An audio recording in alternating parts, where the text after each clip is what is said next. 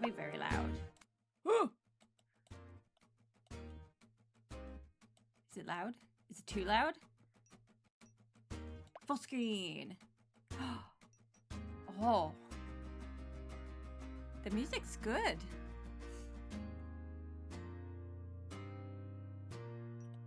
Yes, we love a dyslexia font. Text speed. Let's do the text speed kind of slow. Oh no, I have to sniffles. Hold on. Is the sound okay, by the way? Is it too loud? Is it too quiet? Let me know. It looks good on like my end, but I never know. I never heckin' know.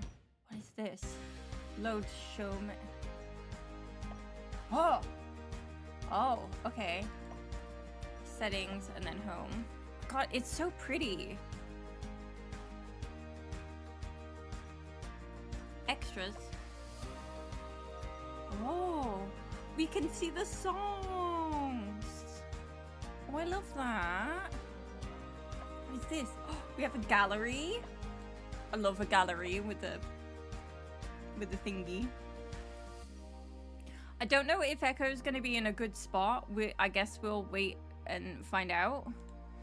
Let me just open my closed captions so that we actually can... Hello. Okay. I don't know if we're going to be in good spots, but we can see.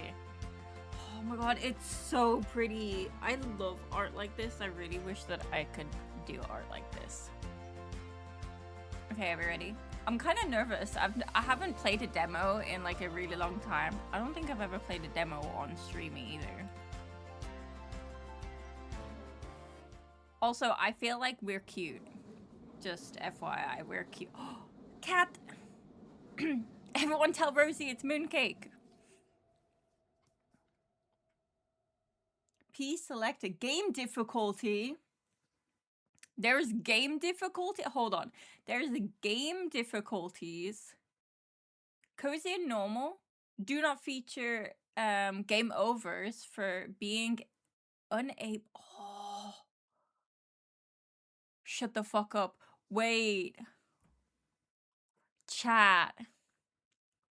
Cozy and normal do not feature game overs for being unable to pay your bills, but hard mode does.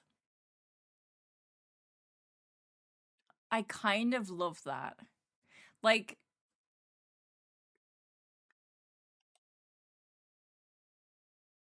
I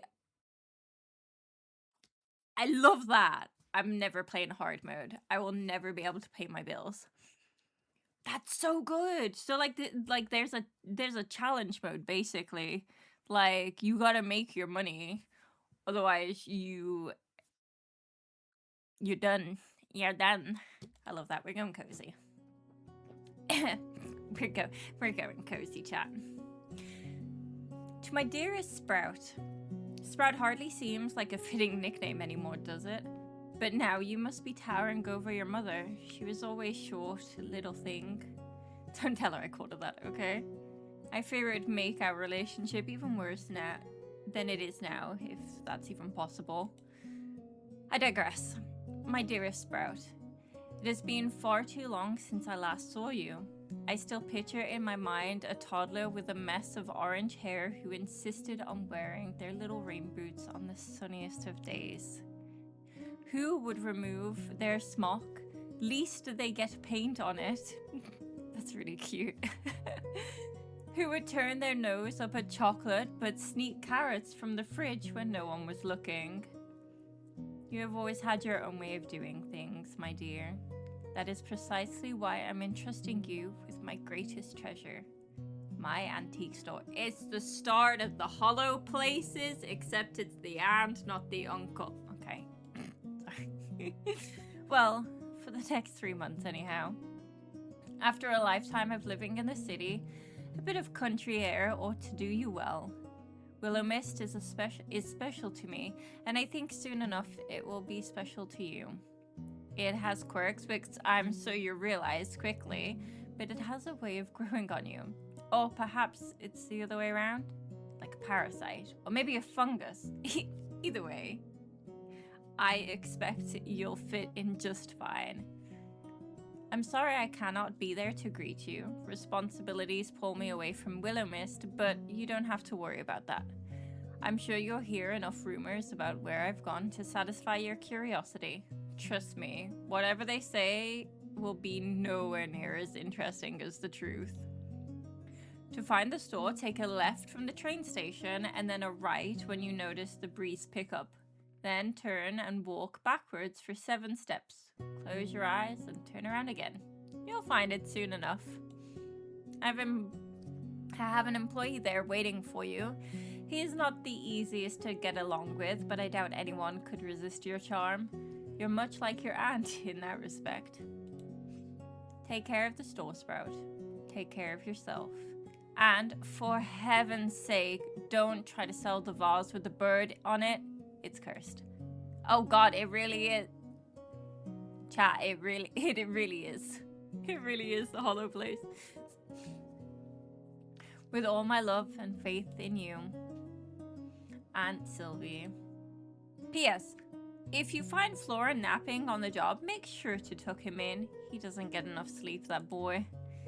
Cute. This is such an adorable way to start. You feel the breeze from your pocket and familiar sensation of a worried mother. The train continues to shudder along on its track in the most comfortable way. Mom. Darling, won't you reconsider? It's such a big move. You've always lived nearby. You won't know anyone, so if anything goes wrong, why not stay home? Ooh. You worry too much. Do you know that?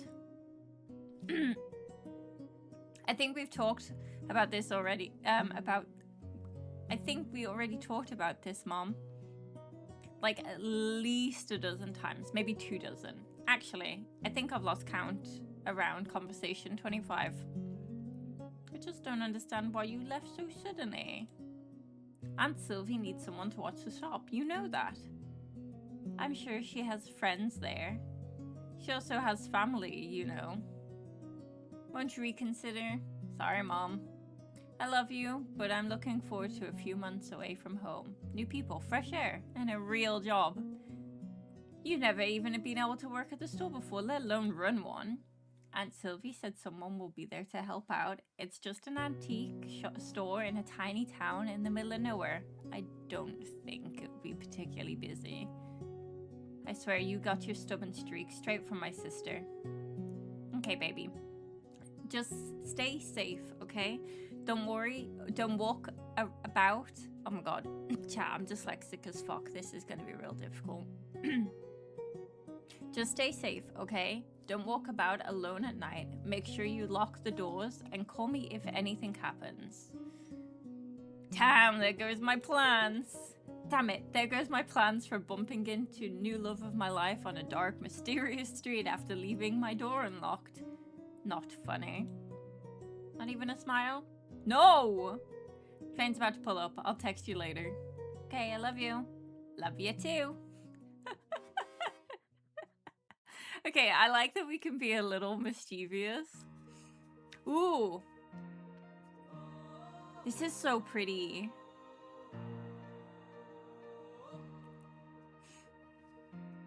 Chat. Oh! Listen to the voices of the folks It that says. do it for. They tell me of the choices and the tastes I have in store. Every antique has a secret, every trinket has a tale. Every person has a story that is waiting to unveil. Something in me feels God, that art is so pretty. that there's this untold magic in the air. I can't shake off this feeling, a sweet mystery. Like He's so cute. We romanced him. Maybe him. All of the love interests are really cute, chat. I'm not gonna lie.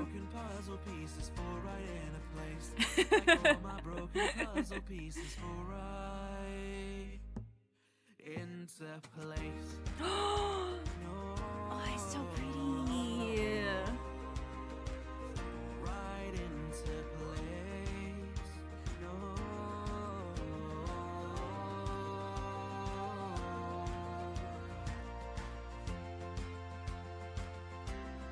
The music is really All my nice too. broken puzzle pieces fall right into place.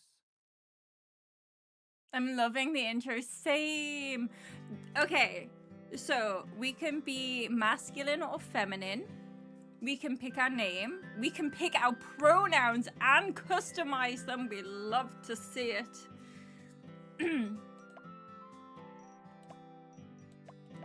Y'all know I'm going for the masculine body. I don't even think that's a question. Look how cute. They're both really cute. Let's be honest. They're both. Look at their fashion senses. Yes, it is. I need to actually set the timer. I can take it off screen if you want it to be off screen. But the last few times we've been doing the promo, it actually helps me take breaks as well during gameplay so that I remember to take my eyes off the screen. But we also have a bunch of people still doing their co-working while I do my gameplay, so it's just to help them. I will start the timer though. Thank you for asking. Okay, but they're both really cute. Can I change this? Oh, I can. Okay. Obviously, Echo. Well, this is very different from Echo, actually. I feel like this is more along the lines of Dara. Funnily enough, Dara did start out with ginger hair. Hi, Chris. Hello. Confirm your... Oh, wait, what does this do? Wait, stop. We can change our little facial expressions. Chat, that's so cute.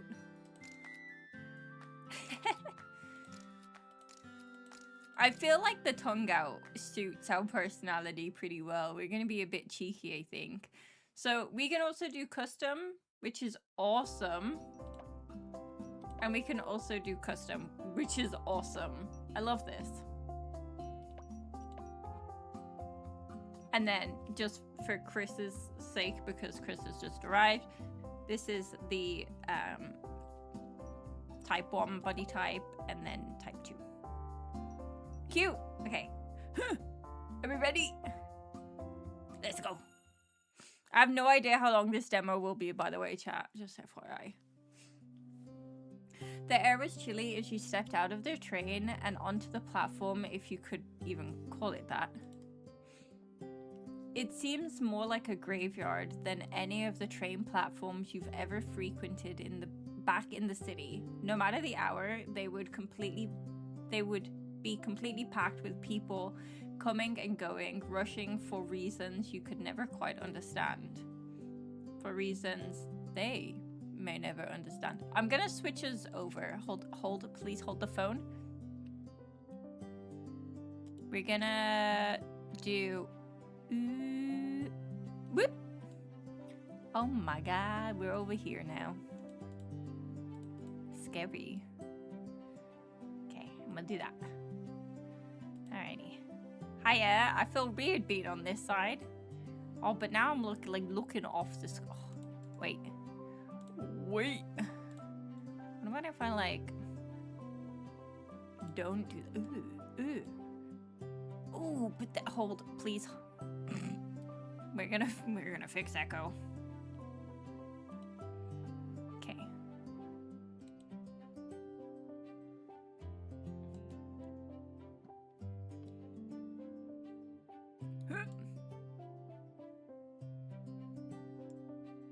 Oh, that's better. That's better? That's better. That's better. Okay. Yeah? Yeah. Okay.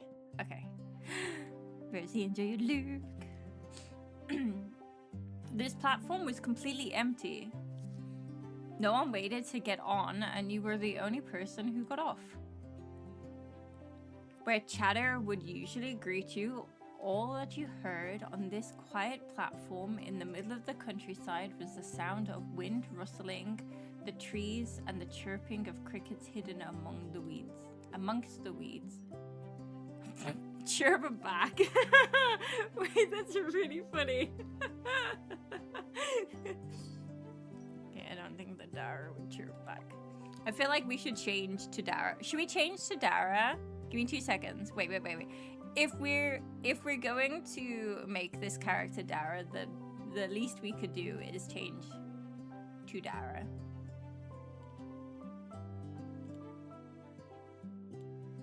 Oh, listen, Dara's really short, okay? Dara's really short compared to Echo. That is really funny. Okay.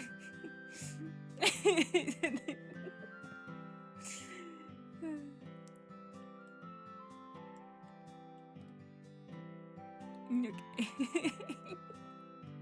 Alright. Home sweet home, or something.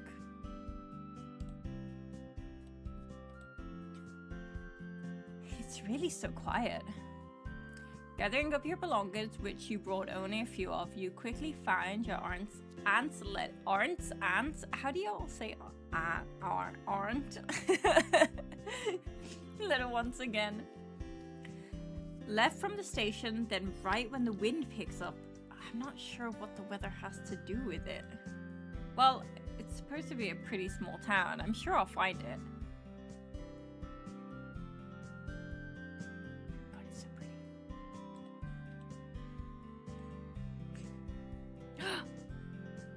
Oh, we're so cute. Look at us. Look at us, we're so pretty. Okay. Wow. From the way your aunt described the quaint countryside town of Willowmist, you had expected 2 shacks and a farm, if you were lucky. Instead, upon taking a left when you exited the station, you found yourself in a town center that was significantly more vast than you first imagined. You smiled as you pulled your suitcase up a small flight of stairs, eyes searching around the beautiful facades and rural landscape. Music drifted out from somewhere unseen. It seemed almost like the sound of change, a newfound freedom. A few people passed you as you continued onwards, though for the most part, you had the street to yourself.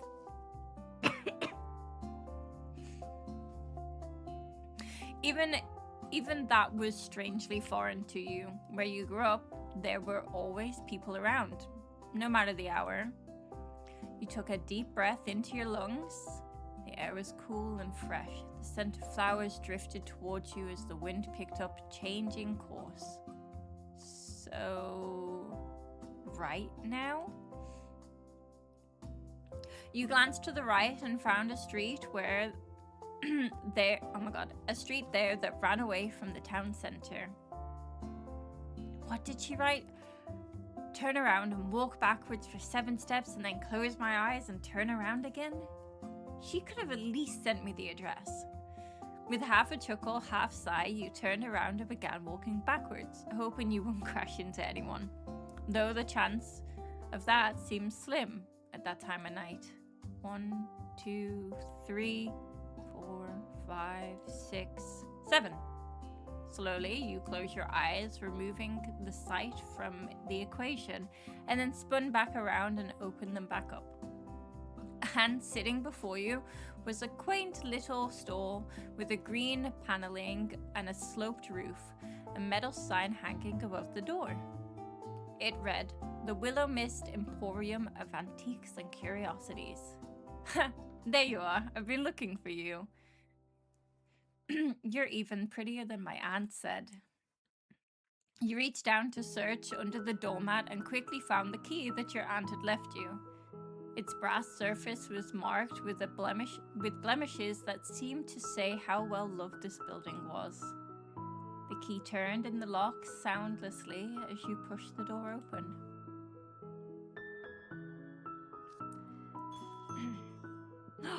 Whoa! Tables upon tables of antiques and knickknacks greeted you. A dozen different lampshades and chandeliers hung from the ceiling, lighting up the space. Wow. She sure has put together an interesting collection. Is collection the right word? It looks a bit too chaotic for that. Potted plants dotted around the room, bringing a bit of life into the otherwise still space. Carefully, you put your luggage to the side, cautious of knocking over anything and causing what would have been the worst game of dominoes ever. And then you walked through the aisles, if they could be called that, and inspected the store. You never visited Willowmist before, nor seen any photos of it, yet somehow you felt a strange sense of familiarity. It made you feel at ease, despite being far away from your home for the first time in your life. Sorry. You dropped everything to come here. You quit your casual job. They were hardly giving you hours anyway, only a week ago. You didn't renew your lease. Fortunately, the timing worked out well, since it was coming to the end regardless. And friends back home only found out about your temporary move a few days before your train left. Honestly though, you weren't that close anymore to anyone. It always felt like the friends you kept around you had other friends they would prefer spending time with. That seemed to happen as you got older. The natural drifting apart of people who you once clung to like your life depended on it. You needed a change. So here you were, in the middle of the countryside town of Willowmist, surrounded by rolling hills and mountain ranges like you'd never seen before. Jesus Christ! Who the... Whatever the man was carrying in the box a moment ago was now sprawled all over the floor, dropped in surprise. With mouth agape, he stared at you, still gasping for words. Grasping? Listen, if you wanted to rob the store, you could have done it before I got here. Common courtesy and all that. If I was gonna rob the store, it wouldn't be this is dumb. Wait, wouldn't this be dumb? They're cute! Hey, my aunt probably put a lot of work into this dump. Wait, forget about that. Why would I be the one robbing the store? I was here first. If anyone was going to be robbing it, it'd be you. I didn't see you when I first came in. I was in the storeroom. Can you prove it? Why should I be the one to prove it? You're the one who just waltzed in here. The man sighed, the almost tired, exasperated sigh you'd ever heard. The eye bags under his eyes seemed to give away who he was. All right. You're Florian, aren't you? Unfortunately. You must be Dara. Last time I checked, yeah. Why are you here so late? It was the only train that came into town today. Didn't my aunt tell you I was coming? The same way she tells me anything. Vaguely. I didn't even know what you looked like. You nearly gave me a heart attack. Then we're even. God, you're exactly like your aunt. Great. Oh no! Puppy is sad! Wait, is he... We gotta figure out if he's a sad puppy or wet meow meow. Because he kind of looks like a wet meow meow. He's giving wet meow meow meow. He's giving wet meow meow vibes. I'm not gonna lie. I feel like we're giving like golden retriever, and this is wet meow meow. I'll take that as a compliment. You shouldn't. Oh god, he is wet meow meow. Okay. Ooh. I don't know what to ask him, chap. Them? I don't know Florian's pronouns.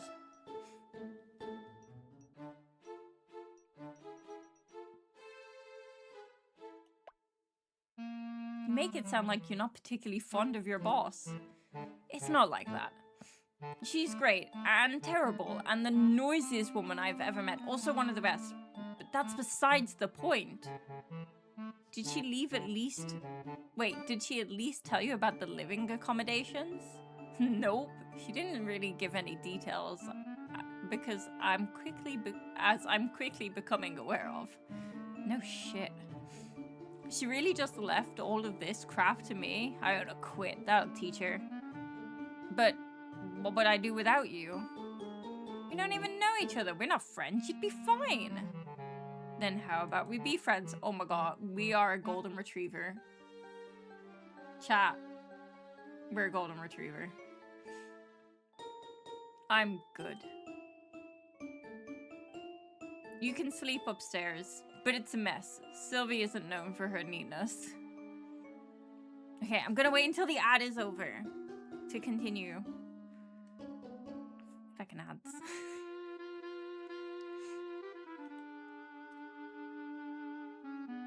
I don't want to, like...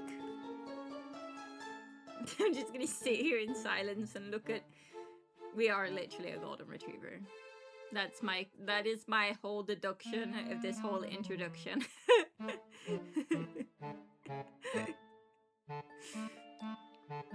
We're so cheerful. I feel like this is very out of character.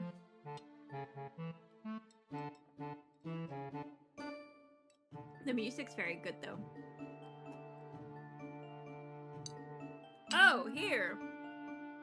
So we have a level here as well. And cleanliness.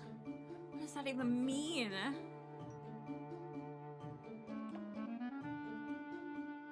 What are these? Ooh. Oh, shit. Cool. So we have like... I have $50 to my name. Sounds about right. Okay, so we're level 001, which makes me think that we can go 3 digits. Which is wild. We have 1 in charm. Your ability to negotiate and sweet talk customers. Charm is increased. Increases the chances of customers paying more during haggling, buying more than 1 item, and offers you better deals in market and auctions. Ooh. Okay. Smarts. A keen eye for value and sharp-minded mind for history. Smarts helps keep you... Wait. Oh my god. Smarts help you accurately assess an item's worth and spot fake ones before they cost you. Look.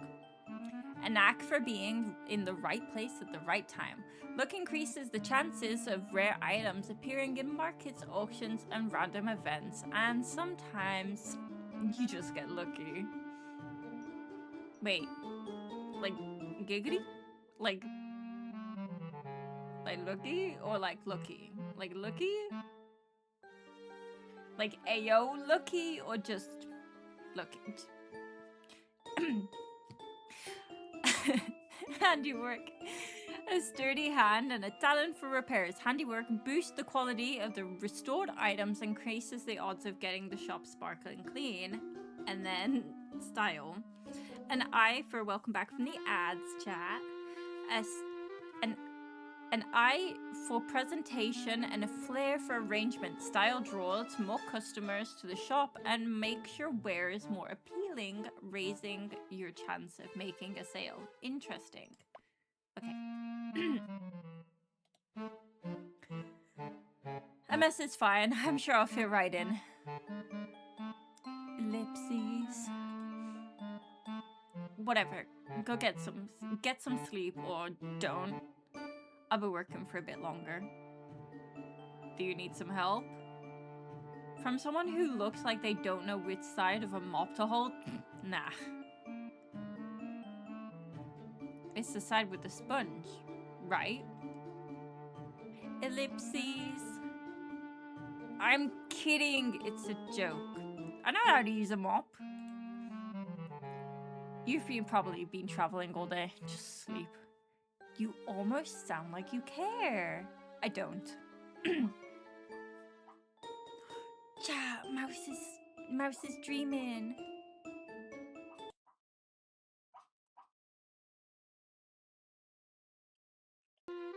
Did you hear it? The mic picked it up, but I don't know if you heard it. She's also asleep on the hat, by the way.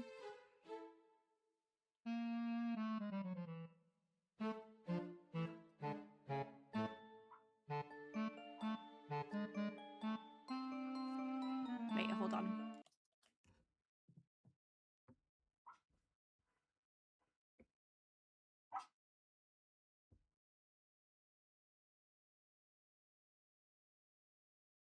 Okay, she stopped after I turned my mic up.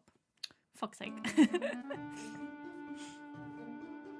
I guess Sylvie didn't tell you anything about actually running the store either. Nope, she said you'd teach me. Like I'm some expert. I just wash the floors. Fine, I'll try and help tomorrow afternoon. Not in the morning? I don't do mornings. Gathering up your luggage, you stared up the staircase.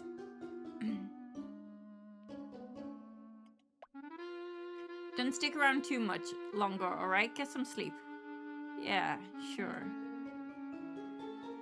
Without another glance in your direction, Florian collected his dropped box and went into the storage room. Okay, so Florian uses he/him pronouns. One step at a time, you drag your suitcase up to the stairs and into your new home for the next 3 months. What's it gonna look like? Wait, shut the fuck up, it's cute! Wow!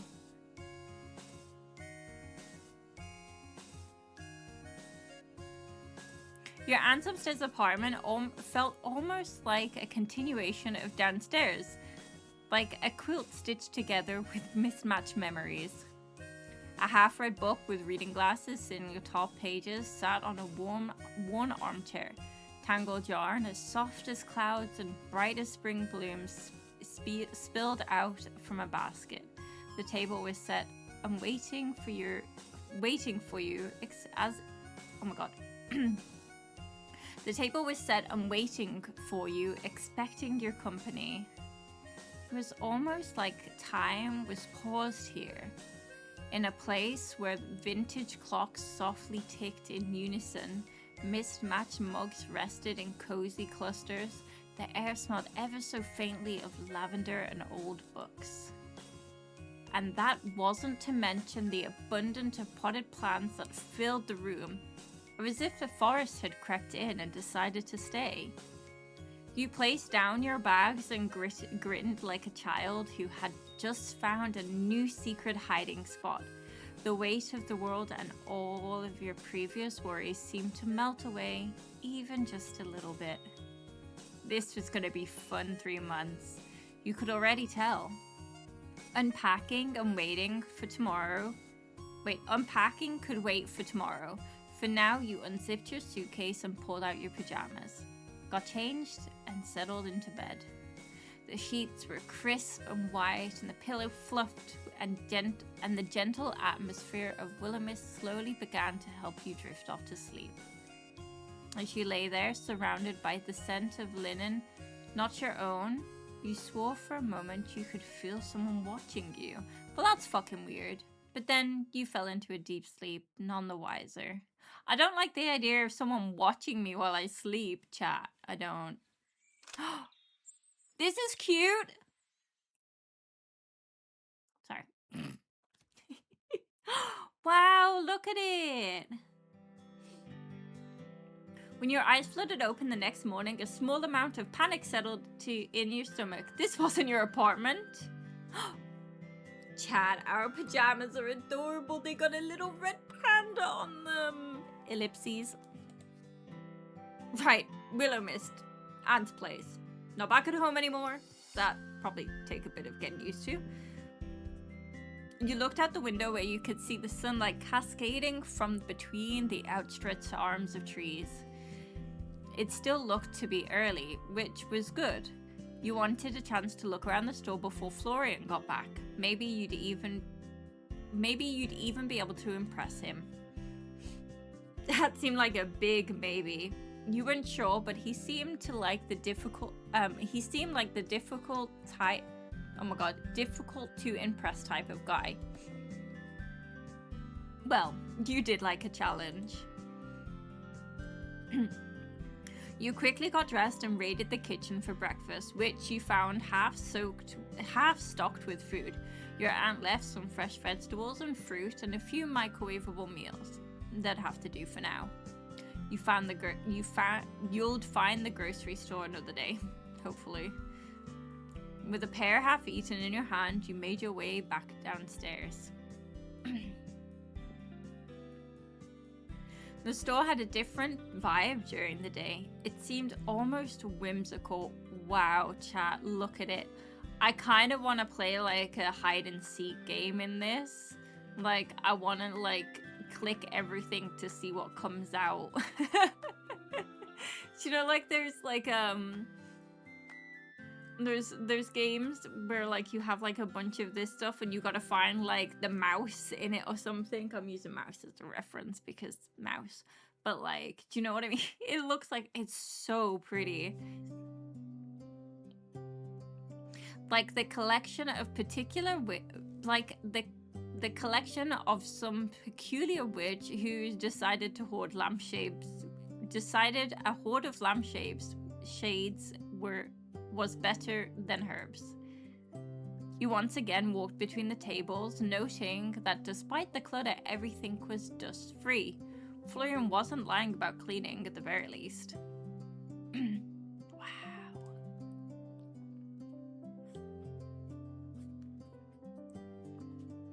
Walking up to the counter, you noticed a distinct lack of technology. There was no computer or electronic cash register. Only an old till seemed to be an antique itself. All of the accounts looked to be handwritten in a journal that sat upright in a bookstand next to it. Why do I feel like this is like Leah and Rosie's like ideal?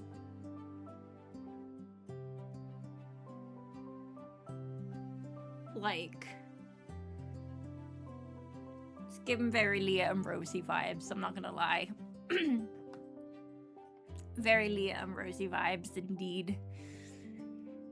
Either your aunt had a fantastic accountant or was committing tax fraud. Or maybe both. Still, the lack of anything electronic didn't surprise you. Since you were a child, she always wrote you letters rather than emails or text. She was a little old school, but that didn't bother you.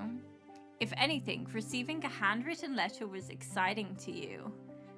I'm considering adding it to my wish list. Yeah, I thought this would probably pique yours and Rosie's interest, I'm not gonna lie.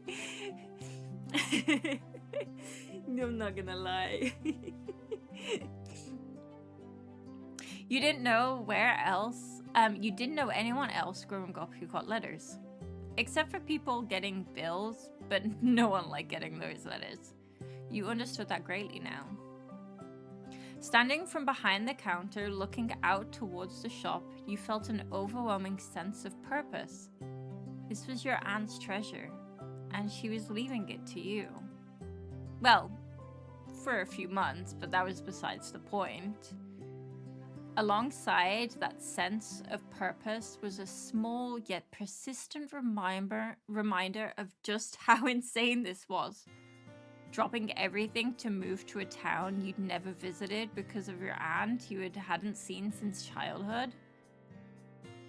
Oh. Chat, if you've never read the book The Hollow Places, this is very much giving the start of the Hollow Places vibe, I'm just saying. Maybe inspired by, who knows?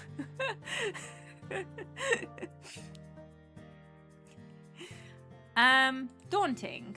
It was daunting, honestly.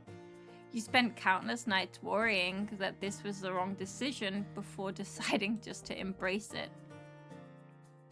It was a knock at the door that pulled you out of your introspection. A very neat, crisp knock. If a knock could be neat and crisp. You could see a tall shadow on the other side of the door, but no details apart from that. Florian? You open the door wide, curiously peering at the stranger on the other side, who looked you up and down, looked at his watch, and then shook his head and walked past you and into the store. Who is this?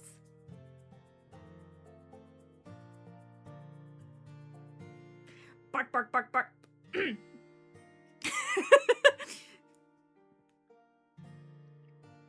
Who this? Who is this fine gentleman? Hello? Let me just tuck my hair behind my ears. Hello? Do I look okay? Zane, is that you? Oh damn, he's giving Zane vibes for sure. He is.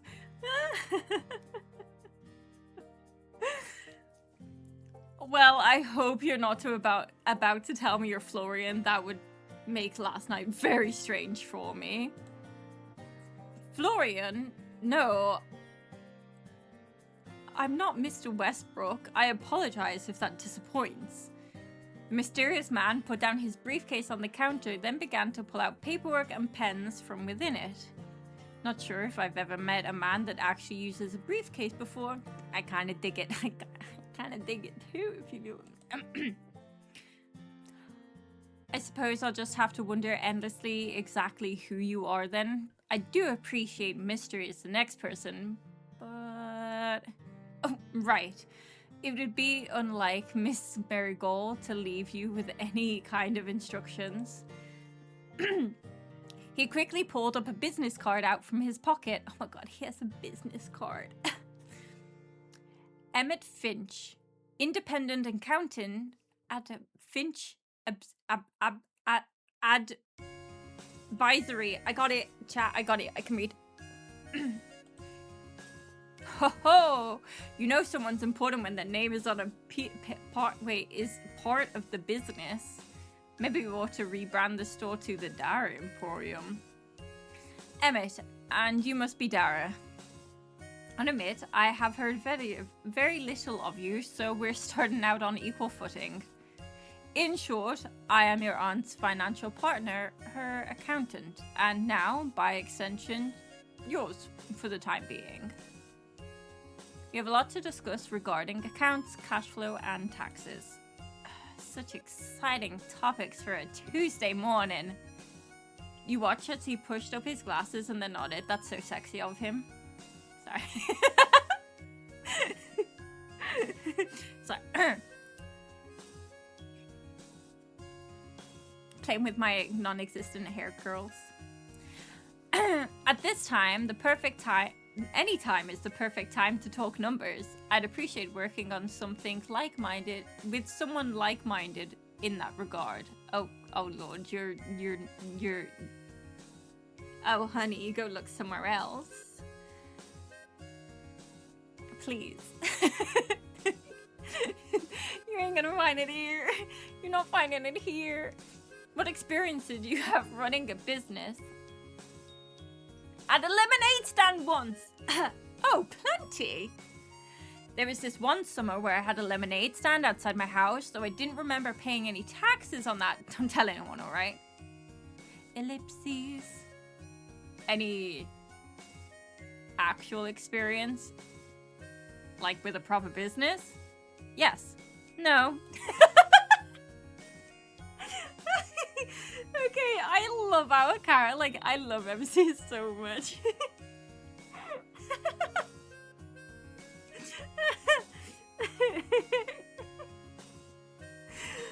Oh, okay, this is fine. I'm fine. Understood.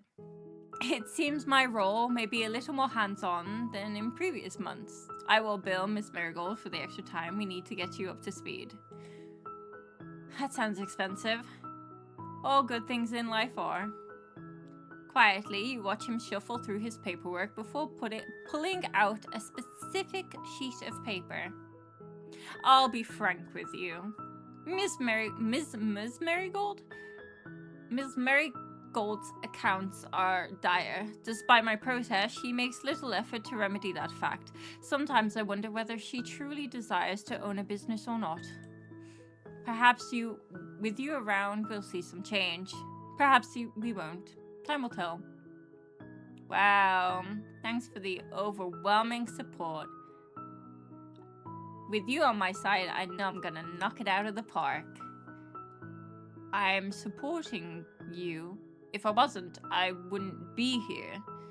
I am not just in the habit of giving fake promises. At the very least, we will aim for Ms. Marigold not to return to bankruptcy. Sounds like a plan to me. I stopped by to have you sign a few forms, though only temporarily. I'd like to keep my affairs in order. Sign here, please. One by one, you signed each and every form Emmett handed you, and boy, there were a lot of forms. Great, my hand's starting to ache. Stay strong, Dara. You can do this. I wonder what this guy's deal is anyway. He must be a local, right? Maybe this would be a good chance to try make a friend. While you're here, can I ask you a few questions? Be my guest. I have a little extra time before my next appointment. Ooh. Can I ask all of these, or am I stuck to just one? Because this is a very important question, chat.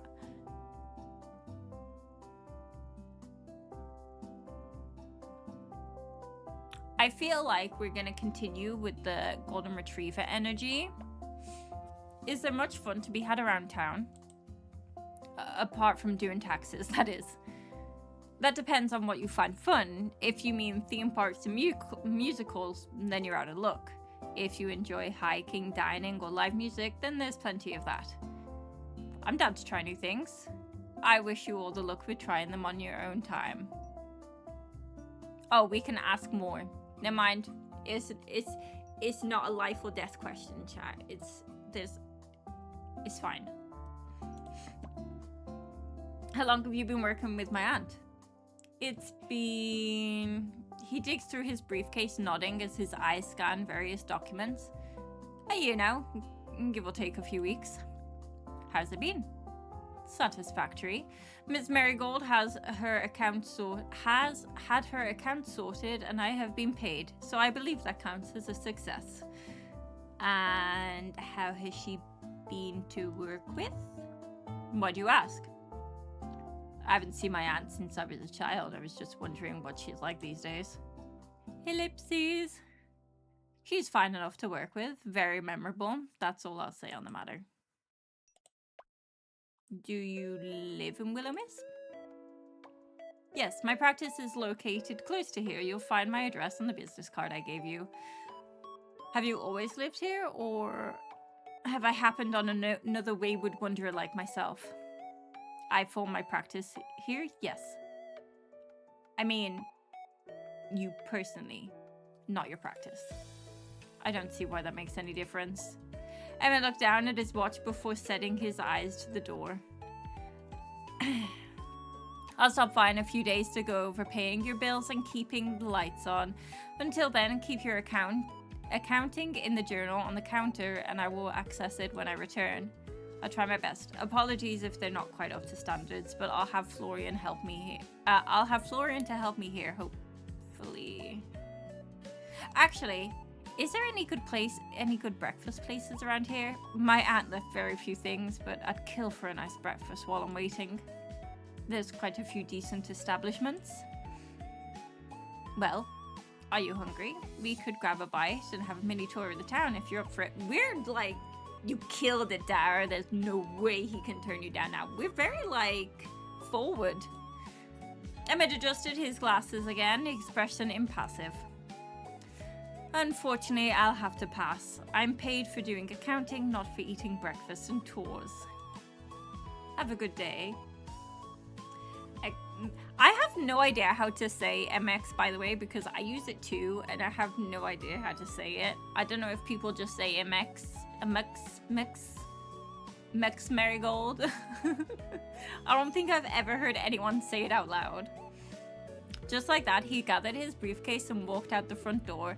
The chiming bells only a reminder that he was there in the first place. Mix. Oh, Mix sounds about right. That sounds so much better than mix. I've never actually heard anyone say it out loud, and I use it. But I've never heard anyone actually say it out loud. Mix is good, we could use mix. So cold. Oh, look at my face. Oh,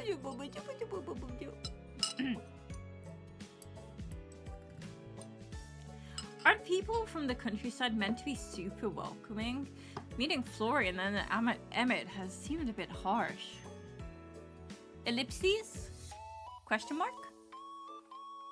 Every time I see an ellipses, I have to read it, chat, because y'all need to know that there's an ellipses. But every time I see an ellipses, my brain just goes, ellipses, do you have any keys? You spun back around to the doorway after hearing the bells and found no one there. Strange. With a shrug, you found yourself turning back towards the store. Still be a few hours until Florian turned up, so you decided you might as well familiarize yourself with the items around the store while you waited. I feel like will be really bad at the actual, like, gameplay part of this. Not the novel, like, not the graphic novel part, but the actual gameplay. I feel like I'm going to be terrible at it. You were surprised to find a couple of hours barely scratched the surface when it came to inspecting the floor show. There is just so much stuff. And forget the amount of stuff, absolutely nothing had a price on it. Even digging through the paperwork on the counter, you couldn't find any notes about inventory or pricing. You're massaging your temples in stress when you heard the door chimes ringing again. Hi. Wow, he really doesn't want to get sunburned. I like the getup. Thanks, I don't like the sun. I can see that much. Did you manage to get some sleep? I guess. Ellipses. Ellipses. Are you going to ask me how I slept? If I have to. And if I say you did? How did you sleep? You couldn't sound less interested. Funny that. Well, I pretend like you care then. Surprisingly, I slept really well. The bed was super comfortable. How fascinating. I'm happy for you, really. With a sigh, you watch Florian drop his satchel bag behind the counter before removing his various mismatched accessories. I don't suppose you worked out how to run the place while I was gone. Do you really think my aunt would make it that so easy? She never does. Fine, I'll explain, but I'm only going to do this once, so if you don't pay attention, I'm not repeating myself. What if I say please? I'll ignore you. Pretty please? I'll ignore you even more. We buy things for cheap and then sell things for more. That's pretty much the gist of it. Ellipses. And what? That's all you're gonna tell me? What else is there to tell you? That's how this works. I know how stores run, Florian. Then why am I bothering to explain it to you? You gotta give me more details than that, or I'll run this place into the ground. Ellipses. I guess I need to do this job. Fine. Buy stuff, sell it for more. Also, keep it clean. No one will want to come in. Right now, we're pretty much out of rubbish to sell, minus a few things I put behind the counter. We're... What? I thought you were going to listen to me. How can we nearly be out of things to sell? There's stuff everywhere. You watch him look as if you've... Wait, you watched him look as... Oh my god. You watched him as he looked around the room and then shrugged. They're just your aunt's decorations. All of this is decoration? I guess. I don't know. I don't make up the rules. I just help out. That's crazy. How does anyone know what's for sale and what's decoration? Fine. It's all for looks. I can deal with that. How much do I sell things for then? Whatever you want to sell them for. How would I know? I'm not an antique salesman. You better become one quick then, if you don't want to go broke. God, what have I gotten myself into? Our face is so unimpressed. A mess. I wouldn't take it. I wouldn't take on your job if my life depended on it. Just keep track of how much you buy shit for in the journal on the counter. You should be able to eyeball how much things are worth, but you'll get better as you go. Probably. You can probably just adjust the price later if shit's not selling. Doesn't really matter. Let me see what you've got then. We've got then. Checking behind the counter, you noticed a handful of small knickknacks. They weren't much compared to the rest of your aunt's decorations, but they'll have to do. Alright, well, now what? You're the boss. I like the sound of that. Are you gonna call me Boss Dara? If I really have to talk to you, then I'll probably just call you Dara. Wow, if you have to talk to me? He just shrugged. Fine, it's probably for the best anyway. You won't want this to have all this power go to my head. He shrugged again and then found the broom and began to sweep up the already clean floor. There were a few people hanging around outside. They're waiting for you to talk or something. You're not a celebrity, are you? That's the last thing I could be bothered with. Last time I checked my twatter. My twatter? Not the twatter. Cha, not the twatter.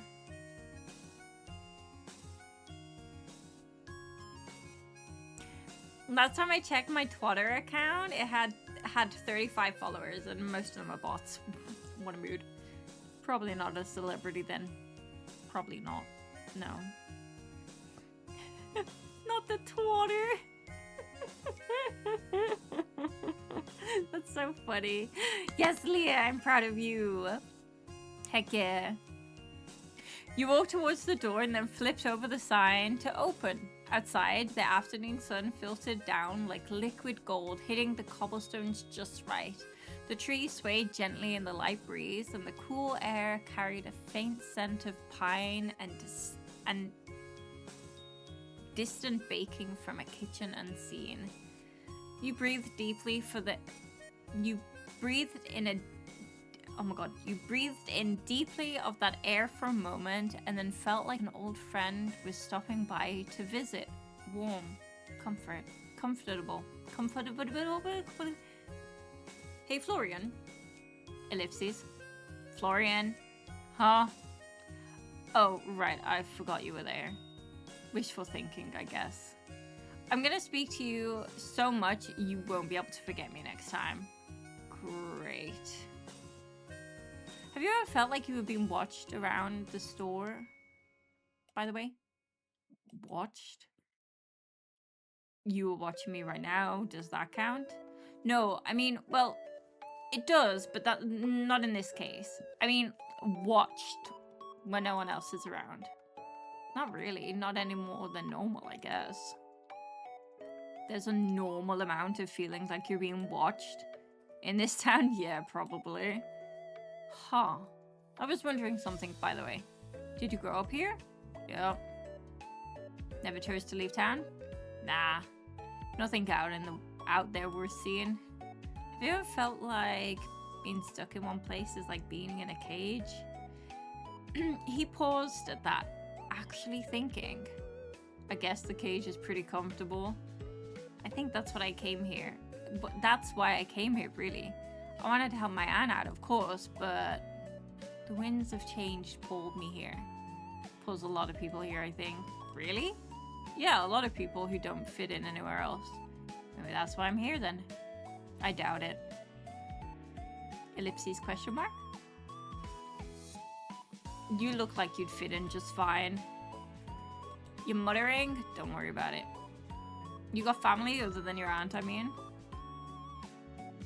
My mom, but her and my aunt are a little strange. They haven't spoken in years. I have no clue why. Huh.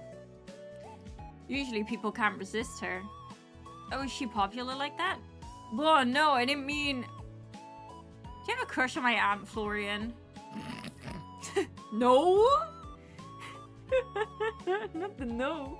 Not the crush on the aunt. It's not like that, really. I just meant she has a pull to her.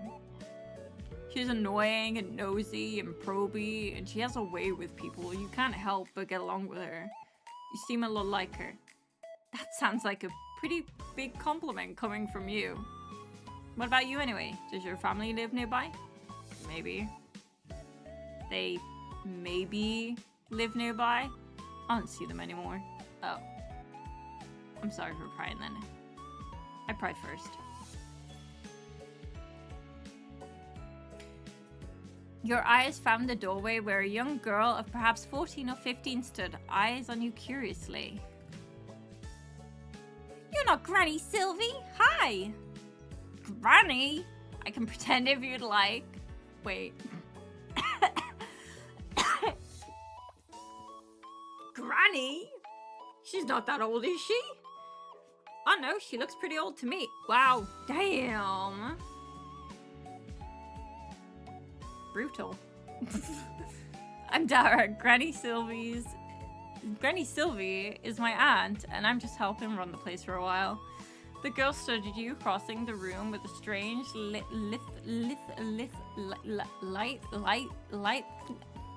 Chat, how do you say this word? Lilithness to her movement, standing before you like that. She leaned in close.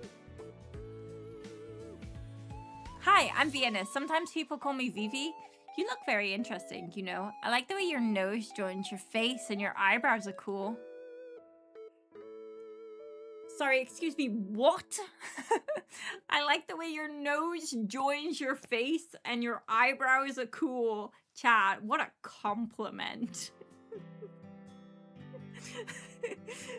Is that a compliment? I don't know.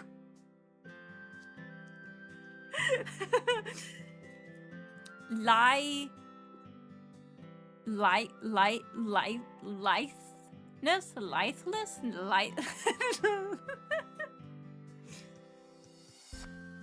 Lithness?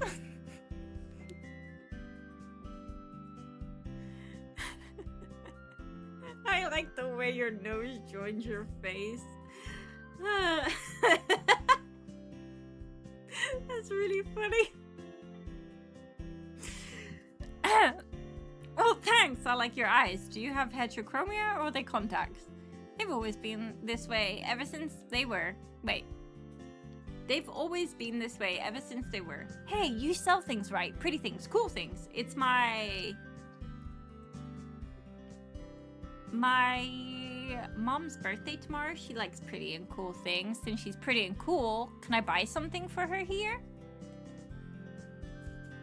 Well, why don't you have a look around and see if anything catches your eye? You have eye catchers here? That'd be... wait. You have eye catchers here. I'll be careful then. Which is just a stress difference. Ah, I see.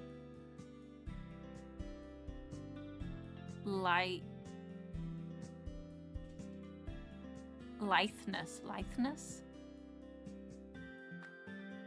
I don't get it. Just like that, she left you standing there slightly bewildered, while Florian had made his way away from the commotion. When his eyes met yours, he gave you a thumbs up and mouthed, "Nice nose." Your hands went up to your nose. Really? Was it a nice nose? You walked behind the counter and then settled on a stool there while Vienna looked around the store. She examined things very curiously. Mouse is playing with her food behind me.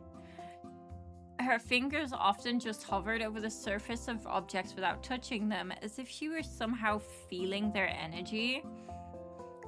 When she did pick something up, she would turn it around and around in her hands, tilting her head this way and that to see every single angle. Her mismatched eyes narrowed like she was looking at a difficult puzzle when she was really just examining a teapot. She held it up to the sunlight despite the fact that it was opaque, like it would reveal something hidden that no one else had ever noticed. And then she put it back down. Not exactly where it had been, but close enough that you didn't feel the need to correct her. The strangeness of it all brought a smile to your face somehow. After the morning with Emmett and Florian, she was something fresh. Found anything? I can give you a suggestion too if you tell me about your mom. She's really good at finding things, not like not just keys or socks, but things like you didn't know you lost, like hope or patience. Yeah, she's good at finding those. Oh, she laughs at colors too. Bright colors, happy ones. And her hands are always warm. That's interesting. I really like this little pop-up to show that, like, we're talking. That's cute. I think maybe this? Oh. Yay, we made $7. Cool, I think she'll like this. She likes shells. They're so quiet. I bet it knows how to listen, too. Thanks for your help. You're cool. I barely did anything, but you're welcome. Hey, if you ever need something else, we'll be here. Thanks. I think I'll come back again. Maybe another day when the sun is shining, or maybe not. Great. Get home safely, all right? I hope your mom likes the gift. Rihanna waved towards you and then headed out the door with the purchase in her arms. Congrats on your first sale and all that. I hope they're all that exciting. Do you know her? Do I look like I know every single person in town? Honestly, no. You look like someone who would go out of their way not to know everyone in town. I mean, does she stop by the store often? Not that I've noticed. Maybe once or twice. I don't know. I'm usually in the storeroom. I can tell. You look like you need to get more sunlight, mister. No thanks. I burn easily. They sell things like that for that, you know? Sunscreen, aloe vera. What do you care? And if I said I've fallen hopelessly in love with you, maybe not.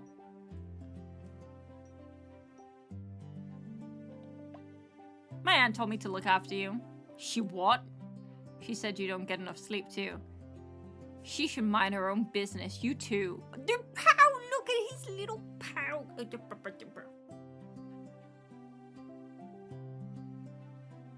are you watching?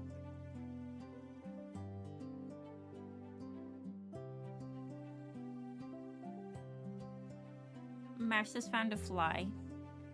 Yeah, I will. The bell chimes for the second time that afternoon, drawing you both away from your conversation, and Florian uses the chance to retreat back into the supposed storeroom.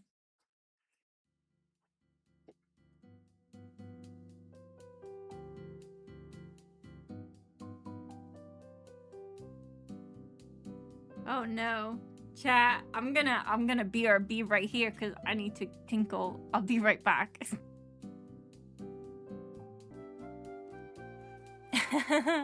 Also, the man looks like Gale.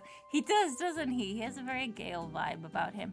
So this one is the one that I've been anticipating the most out of the games that I downloaded demos for.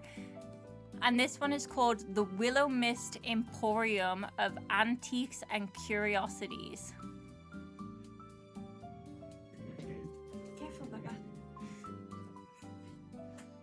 It's like a dating sim, but also a visual novel and like a management game.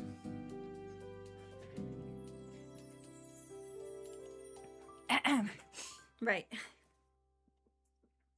Also, the music's bloody beautiful.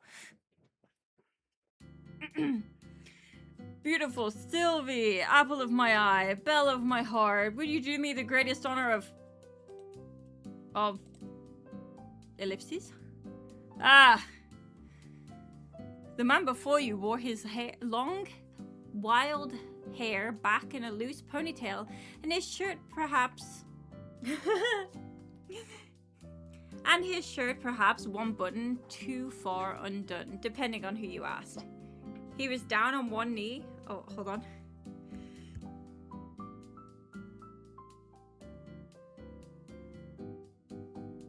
I sneezed. Sorry. He was down on one knee, as if about to serenade you with the world's most beautiful poetry. Or ask you to marry him. You're not Sylvie. I see, though. I can sense her genes a miles away. You must be Dara. You watch him spring to his feet. He was certainly far more sprightly than he looked, and walked forward to put his hand on your shoulder. I have heard much about you, and even that is not enough. He reached out to shake your hand smoothly, his energy contagious. I'm sorry, I'd love to return the favor, but you are... so the lovely owner of the store hasn't yet had the chance to mention me. Sounds just like our Sylvie. Quinn Bakerland, at your service. Occasional poet, but full-time chef. Chef? Two different things, chat. And you and my aunt are... No. You misunderstand. Is she the most beautiful woman to have ever graced this town? Yes, of course. Does my heart become a flutter when she walks into the room? Certainly, without a doubt. Do I nearly fall to my knees each time she speaks my name? Well, that should be obvious. Where was I? Your relationship to my aunt? Right.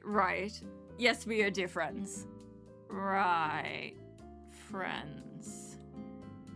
Well, it's nice to meet you, Mr. Bakerland. Please call me Quinn. Family to Sylvie is family to me. Quinn, then.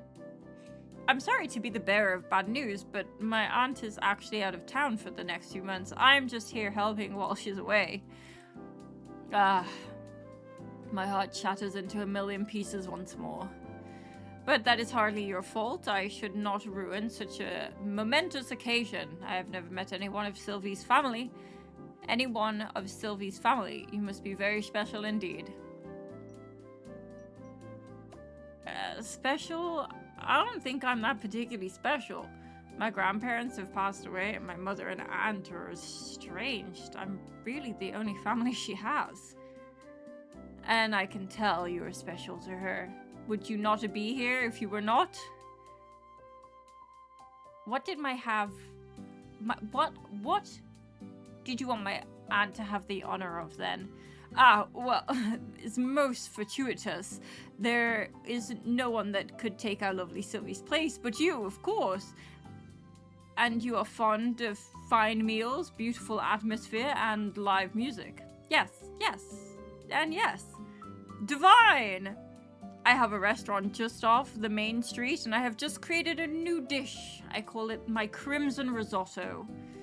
Roasted beets, rich vegetable broth, and a swirl of cream topped off with mushrooms. My mouth salivates at the thought. Please, would you do me the honor of sampling my new dish? Who am I to turn down a meal? Delightful!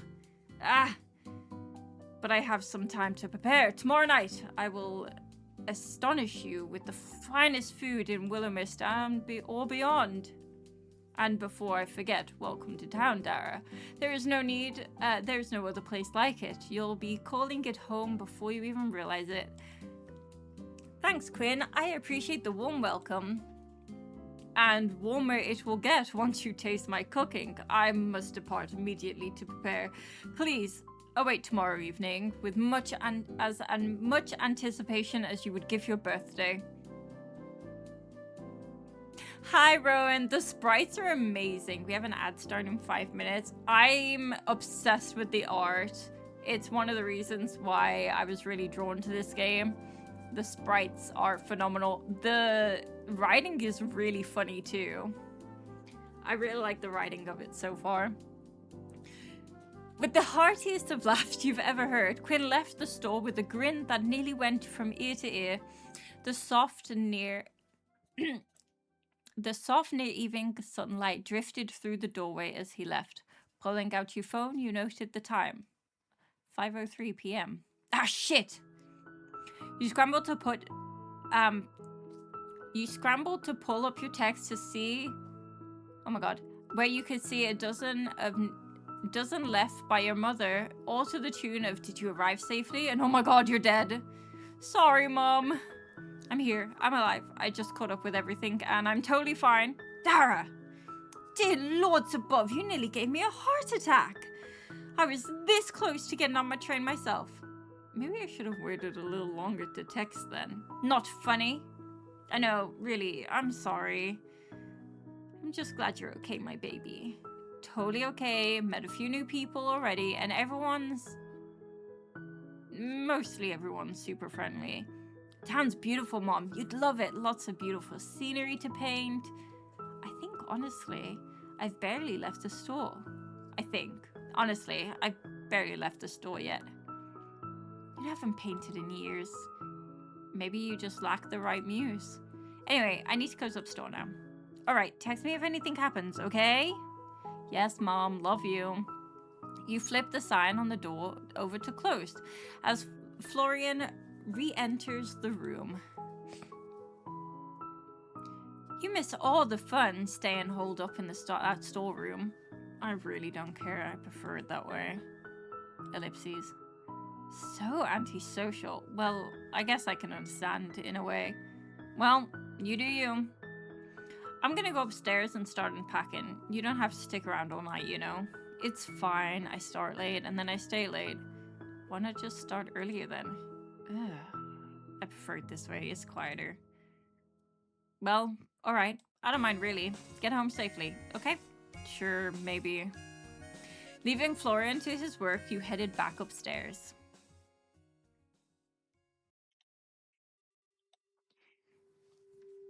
Piece by piece, you unpack your belongings slowly. It wouldn't do you any good to spend the next few months living out of your suitcase.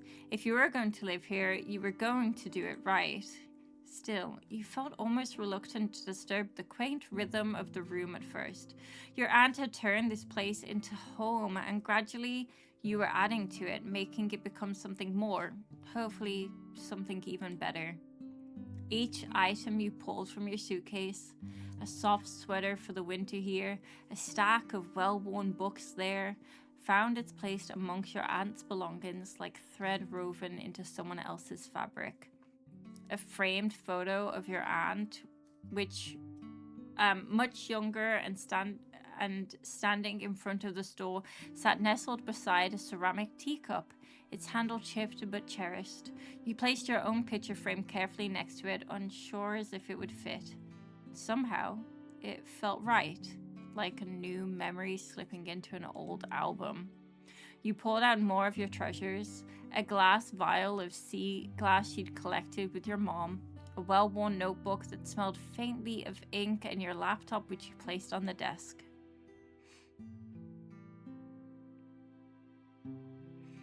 As you slid your clothes into the chest of drawers, you noticed that the sun had long since settled over the horizon. Packing had seemed so quick, and packing was another beast entirely. You found your way over to the window, hands full with a pair of tall pink glasses you'd been given all the way back on your 18th birthday. Then lingered there, feeling the cool night breeze wash over your skin. The soft glow of the full moon was already casting its silvery light through your room, and in the distance you could see mountains that loomed like gentle giants, their peaks softened by the veil of mist that curled around them in dreamlike patterns. Here and there you could see faint trails of smoke rising from chimneys, fading lazily into the sky. but mostly everything outside was still.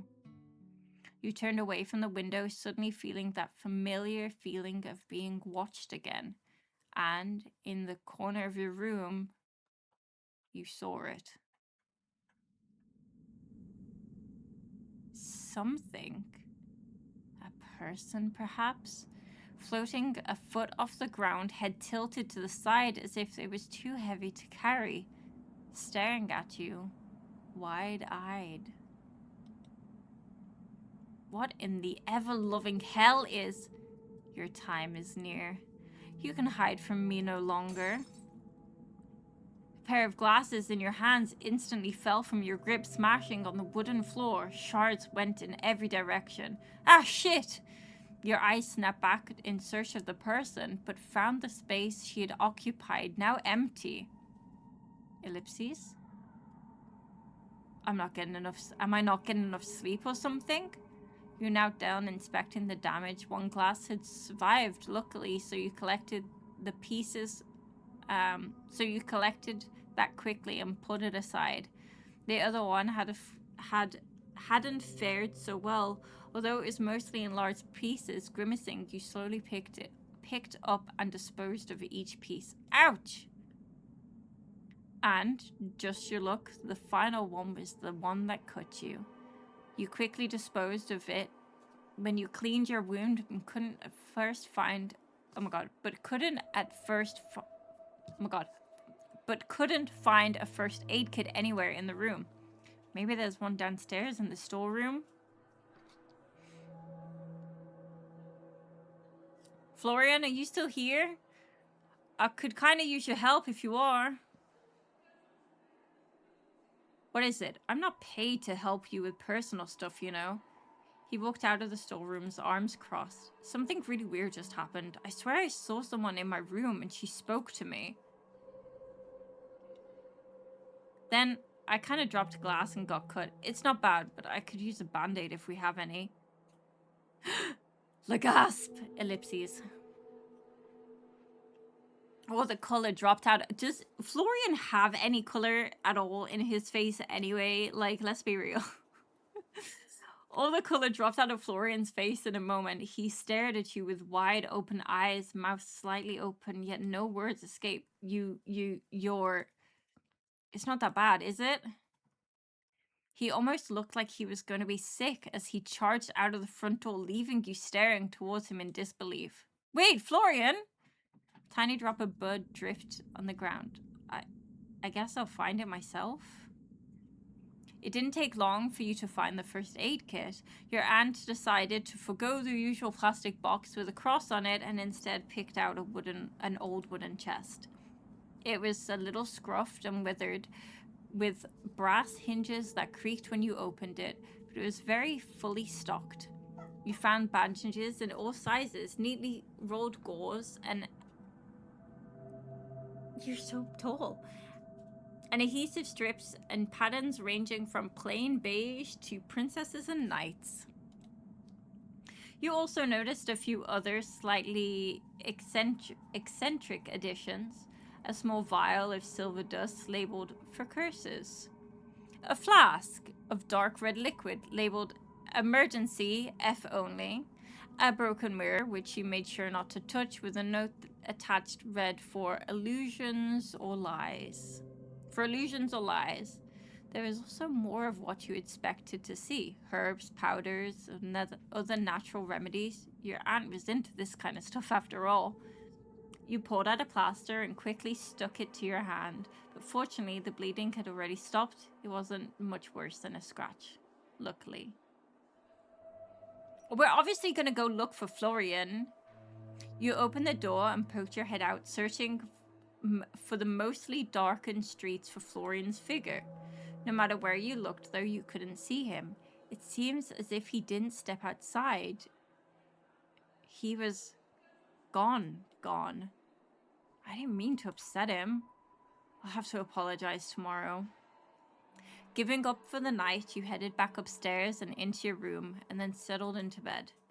Just like that, you fell asleep, surrounded once again by the unfamiliar scent of the store. You're gonna leave me there, aren't you? No? Oh. Do we actually get to do day 3? Oh. Who the?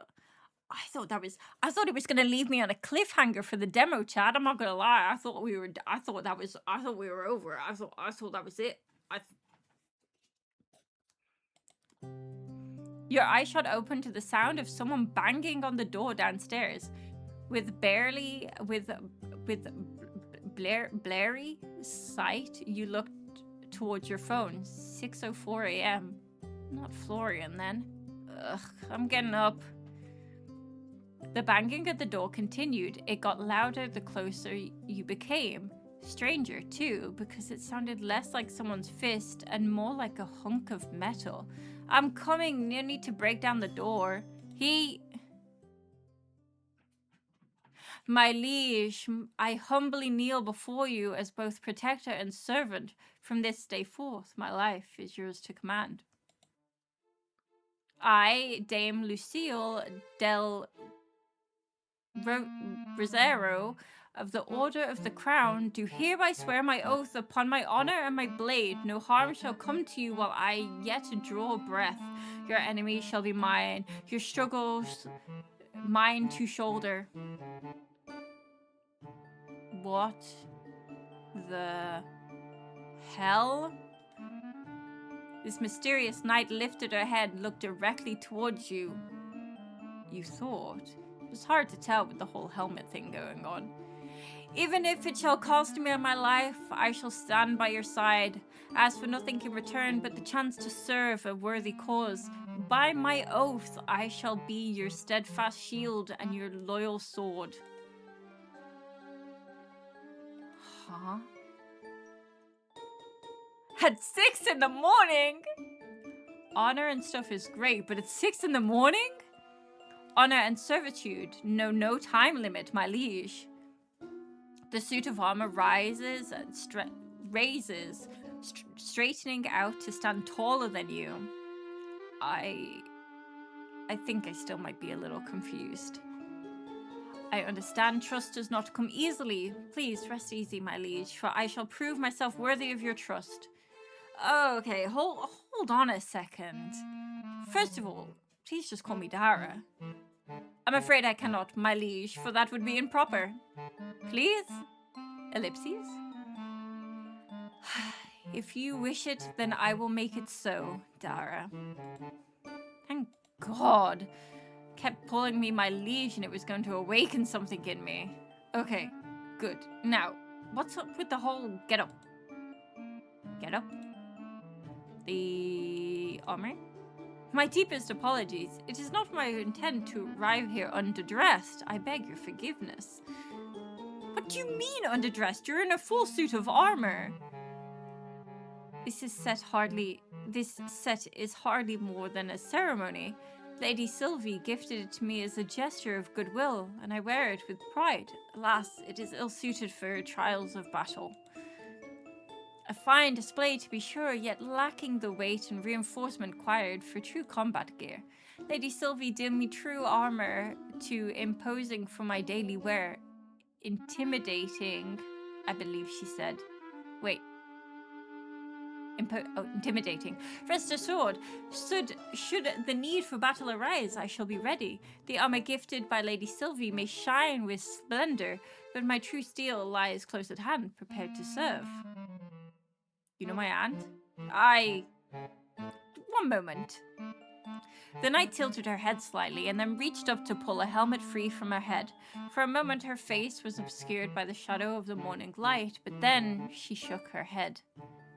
Oh.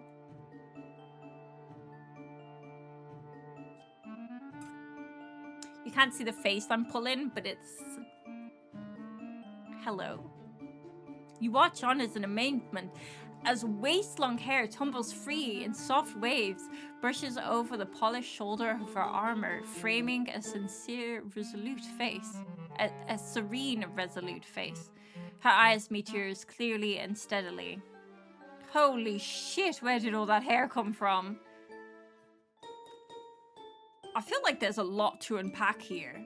Please forgive the dramatic display, Dara. Helmets do little to flatter, but the duty requires practicality, even at the cost of appearance. To answer your previous question, before making your acquaintance, I was in service to Lady Sylvie. With your arrival, it passes on to you. Do not fret. I will not stand in your way. You will hardly know I am here, but while you are in this town, I will protect you and this store with my life. I'm not totally sure that will be necessary, but like, thank you?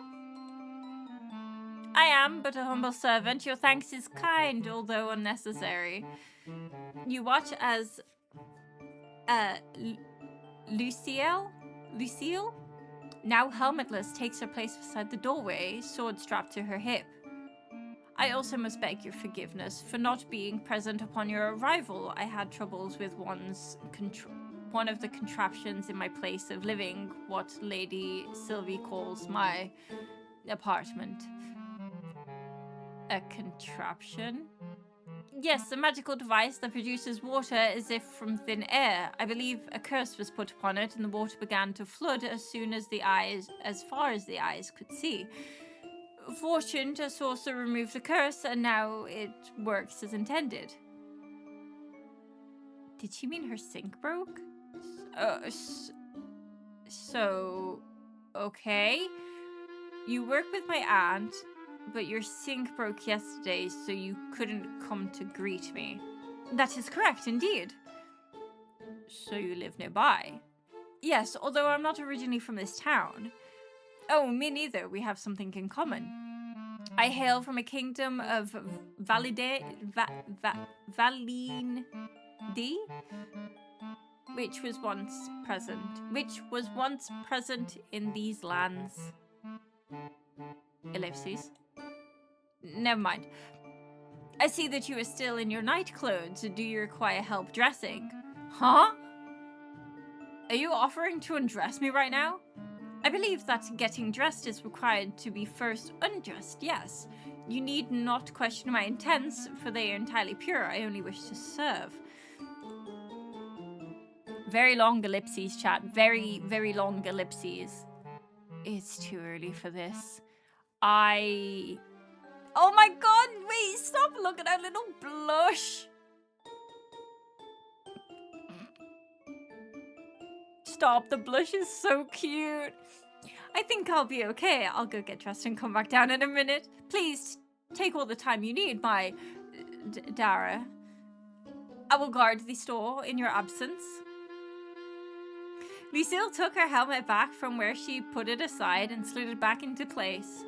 There was someone claiming to be a knight standing in my store, and for some reason I felt like the strange one right now. You headed back upstairs. Slipping off your pajamas, you shook your head. You'd never met a knight before. You're beginning to feel a lot like this was one long, extended dream. To be honest, I kind of dig it though.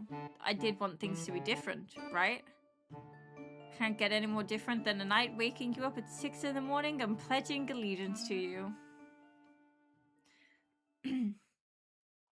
You still stood by the door, perfect, posture perfect. She almost looked like one of the antiques on display. How's keeping order going? Well, Dara, no one intruded your establishment while you were absent. I remain vigilant. Thanks, Lucille. Keep up the good work. I guess I'll just get to it. Let's see what we do today. Oh god. Oh no, not the pricing of items. Okay, chat, this is the part where I think I would royally fuck up if we were doing like a hard mode. How pricing works. Each item in your inventory has a hidden value. Your job is to pick a price within that range. At first, price might feel like guesswork. You get better as you go. Smart skills. Your smart skills help you establish what prices more accurately. When your smarts is low, you'll only have a rough idea of what something is worth. As smarts increase, your valuation gets sharper, making it easier to spot good deals and avoid overpricing. item quality. Items come in different quality levels: poor, normal, good, or perfect. High quality items fetch for higher prices. Daily routine: set and adjust prices before each shift. See how customers respond to your prices. Learn from the results and adjust the prices for next time. Chat, I'm gonna mess this up royally. This is okay, I can't go bankrupt. Things to do: man the counter, clean the store. Drag and drop the items into your schedule. Right. Man the counter, clean the store. Wait, this is a really cute little thing. Look, and it shows you what the weather is like outside too. Also, let me start the timer. Apologies. So we'll know if it's sunny, windy, cloudy, rainy, thunder, or snowing. And then we have a to-do list here. Spend time selling antiques, clean the store, goodbye dust, and then we can open the shop. Okay. I really like the UI. You're sitting behind the counter when the door opens and a short figure steps in, framed by the sun. Hi! I'm glad to see your store is still here. It would have been concerning if it wasn't. Yes, exactly. So I'm very happy. Did your mom like her birthday present? She smiled all day and night, and she's a good smiler. I'm so glad to hear. Can I help you with anything else today? You're back so soon. I didn't realize kids your age were into antiques. The shop smells like fun, so I wanted to come back and maybe find something else to make mom smile. The day is always good when she smiles. She drifted across the floor with the same light, careful gait, as if she barely needed to step on the ground to move. It was strange, but interesting. Her path curved towards a tall antique mirror leaning against the shelf. The glass was a little fogged at the edges, silvery where the silvering had flecked. Ellipses? It's a pretty mirror, isn't it? But unfortunately, it's not for sale. I'm able to find you something similar, though. When you look at yourself, how do you really know it's you? That's a pretty big question for an otherwise quiet day. I like big questions. They fit more wonder inside. You step closer. In the mirror, your reflection lines up side by side. For a heartbeat, something odd flickered. Vivi's mismatched eyes swap, left for right. And the glass looked perfectly normal. You blinked once, twice, confused. Well...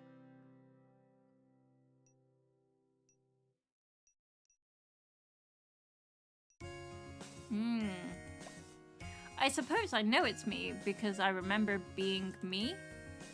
I've had this face forever. How could I be anyone but me? Ellipses. But history is heavy and memories can change. Do you think there could ever take a person away from their reflection? Sometimes I feel like I don't deserve my reflection. Like I'm wearing something very beautiful that belongs to someone else. And if I breathe too loudly, it might notice and ask for it back. But I want to keep it. She pressed her fingers almost, but not quite against the glass, and then dropped her hand abruptly and turned back to you. Maybe you can share your reflection then. That's not so bad. Ellipses. Sharing is nice. Thank you for answering. Of course. Can I stay here a little longer? Just a little, until my mom is done shopping? Sure, take as much time as you need. By the way, shouldn't you be in school? Not today. I only go to school on days that I can remember to do so. Wait. I can remember to. Doesn't your mom mind? Mom likes it more when we're together. I think you'd like her. She's a very good mom. Vivi wandered away from the mirror, her hands hovering over shelves until she paused a display of small broken trinkets waiting in the discount bin. There was a cracked porcelain doll head, a chipped teacup, and a wind-up toy missing its faceplate. Can I touch these? Be my guest. They're too damaged to sell anyway. If you find anything you like, you can just take it. She scrunched down. She crouched down and gently lifted the doll's head, tilting it this way and that, and then she picked up the broken toy and studied the round space where its face had once been. Her mismatched eyes lit up with some curious idea. With a surprising deftness, she set the porcelain head against the toy's body and pressed the edges until they fit with a strange, uncanny slugness. The toy stared back at you with wide, painted doll eyes, its small key clicking faintly when Vivi gave it a twist. The figure lurched forward with a stuttering hop, and the borrowed face bobbed as if it belonged there all along. See? Now they're both happy. The doll gets to move again, and the toy isn't faceless anymore. It's better when broken things share their parts, and no one has to be alone. That's creative. I don't think I would have thought of that. If they're both happier now, even if one is gone and the other is a bit wrong. I'm impressed, Vivi. Maybe I should hire you to fix all the broken stuff. I could help, but my mum is done shopping, so I'd have to go. I can come back later, if that's okay. I'd like that. Have a nice day, Vivi. And tell your mum I said hello. I will. She'll like you, I think. You both smell like home. Oh, that's a new one. She gave a small wave and then left the store. You stared down at the strange mismatched doll and wondered what it could possibly mean. I want to see what it looks like. I want to see what it looks like. Completed Vivi event 1. I feel like Vivi is probably some sort of shapeshiftery thing. Ooh. Okay. Oh, I see. So we have like the quality here. Okay, so we have a vintage stuffed rabbit. Probably not haunted, chat. Probably. Could be, but probably not. And it's normal quality. It's a common item. And it goes for between 2 and 35. We can put like 20 and see. Because that's kind of middle range. And I feel like if 35 is like a high quality, then 20... Well, maybe like 15. What about 15? We'll see if that's too high, too low. With an owl plate, you stare, it stares back. Who will win the staring competition? The price is poor on this one, but it's priced at $3 to $43. So I'm gonna put like a $7 on it, maybe. I don't know if they use dollars in this world, but a Christmas bell brooch. Wearing this, it can be Christmas all year round. The quality is poor and it's $1 to $21. Oh, see, well then I feel like this one's probably too high. They're also common items as well. I feel like maybe this should go down to $5. Maybe this can be 20. And then I'm gonna put this one because it's also a poor quality. I'm gonna put this one at like $5. Okay, I have no idea if this is good or not. I guess we'll find out. You get seated behind the counter ready for today's customers. Oh. Chat. It's Emmett. How you doing? Good day. I had a gap between clients and thought I would check in. The bell chimes and a customer comes inside. Welcome. Ooh, that owl plate charm has more charm. Owl plate has more charm than I'd like to admit. He's so cute. Oh, sorry. That'll do. I'll take it. Fuck yeah! We sold the owl charm.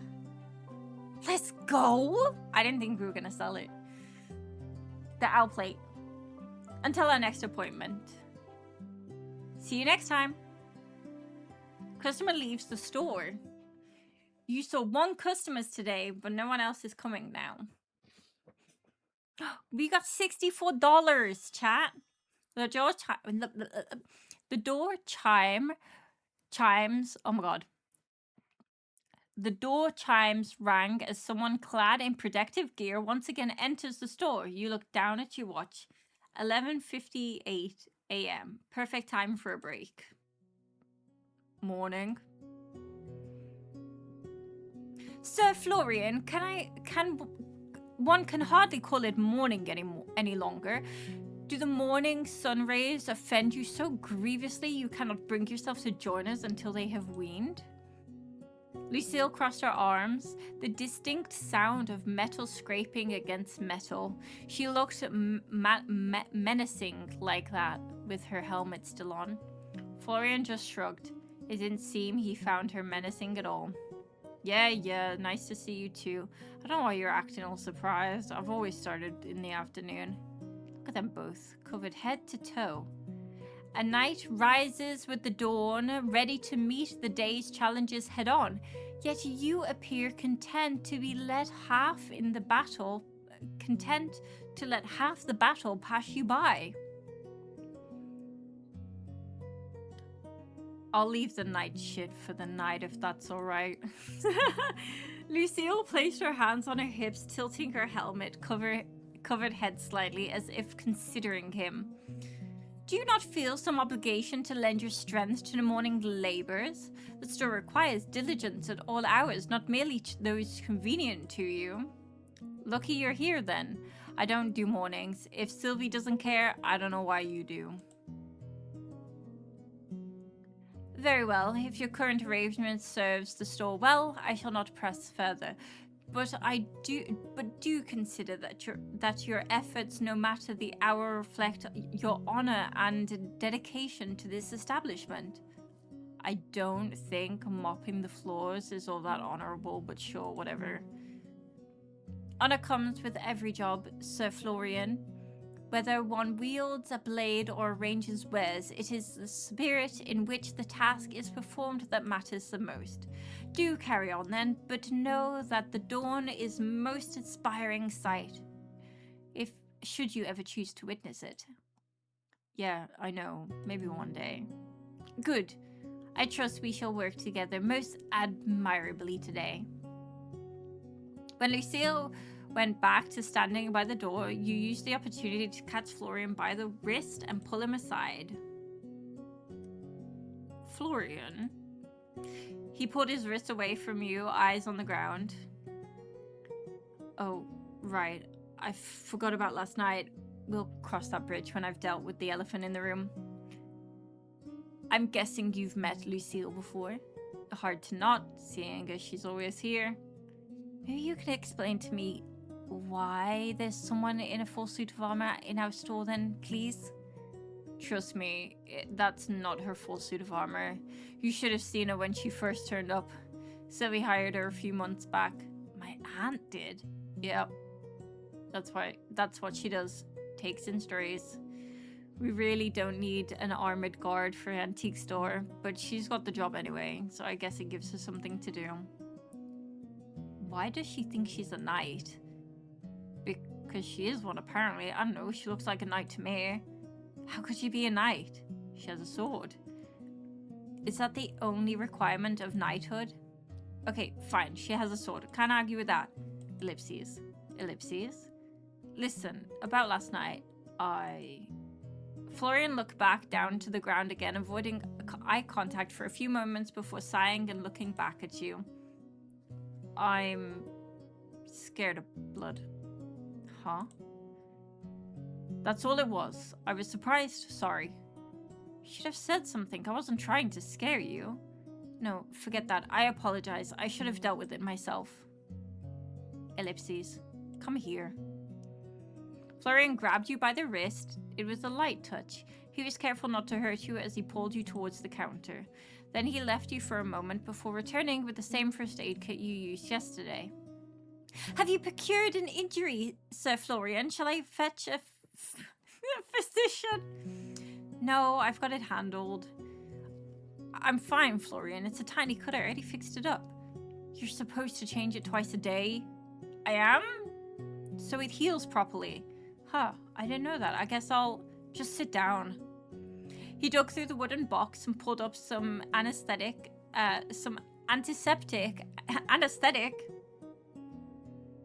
Bruh. And a new bandage. You really don't have to. I should be able to do this much. I have to. Sylvie said I should do shit like this. At that, you shut your mouth. Florian looked serious in that moment. Just like this was more than. Wait. Like this was about more than just the band-aid. He sat you down on the edge of the counter and then peeled away the old band-aid after putting on a pair of disposable gloves. Florence grimaced, almost putting up his nose at the sight of your cut, which really wasn't too bad at all. Luckily, it also didn't hurt. You sat there quietly as he performed his task like a ritual, putting the antiseptic on your cut, which stung like a bitch, and then covering it up again with an adhesive blanket. Bandage. Thanks, Florian. Ellipses. It's not a big deal. Why does it feel like one?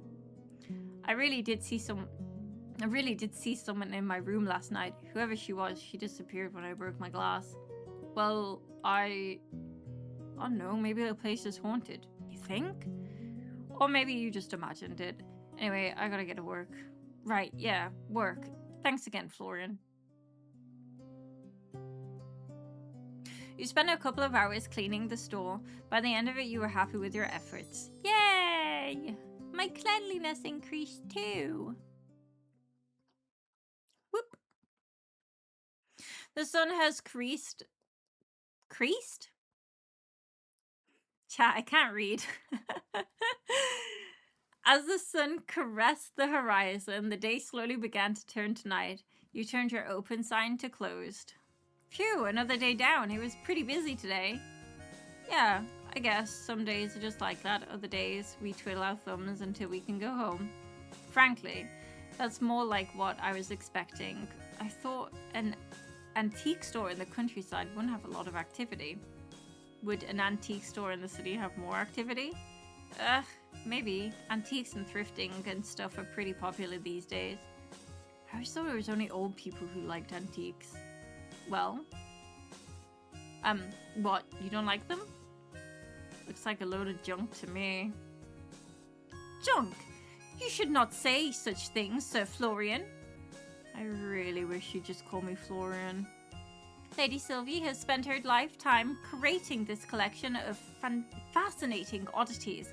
It would do you well to hold your tongue if it only spits distaste. Oddities is one word for all this crap. I mean, you do you, but there's a reason you work here there is a reason you work here if you don't care about the store. You care about the store and I, the owner, you just don't care about antiques. Your aunt helped me get through some shit, gave me this job when I had nowhere else to go. I appreciate that. It doesn't mean I have to be into useless lampshades and rusty axes. I guess that makes sense. Speaking of it being busy though, how do I go about finding more things to sell? We'll run out soon enough unless I start pillaging the decorations. I don't know, go steal them go steal them from someone's trash can. Do I look like a raccoon to you? Do you really want me to answer that?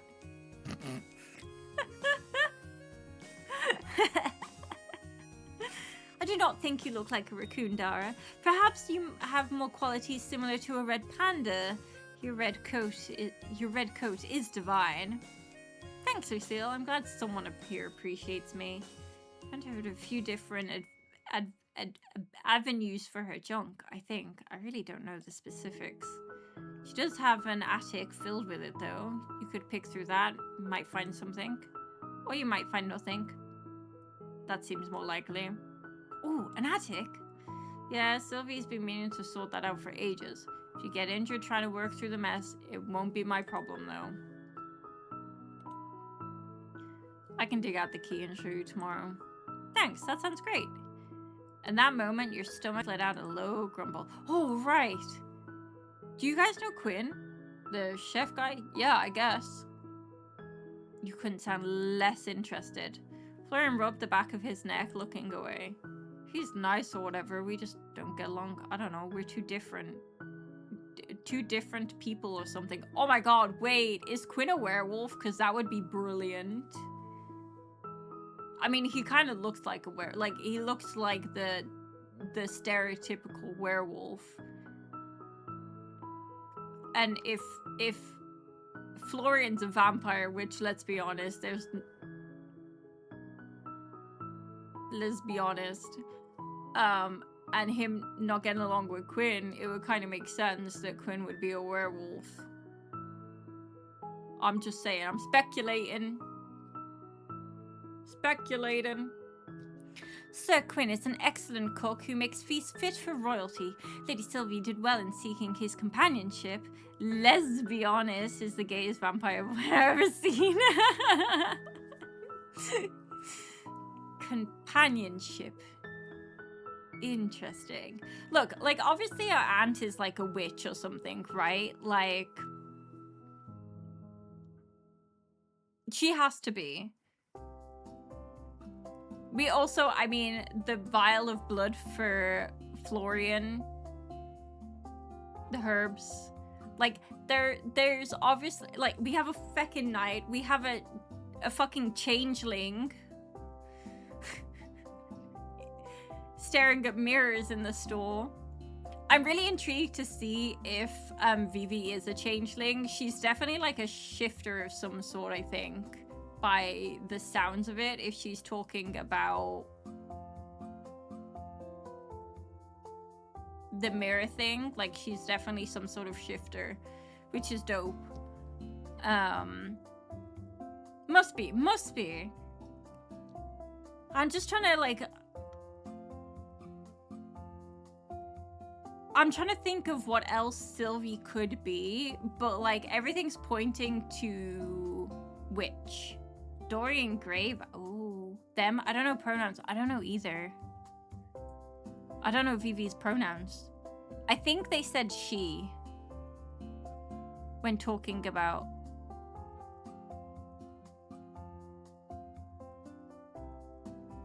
Vivi, right?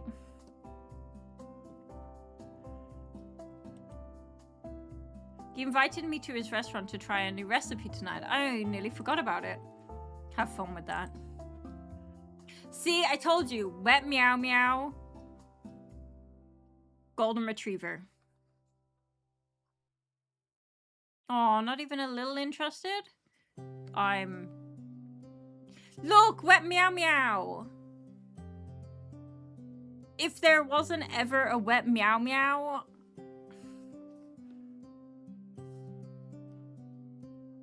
that's a soggy cat. That is one soggy cat. Look at him. I'm not hungry. I've got work to do anyways. What, sweeping the floors? You've been sweeping all day. It'll be fun. For you, maybe. Anyway, bye. Have fun or whatever. At that, Florian left the room. Lucille? I would be honored, Dara, but in truth, I have already considered offering to accompany you should you require a guardian for the evening. It's only fitting that I ensure your safety over a meal. It's just dinner. I don't think I need a guard, just a friend, if that's all right with you. A knight's duty is not bound by circumstance, whether it be for dinner or battle. I would gladly be your shield, but a friend. Indeed. I would enjoy the company. Look at a blush. Shut the fuck up. The blush is cute. Perfect. I still haven't managed to take a look around town, so having a guide will save me from getting too lost. Stop. I pressed the wrong button. Sir Florian has not offered to show you around the settlement? Truly? Well, then please allow me to escort you through the town and show you the finest of landmarks. No harm shall come to you while I am by your side. Sounds like a plan to me. Let's make a night of it. A night of it? Ah, I meant, sure, a night of it. I really love the writing in this game, chat. It's so good. The town of Willowmist glowed softly under the moon as you and Lucille stepped out onto the main street. The air was cool and fresh, carrying the faintest hint of blooming jasmine and the earthly scent of forest just beyond the town's edge. Somewhere, a distant clock chimed the hour, its tones mellow and unhurried. You couldn't help but think that time seemed to feel slower here. There was really no need to rush, was there? It is a brilliant night for a stroll, though the weather has begun to cool off, remnants of autumn still remain. Leaves crunch under both of your footfalls pleasantly, singing farewells to their passing season. So, Lucille, how long have you lived in Willowmist? I believe it has been around 3 months now, give or take. Wow, that's very recent. What brought you to town? It is a long and peculiar tale, Dara, one I'm not certain you will believe, but if you wish to hear it, I shall tell you the truth. This may be related to why she thinks she's a knight. I'd be happy to hear. Very well. 3 months ago, I was not in Willowmist. In fact, I was not in this world at all. At least, not as it is now. I hail from a long time past, an age of knights and castles, of honors and oaths, sworn beneath banners fluttering in the wind. Ellipses. You stared at her, still trying to gauge whether she was pulling your leg or not. But Lucille looked completely and utterly serious. I was engaged in the most dire of battles when the world itself seemed to shift beneath me. One moment I stood upon the battlefield, the next I woke amidst an unfamiliar sights and sounds of this town. That's... I like to think I'm easygoing, but time travel's a lot to take in. I understand your doubt, and yet I have no reason to deceive you. This armor, these weapons, even my manner of speech, all relics of my age long forgotten. Surely you have noticed their antiquities. An antiquity? You're being serious, aren't you? I swear upon my honor, when I arrived, I had no knowledge of this place or this time. The world I knew was gone, replaced by one of strange machines and customs. She can't seriously be telling the truth, right? A potential ghost in the store? Sure, a time-traveling knight? Ellipses. I guess she really doesn't have any reason to lie to me. I'll go along with it for now. That's kind of nuts, you know? Indeed, it is kind of nuts. How did you manage to adjust? That must have been a lot of change. With great difficulty, I assure you. Your aunt was the first to show me kindness. She took me in, clothed me, and taught me the ways of this new world. Were it not for her, I might have been entirely lost. For reasons I cannot explain, I feel as though I was meant to be here. Perhaps fate has purpose for me still. Damn, that's one way to think about it. You're strong. You know that? Stronger than me. I wish I could go with the flow as easy. I am a knight, Dara. Adaptation and preservation, or as you put it, going with the flow, are very essence of survival. I have pledged my service to you not only out of duty, but because in this unfamiliar land you have given me a purpose, and for that I am grateful. Why do you think you are not strong, Dara? I see no reason to doubt yourself so. Strength is not measured solely by the swing of a blade or the weight of one's armor. It lies within the choices we make, the burdens we carry, and the resolve we continue forward when the path is uncertain. I suppose so. When did you become a knight, Lucille? I was 7 when I was sent to my local lord's castle to begin my training. 7? That's so young. I'm 26 now. I feel like I've done nothing with my life in fear that I would choose wrong. So much time has passed me by, but see my friends start families, get married, climb in the career ladder. I'm still the same age as I was 8 years ago. Is that why you chose to come to Willowmist? Felt like something I could do. A choice I could make. So, I guess so. When I began my training as a squire, trainer once said to me that there was no shame in fear, only surrendering to it. Your path forward may be unclear at times, Dara, but it is there all the same. Time spent on a journey is no waste. Ellipses. Chat, we can flirt. Chat, we can flirt. Everyone shut up, we can flirt. Wait, hold on. Wait, Dara, fuck off a second. Look, we can flirt. We can flirt. Ah!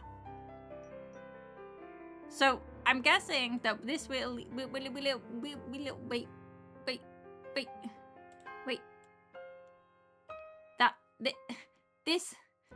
This little love heart thingy is our option to flirt. Oh my god, chat, I'm so unprepared. Obviously, chat, we're gonna flirt with anyone we can.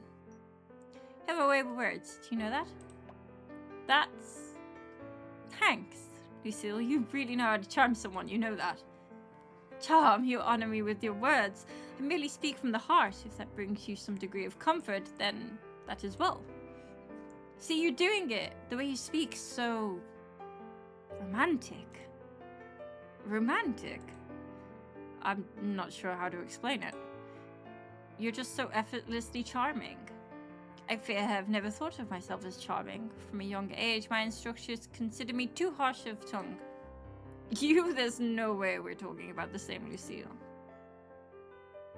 Lucille? I don't know how to pronounce the name. I feel like I'm pronouncing it wrong, and I don't know. I might have to Google. Search it up. I only strive to be honest and sincere in my words and actions. Though if my manner of speaking pleases you, then I consider it a gift I'm glad to share.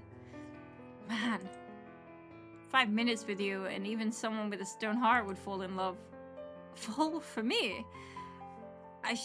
Surely you jest. I'm merely a knight unaccustomed to the notions of romance. My duties are protect and serve, not to inspire infection. Well, considered me inspired.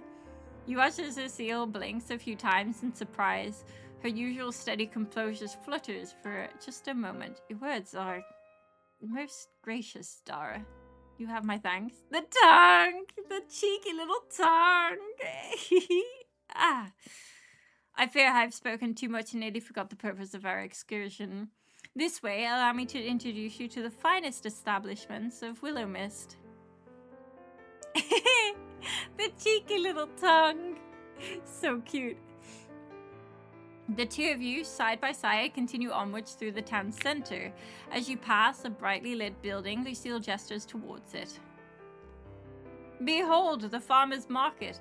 It's most curious. It's found indoors. In my day, one would venture to an open square at dawn, and yet here the bounty of land is neatly contained beneath a roof.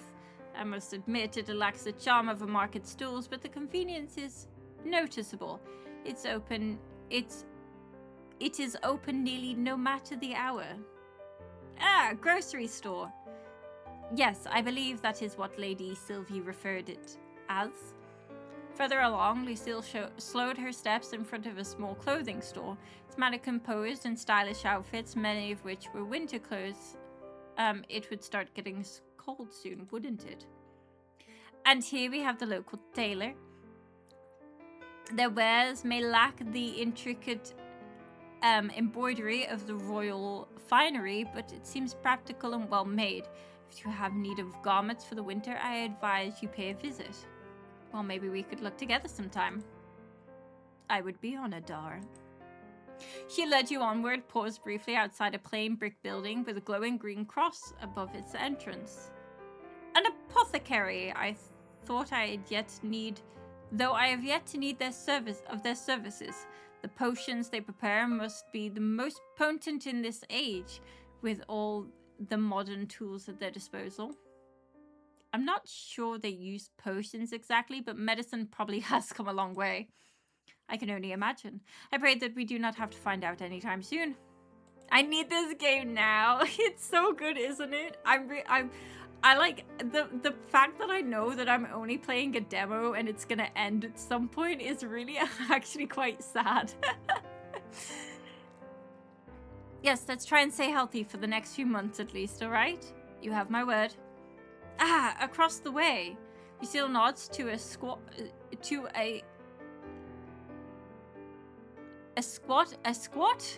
building with dark windows. I don't know if that's meant to say square. I feel like that's meant to say a square building. I'm not sure.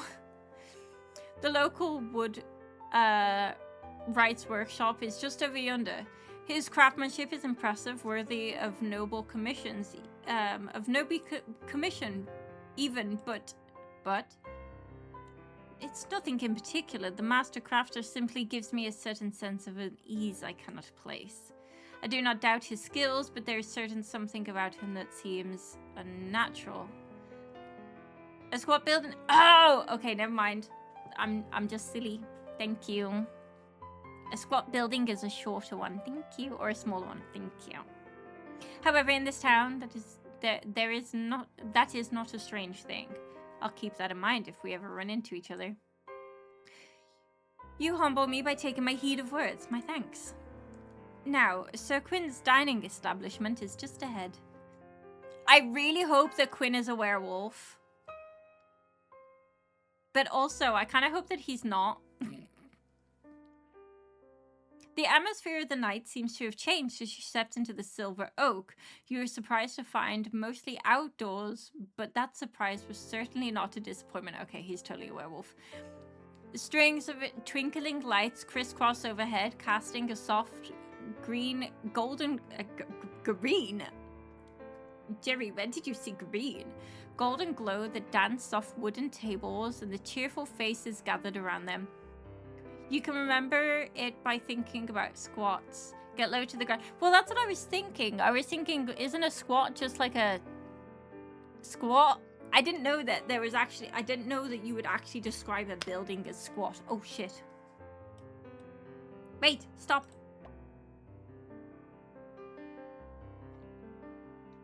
No, okay, fuck.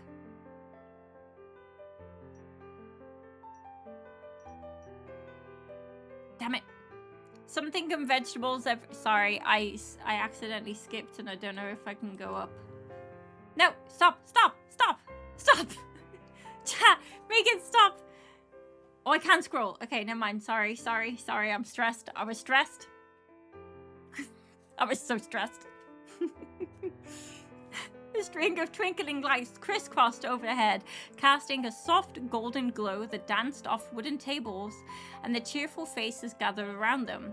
The air was rich with a mouth-watering aroma of sizzling meats, freshly baked bread, and the faint sweetness of roasted vegetables. Every now and again, the scent of herbs and wood smoke wafted past, carried on the gentle evening breeze. Plates of food and frothy pints of beer made their way to the tables. The clinking glasses mingled with the bursts of laughter and lively chatter. I better be able to romance the bisexual bear. Oh my god, he could be a bear. No, he's definitely a werewolf. I mean, he is a bear, but I was like, I wonder if he is just like an animal shapeshifter rather than like a set werewolf. He has to be a werewolf, right? Like, I kind of hope we get to romance him too. I don't know which characters are the romanceable ones, but from my understanding, there's 5. Which would mean Florian. I'm really hoping that Emmett is romanceable because hello. Lucille. The weird girl at the window, like in our room. So that's 4. And then this dude, that's 5.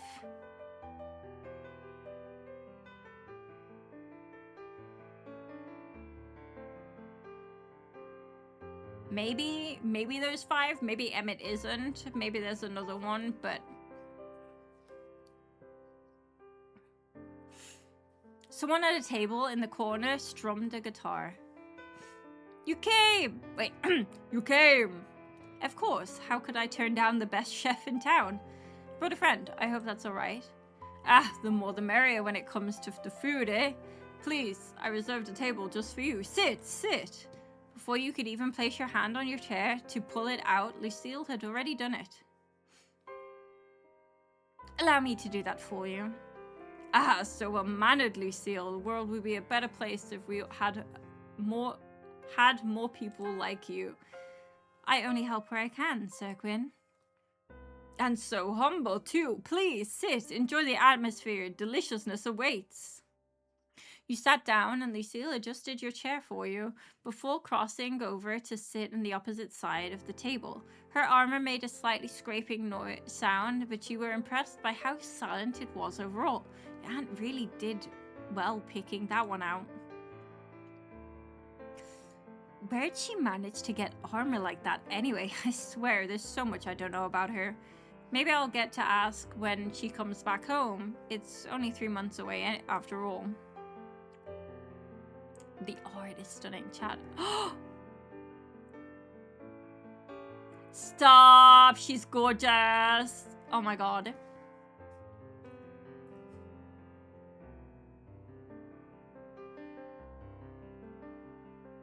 You seem deep in thought, Dara. Oh, my bad. I was just thinking about my aunt. A fair topic to be consumed by. Your aunt is a wonderful woman. I'm almost jealous of you and Florian, you know. Jealous? You two honestly know her better than I do. All we know from each other is from letters. Even now, I haven't seen her in, what, 21 years? That is indeed a long time to go without seeing one's own family. Yet you cannot deny the bond you share throughout your letters. A connection nurtured by words alone is no less meaningful. Yeah, but it's different, isn't it? I know her as my quirky aunt from the countryside who likes herbs and crystals. You, this town, really know her. Everyone I've spoken to seems to look up to her. Well, she is the best of Willowmist. I do not think it is an exaggeration to say that this town would not flourish as well as it does without her. Has big shoes to fill. You needn't fill her shoes, only bring your own. Stop, that's so cute. Lucille leans back in her chair, her eyes flickering away from you. Nevertheless, I understand the weight of time loss. Probably better than anyone, I'm sorry. There is no need to apologize. Time, though it may slip through our fingers, grants us moments we have now. And that is what we choose to do with those moments that truly matters. Though I need not remind you, Lady Sylvie did not ask Florian or I to attend to her most prized possession while she was absent. She asked you. In truth, that is part of the reason I have quickly trusted you. Lady Sylvie herself believes in you. She could have at least left me some instructions if she believed in me so much. Forget talking about me anyway. I'm more interested in knowing about your knightness. Do you truly find it so interesting? I do. Can you really use that sword? Is that sword real? The blade I carry, indeed, it is one the same I used in the battles of my youth. You sounds hardly the right word. You look so young. Your words are most generous, though I can assure you my youth has long since passed. Were it to my mother, and I had not been chosen the path of knight, I would have been married many years ago. She often reminded me that the sword makes a poor companion, though I suspect she underestimates how loyal the blade can be. That's nice, you know. It's nice to know that despite the year, mothers are just like that. Your mother also wishes for you to marry?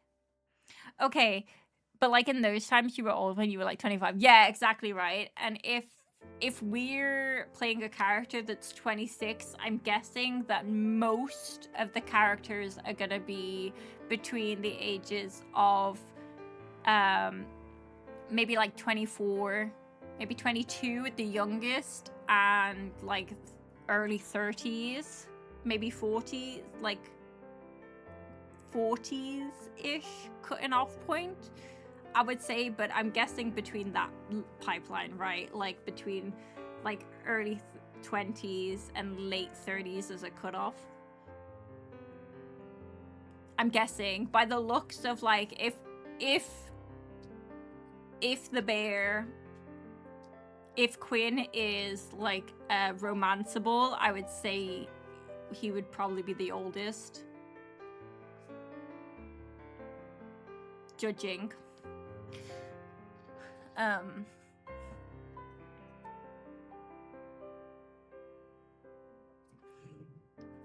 don't want to continue while the ads are playing.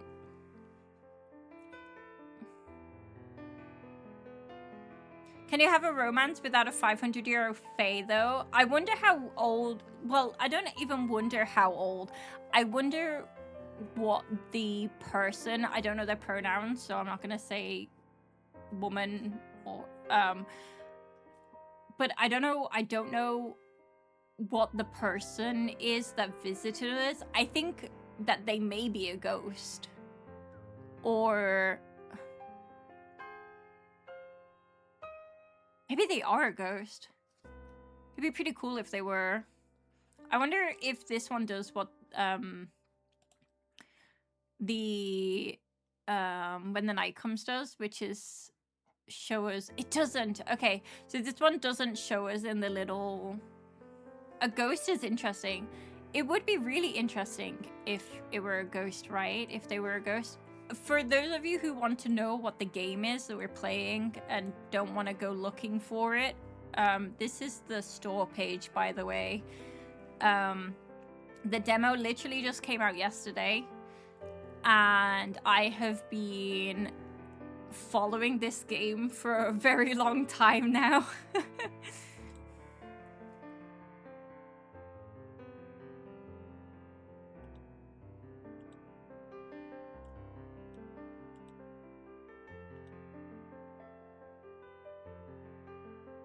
So, if anyone is curious as to what the game is. It's a decent length demo as well. It is, right? I wasn't sure how many demos we were going to be able to fit in today, but like we can basically, until the demos finish, because I think there's like a cutoff point for these demos, but we can do like maybe one a day. I definitely didn't think we were going to get through all 8 today. But I'm very surprised with how long this one is. I probably think this is the last day that we can do for this, just so it shows you like the dating system.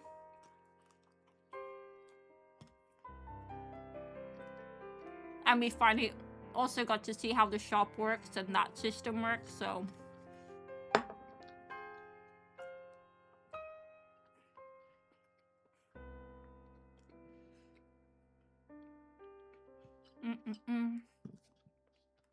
Thank you so much for sitting through the ads. Apologies.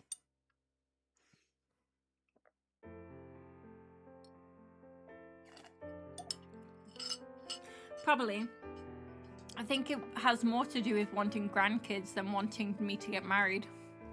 Ugh. I recoil. But anyway, about that sword. Can you really use it? Like, use it? I assure you my training has not gone to waste. This blade has seen me through many trials, and though I pray it will not be necessary in this time, I am prepared to wield it, should the need arise. Okay, I don't think I need you to stab anyone, but I do appreciate the offer. I will endeavor not to stab anyone in your presence. Maybe just not at all. At that, she cracked a smile. I carry a sword not as an act of aggression, but a promise of protection. I would never harm anyone who is not deserving of it. I could hardly be called a knight otherwise. You're making me want to see you swing that thing. I bet it's really cool. Perhaps one day, should the need arise, I shall demonstrate. Until then, rest assured that my skills remain sharp. Is your armor heavy? Is that heavy? It seems like a lot to walk around in all hours of the day. For one not accustomed to such weight, perhaps, but I have borne this weight since my youth. It feels natural for me. Natural to me as the air I breathe. She glances down at the polished armor, her expression thoughtful.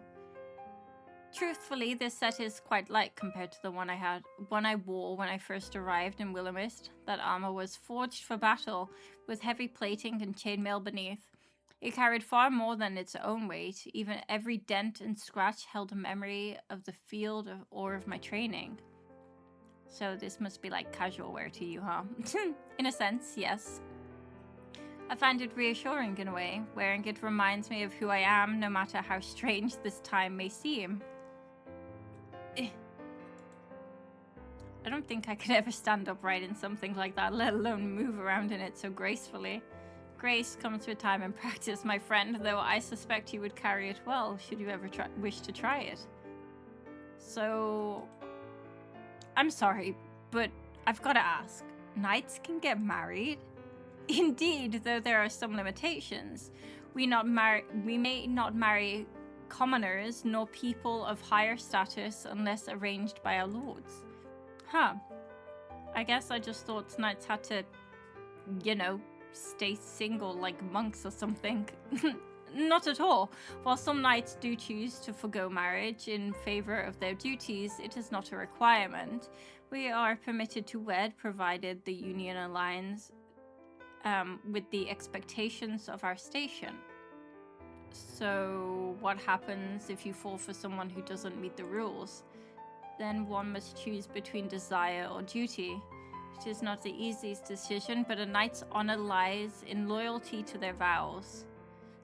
How complicated. Here I thought modern dating was difficult. Such is the life of a knight, but I would not trade it for anything.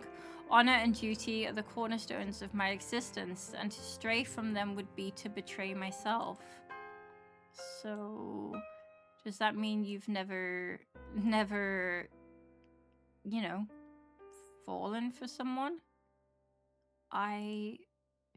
Lucille's composure falters.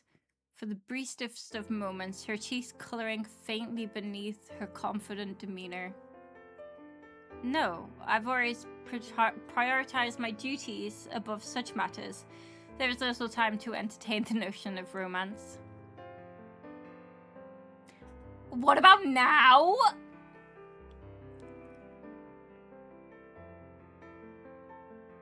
I feel like this is too forward.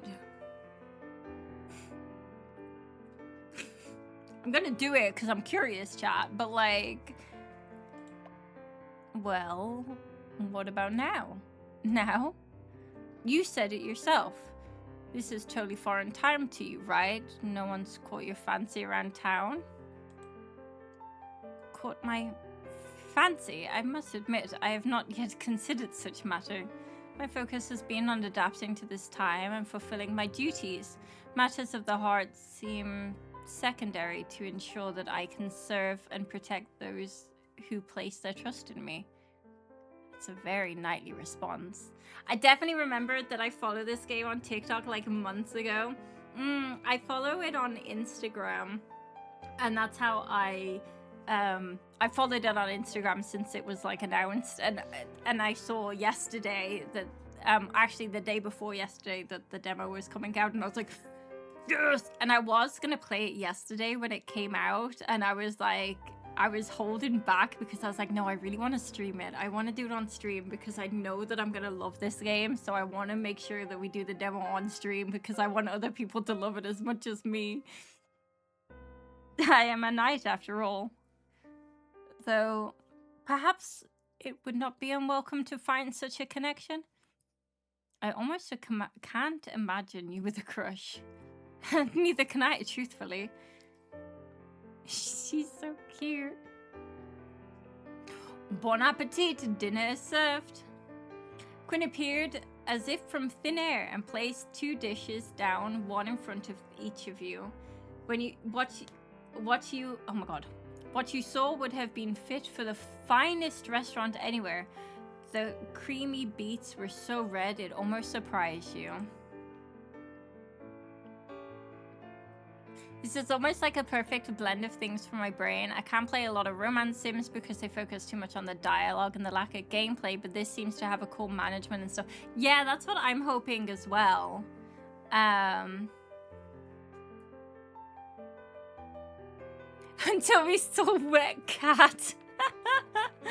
We're just gonna call Florian that from now on. I saw a video about it, which I didn't realize until we saw the wet cat. Yeah. That's the same for me as well, Chris. And this seems to have like, well, okay, that's a lie. I like graphic novels that are like, have romance. Actually, I would even say, because when I think of like graphic novels with romance, like the one that I always like put a high mark to is When the Night Comes. It's one of my favorite graphic novels. It's one of the only ones I've ever completed. And it is also a story where the romance is in it, and it just happens that the romance is alongside the story. I think if it was just Date Everything and I couldn't, I need to still watch some playthroughs. I'm going to be playing Date Everything at some point. I'm waiting for one of the bugs to be fixed. I don't know if it has yet or not, but one of the bugs I have in it, I don't want to happen during a gameplay. Which is one with, oh my god, what is their name? Rebel. I have a bug with Rebel in my current playthrough of it, so I haven't touched it since like the week it was out. But I do want to play it on stream. The only issue that I have with Date Everything, because I really like it, I love the voice acting, some of my favorite voice actors are in it, is that once you finish the romance plotline, there's like nothing substantial left. And I think that's the biggest problem that I have with like romance being the top aspect of a game, is there's nothing after that. Like once you've reached the pinnacle, the climax, there's nothing. And like there's nothing worse than having an anticlimactic climax. So I very much like these kind of graphic novels that incorporate gameplay or just a really good story in with the romance, and the romances. It's kind of like the books when we were talking about books, like it has to be like it has to entwine nicely and not stand out too much and take away from the actual story.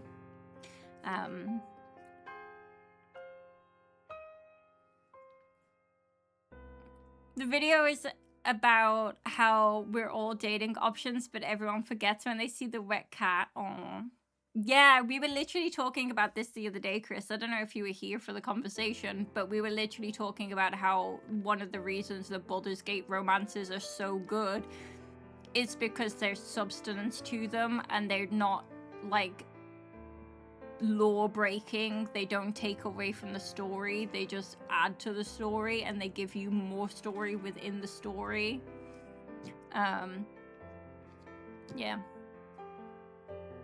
we were talking about it in terms of books as well. Like that's kind of what we were talking about, because I was like, I can't do romanticises. You're a good girl, you okay?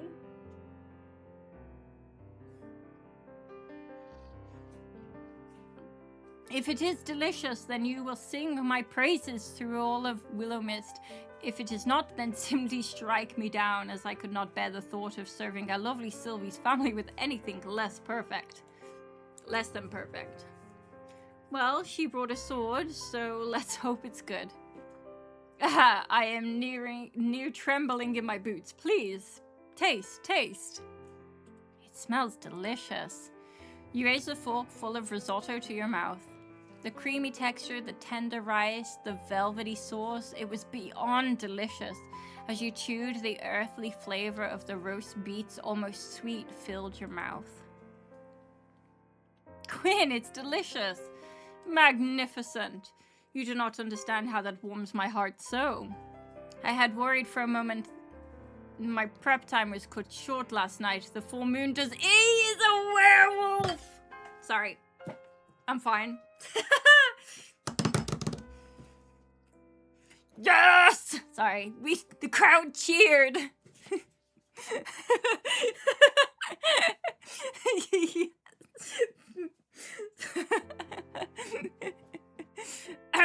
Compose yourself, Jerry. The full moon does things to a person sometimes, you understand. Nevertheless, enjoy. Fine company makes a meal even more delicious, eh? We got a werewolf daddy, let's go. You look back towards Lucille, who seemed to be enjoying her meal just as much as you were. Quinn wandered back through the table, smiling and chatting to each person he passed. As he passed by, everyone looked happy to speak to him.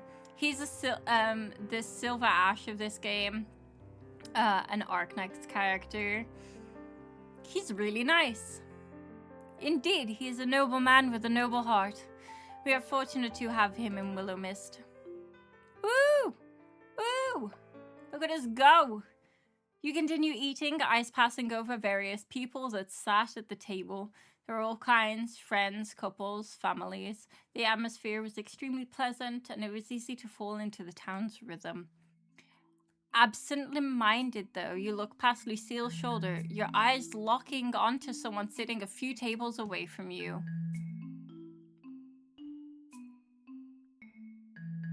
Oh my god! Bark, bark, bark, bark, bark. I'm fine. He's so fine! Okay. I don't know how people can forget about all the characters with this motherfucker. How can you forget about... Okay, I'm fine. I'm fine. Have you seen him? Fuck the wet cat. Look at him. Sorry. Like, I love a vampire, but like, who's he? Who's the accountant? Who's the accountant?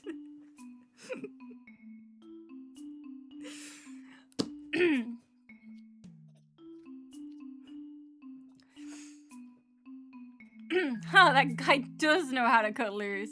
I guess he just doesn't like me in particular. Oh well, no loss there, I suppose. Hey, you see you? Yes, Dara. Don't turn around too quickly, but do you know him? She spun around incredibly obviously. Sir Emmett, yes, he often is around at the store assisting Lady Sylvie. What do you think of him? Lady Sylvie believes him to be a man of his word and extremely talented at his work. So my aunt likes him. That's good. He's a bit cold. We love a tundra. As far as I'm aware, he is like that with most people. Sir Emmett likes to keep a professional distance from much of the town. I'ma make that man my friend. I'ma make him my friend. I'm gonna make that man my friend. It's the last thing I do. I sorely hope it's not the last thing you do, but I will happily support you in your endeavors. You will? Indeed, though he does not say it, but I can only imagine keeping such distance becomes lonely at times. Putting that aside, however, perhaps it is time for us to take our leave. I want to know more about the accountant. Let me know about the accountant. Let me know about him. Both of your plates had long since been scraped clean, neither of you daring to leave a single crumb behind. Have to do something to say thanks to Quinn. He didn't have to do all of this. You both stood away from the table, weaving your way past other guests. As you pass Emmett, he looked up from his plate and met your gaze more directly than usual. Oh, you passed Emmett. What did I say, Quinn? No, I said Emmett. I said Emmett. I know what I said. Oh, Dara. There you are. I was hoping to run into you. You were? See, even Dara's shocked. Dara's like, sorry? Huh? Yes, I've been meaning to say something that I've been thinking about for a while. You're doing better than I expected. That's not bad. I mean, it's good.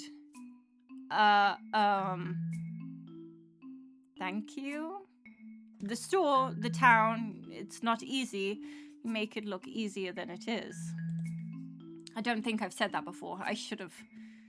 Are you feeling okay? I've never been better, Dara.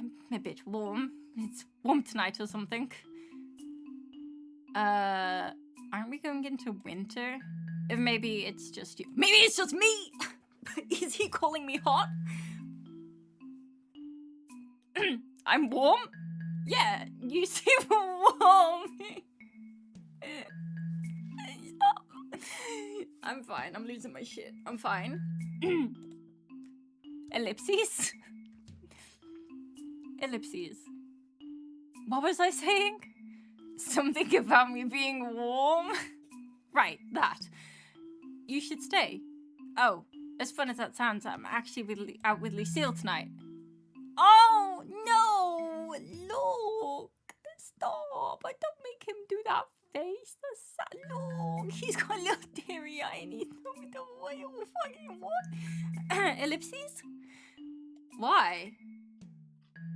We were having dinner. Chat! What the fuck is this?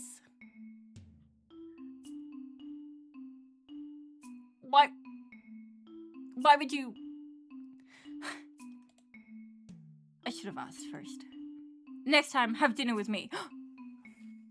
He's so forward. Chat, what do we think he is? He's got to be something, right? He can't just be an accountant. That'd be silly. Maybe he is... The pink stripe must be a clue somehow. I'm thinking maybe he's some sort of sex god. I don't know. I'm thinking like sorcerer or something along the lines. Incubus.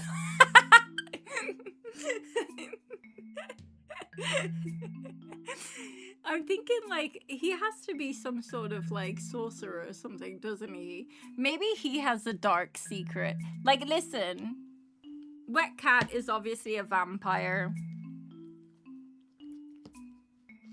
We've got a werewolf. We've got a knight. We have a believed ghost, right? A potential ghost. What is this motherfucker? Except hot. He's really hot. I would like that. Good. That's good. Get home safe. And don't forget you promised. Don't forget you promised.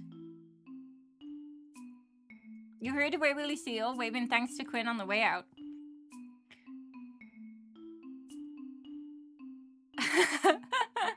Lucille, I fear we may have witnessed a real-life, bona fide demon possession. Wait.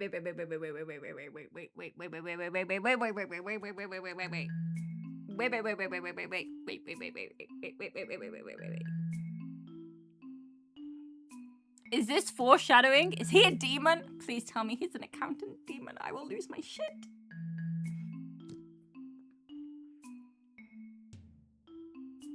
Are we foreshadowing? Are we foreshadowing?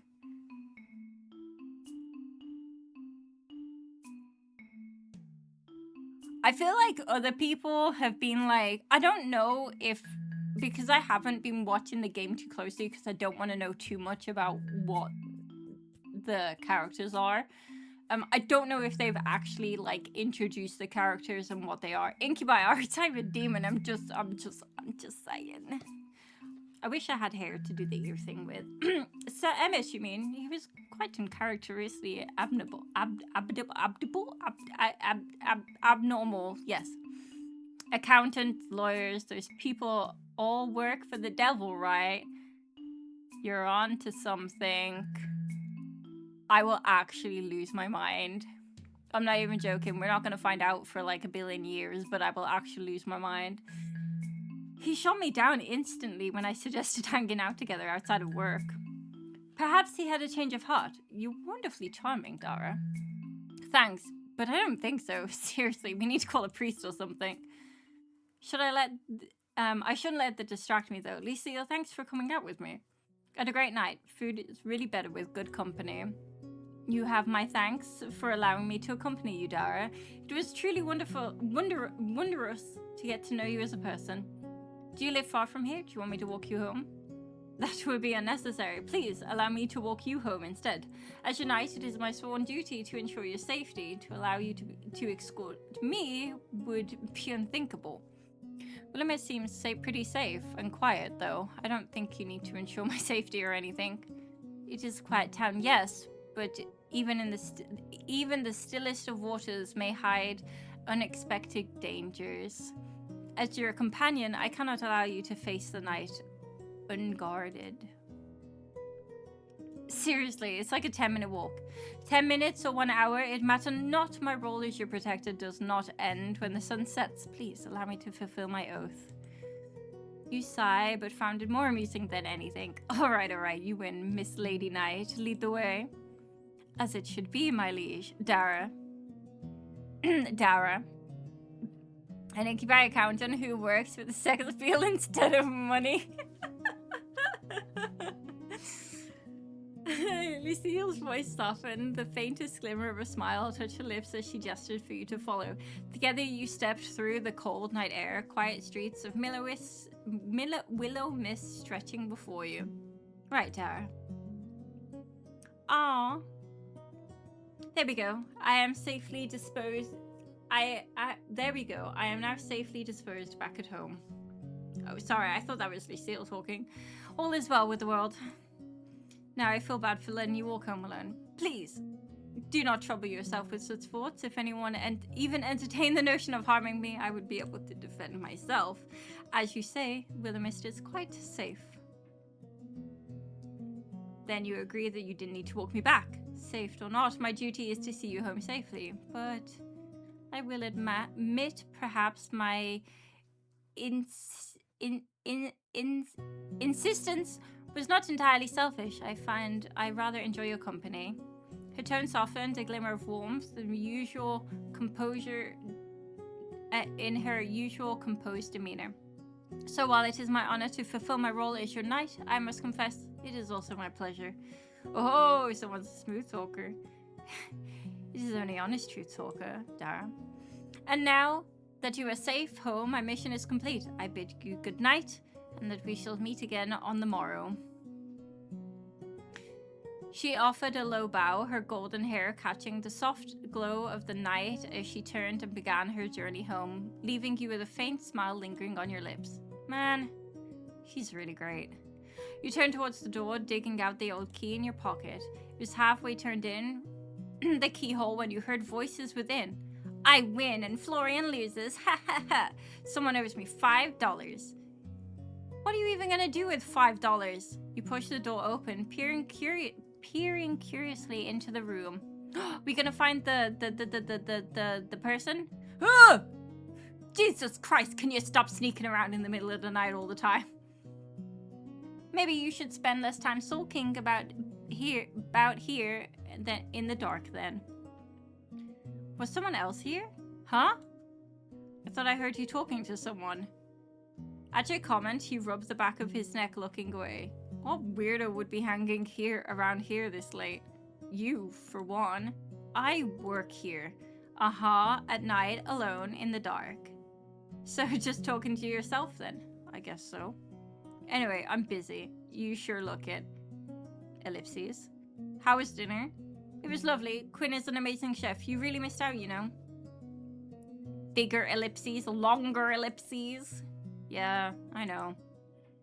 At that, Florian's face dropped. I'll get back to work. Ellipses question mark? Sure. Have a nice night.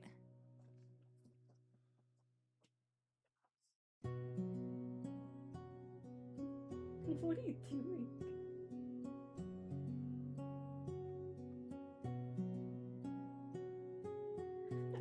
Max is playing with my blanket behind me.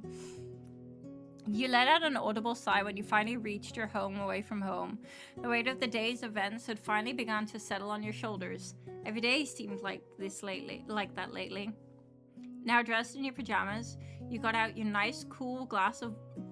yourself a nice cool glass of water and settled down on a chair.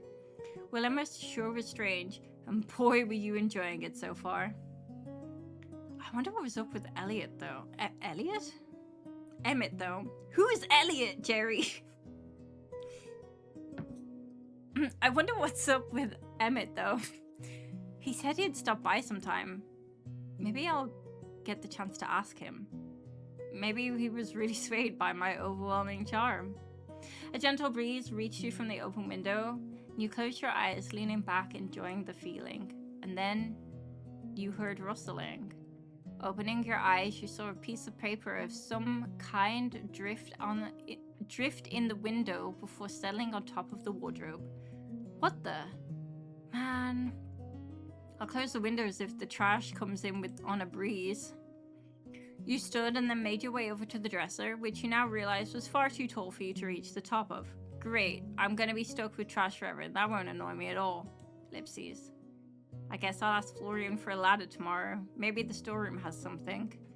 At that moment, a soft, gentle green glow began to envelop the piece of paper, and it slowly fell into your outstretched hand.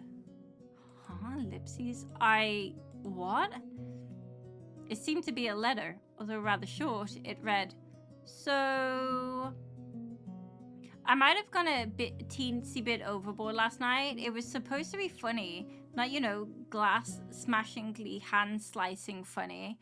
Anyway, I'm really sorry that I made you get hurt. I didn't mean for that to happen. Promise.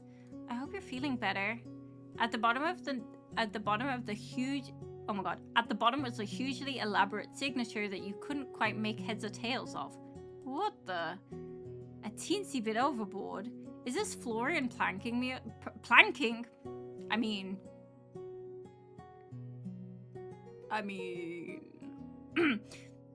Is this Florian pranking me or something? Right.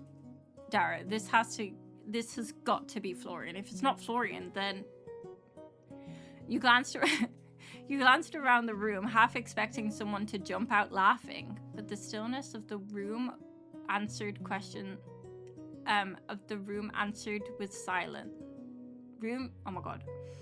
Your gaze returned to the letter as a sinking realization began to settle in.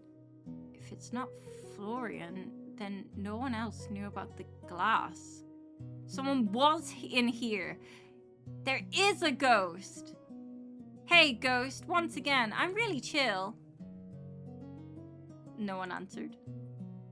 Well, I'm going to sleep now. Please don't steal my soul or anything while I'm asleep, alright? I promise it won't taste good. You quickly crawled into bed, settling into the soft sheets. No ghost disturbed you as you fell into another deep, restful slumber.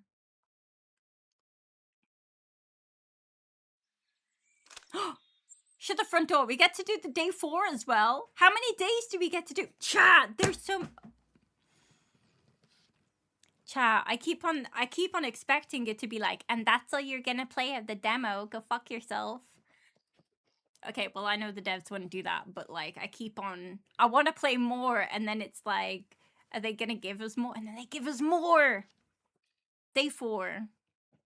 I wonder if we're gonna get like a whole week or just 5 days, maybe 4 days. 4 is a really odd number. You wake to a commotion from downstairs that was slowly becoming commonplace around here. Rising out of bed, you dressed, grabbed an apple. Okay, listen, Dara. I know that you're a creature of the forest, but like, at least have a fucking shower. You've been here for 4 days, and your stanky ass hasn't even showered. Bruh. A little planking person. Listen, I mean, I wouldn't mind if Florian planked us, but like, also, I don't think that's what it. Raising out of bed, you dressed, grabbing an apple on the way down for breakfast. Florian! Oh, I didn't mean to wake you up. You found Florian mopping the floors. Again. And a toppled suit of armor that had previously been leaning against a back wall sprawled out on the ground. Sir Florian, you ought to take heed. Though I admire your dedication to arriving early in the day, it is no use if you cannot perform your duties correctly. It was an accident, okay? No showers, that's why Florian is pulling the faces. What are you doing here so early? Wait, did you go home last night? You did go home last night, didn't you? Ellipses. Florian. I was busy, alright? Can you get off my back about it? The floor has been cleaned more than you have, literally. There's really nothing to keep you that busy here. I'd never expect or want you to do that. I haven't been able to sleep anyway. Might as well be doing something useful. Even if you can't sleep, you should be resting. Yeah, chat. Catch these fists. Fish. The key to a steadfast body and mind, Sir Florian, is rest. Even the finest knight cannot protect their charge if they're worn down by exhaustion. Lucille stepped forward and then stood at the fallen suit of armor. A lack of sleep dulls the senses, clouded judgment, and weakens resolve. Trust me, I have seen even the strongest falter when they neglect their rest. Yeah, well, good for you knights. Maybe you guys don't have insomnia. Sleepless nights are not foreign to me, but to push yourself without reprieve only invites disaster. She's right. It's not even about sleep so much. It's about giving yourself a break. You need it. You deserve it after a long day of work, especially. I don't want a break. I want to keep busy. I can see that. Florian's hands tightened around the mop handle. You cannot pour from an empty vessel, Sir Florian. Ellipses. You two are way too noisy. I mean, it's kind of my job to be noisy. Get some rest. Don't worry about work today. Fine, if it gets you off my back. No promises I'll even be able to sleep, though. We do not ask for perfection, only effort. Finally, he leaned the mop against the wall, then ran a hand through the mop of his hair. You couldn't help but notice the slightly more defined eye bags under his eyes. He then started on his way upstairs.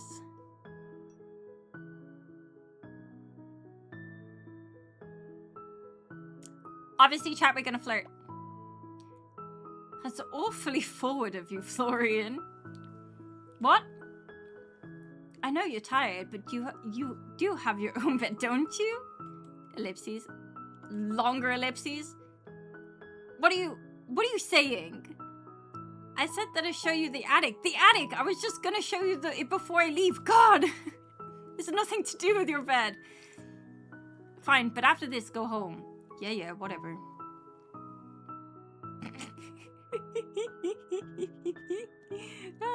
It's just so funny. Dust moths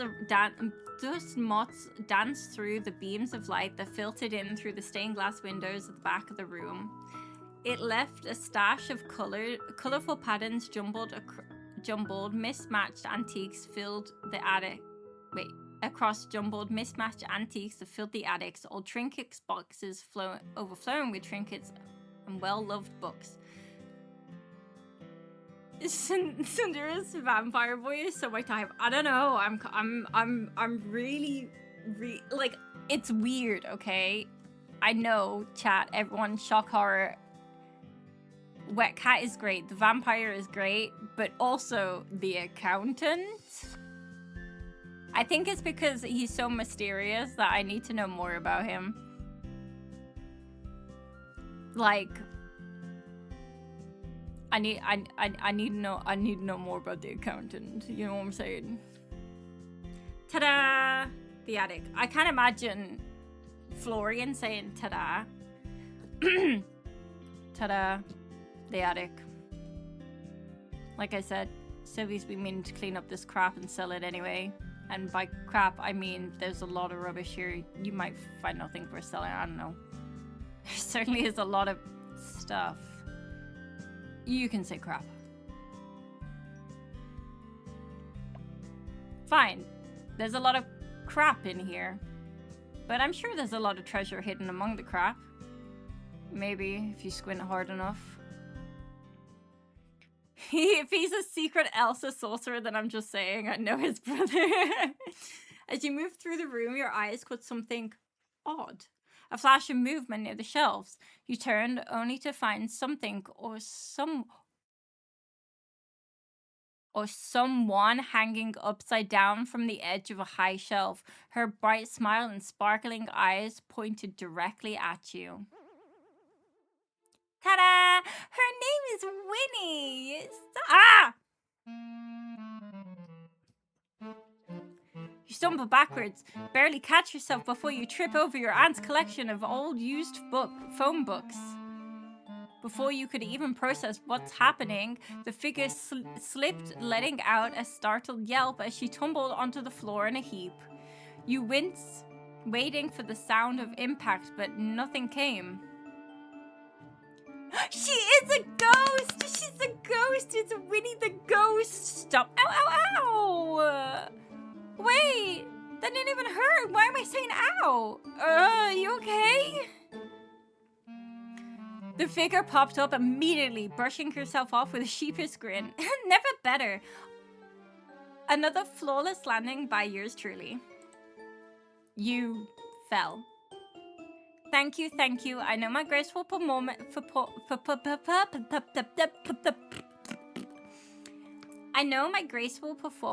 was one you'll remember forever. Please hold applause. Hi, Theo! Ellipses. Then you noticed that she was ever so slightly transparent.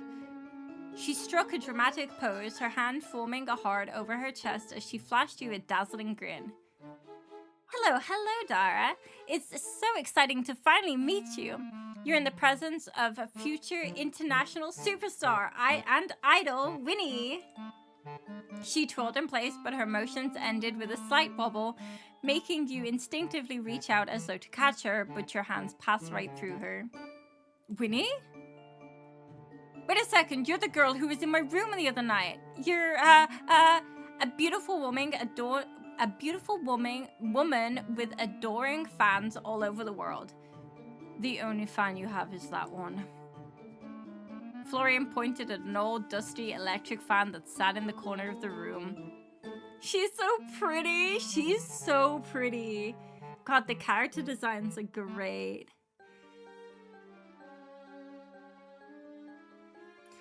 No, why is it...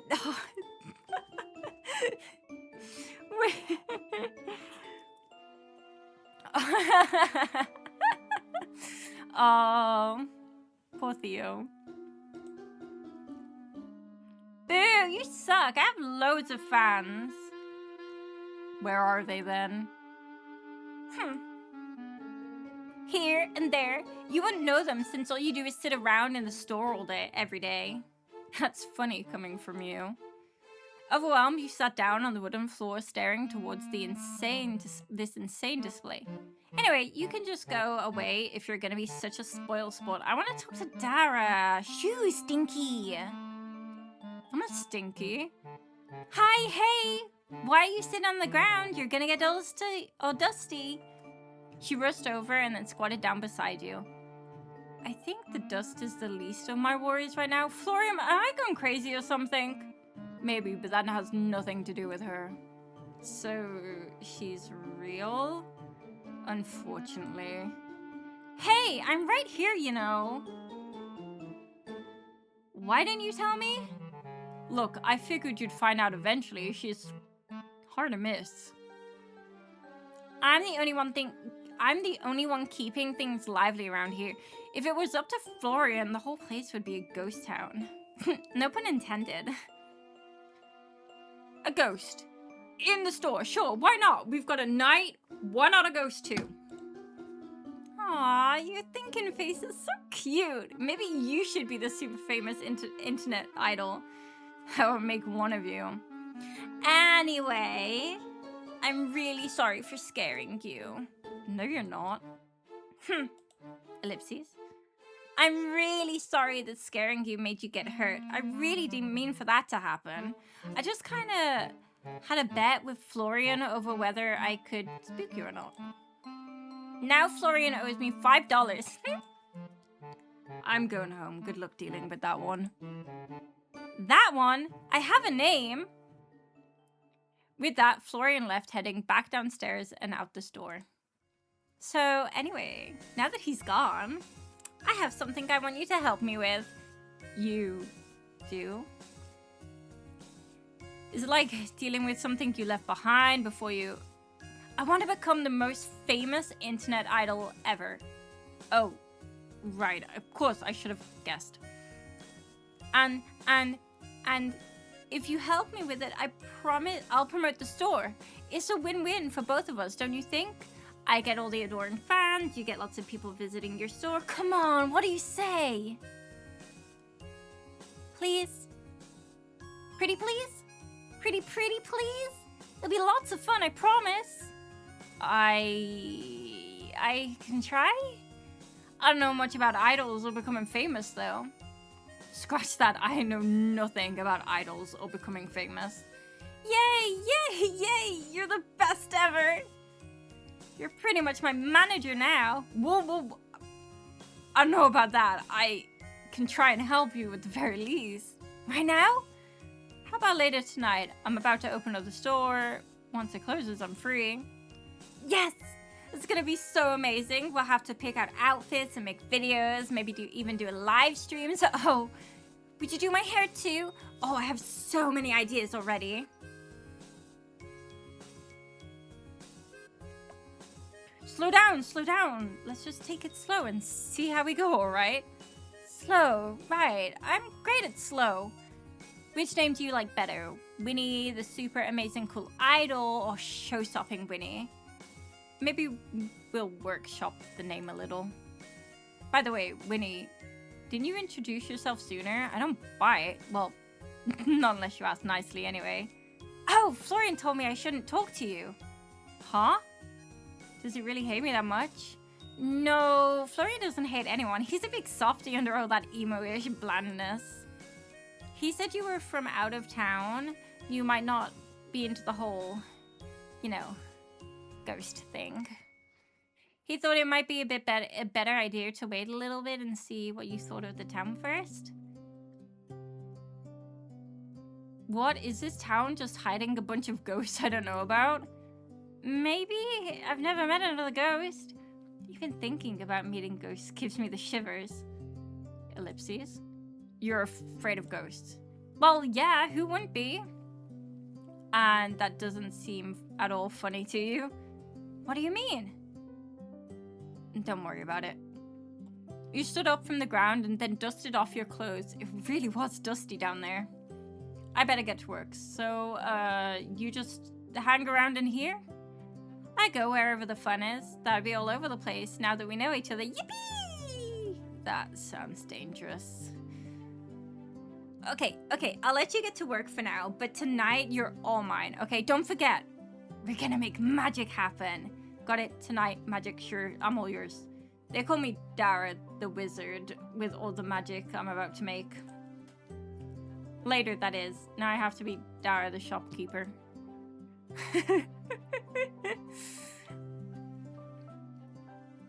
Lady Winona, it's good to see you fine and well. Lucy! Winnie charged forward and then jumped as if to hug Lucille and went straight through her. Ow! Oh, one day that will work. It's the thought that counts. I will prepare my stance for the day it does. That's the spirit. Ellipses. Was that pun intended? That's my secret. I'm pleased to see you've been acquainted with one another. The store is far too quiet without Lady Winona around. Oh, you're making me blush. I am only speaking the truth. Well, I think you're trying to make me turn red. You're so charming, Lucy. Honestly, it's not a charm, Lady Winona. It's simply the way of a knight. Well, I think you're charming and noble and strong and... Are you trying to make Lucille join your idol group or something? I've never heard so many compliments in one breath. Maybe? Just imagine a knight idol. Have you ever heard of something so cute? I fear my talents do not extend to performing arts, and cute I am not. Ew. I think you're cute, plenty cute. Don't you think so, Dara? Wait, no, that's rude. You're both cute. I'm not gonna fucking make me pick to choose one of them to flirt with you, Lou. You're both cute. Honestly, we might end off with a queue of people outside today just wanting to see the two of you. Whole line of adoring fans. Yay! Lucille nodded seriously. If that's the case, then I shall remain on high alert. Lucille? With an increase of popularity comes increased risks. Should a crowd gather at my door, I will ensure that no trouble befalls you or Lady Winona. That's appreciated, but I'm not sure that's necessary. Holy Seal, you should totally be my bodyguard when I go viral. Every idol needs a super cool knight watching their back. If it is a matter of security, I will of course fulfill my duty. Don't you mean an actual bodyguard or a part of your act? Well, picture it. The amazing idol Winnie and her gallant guardian, the unbreakable Dame Lucille Rose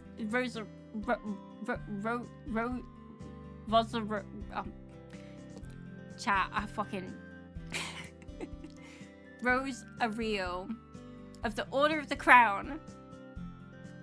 That title keeps getting longer and longer. Good branding is key, don't you think? If my presence lends credibility to your efforts, I shall assist where I can. However, should any real danger arise, I will take my duty most seriously. I would not let harm befall either of you. You smiled, shaking your head as Winnie practically sparkled with joy. Alright, let's focus on opening the store first. If a horde of admirers show up, I trust Lucille to keep us all safe. You have my word. Oh, I'll handle the fans. This is gonna be, this is so going to be our big break. I'm not sure ghost idols to come with fans, but that's alright. Time to get to it. Oh god. Wait, shit. Man the counter. Can I only do 2 things? Chat. We have like a bigger to-do list. Oh, that's rude. Wait.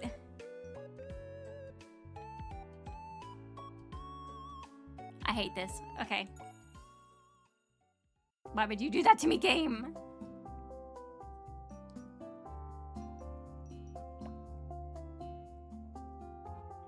You get seated behind the counter ready for today's customers. Oh my god, it's the werewolf. A bell chimes and a customer comes inside. Welcome.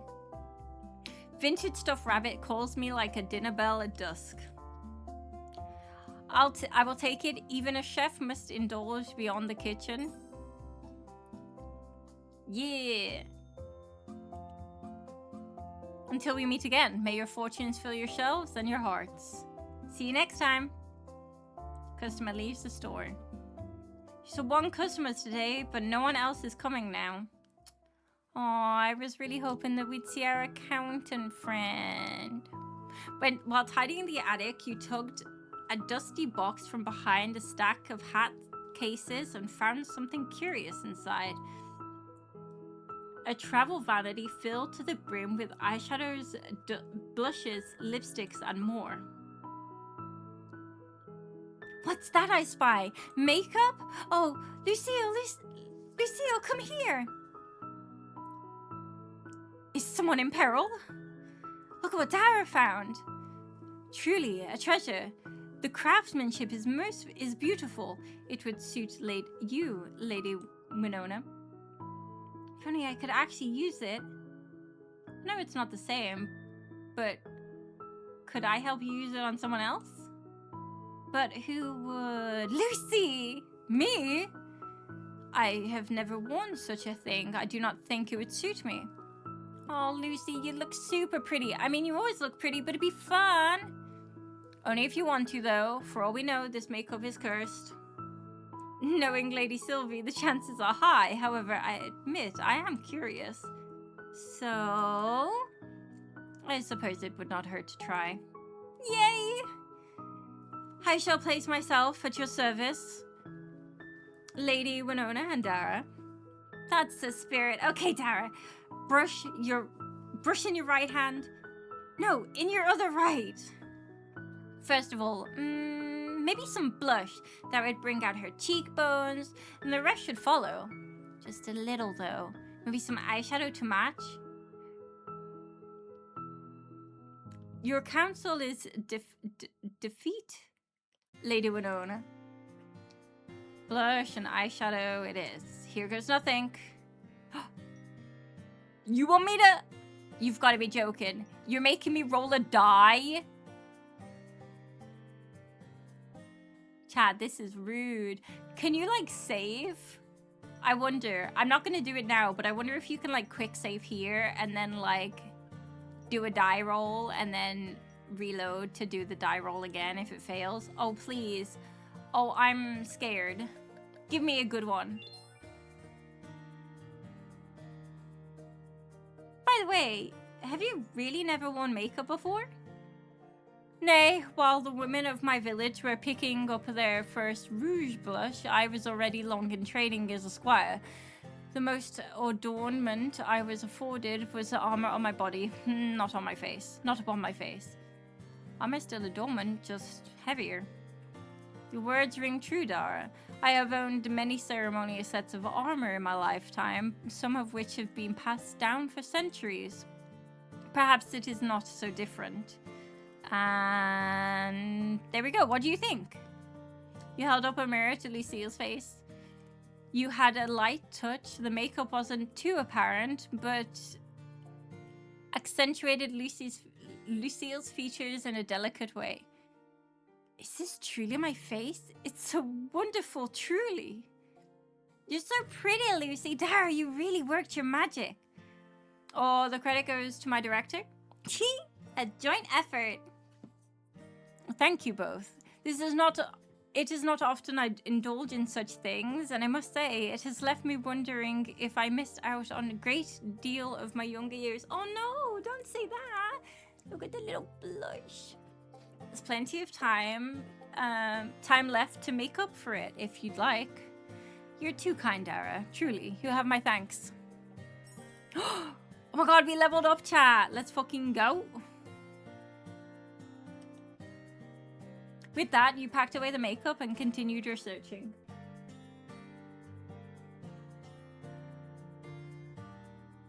Chat, she's still sleeping on the hat, by the way.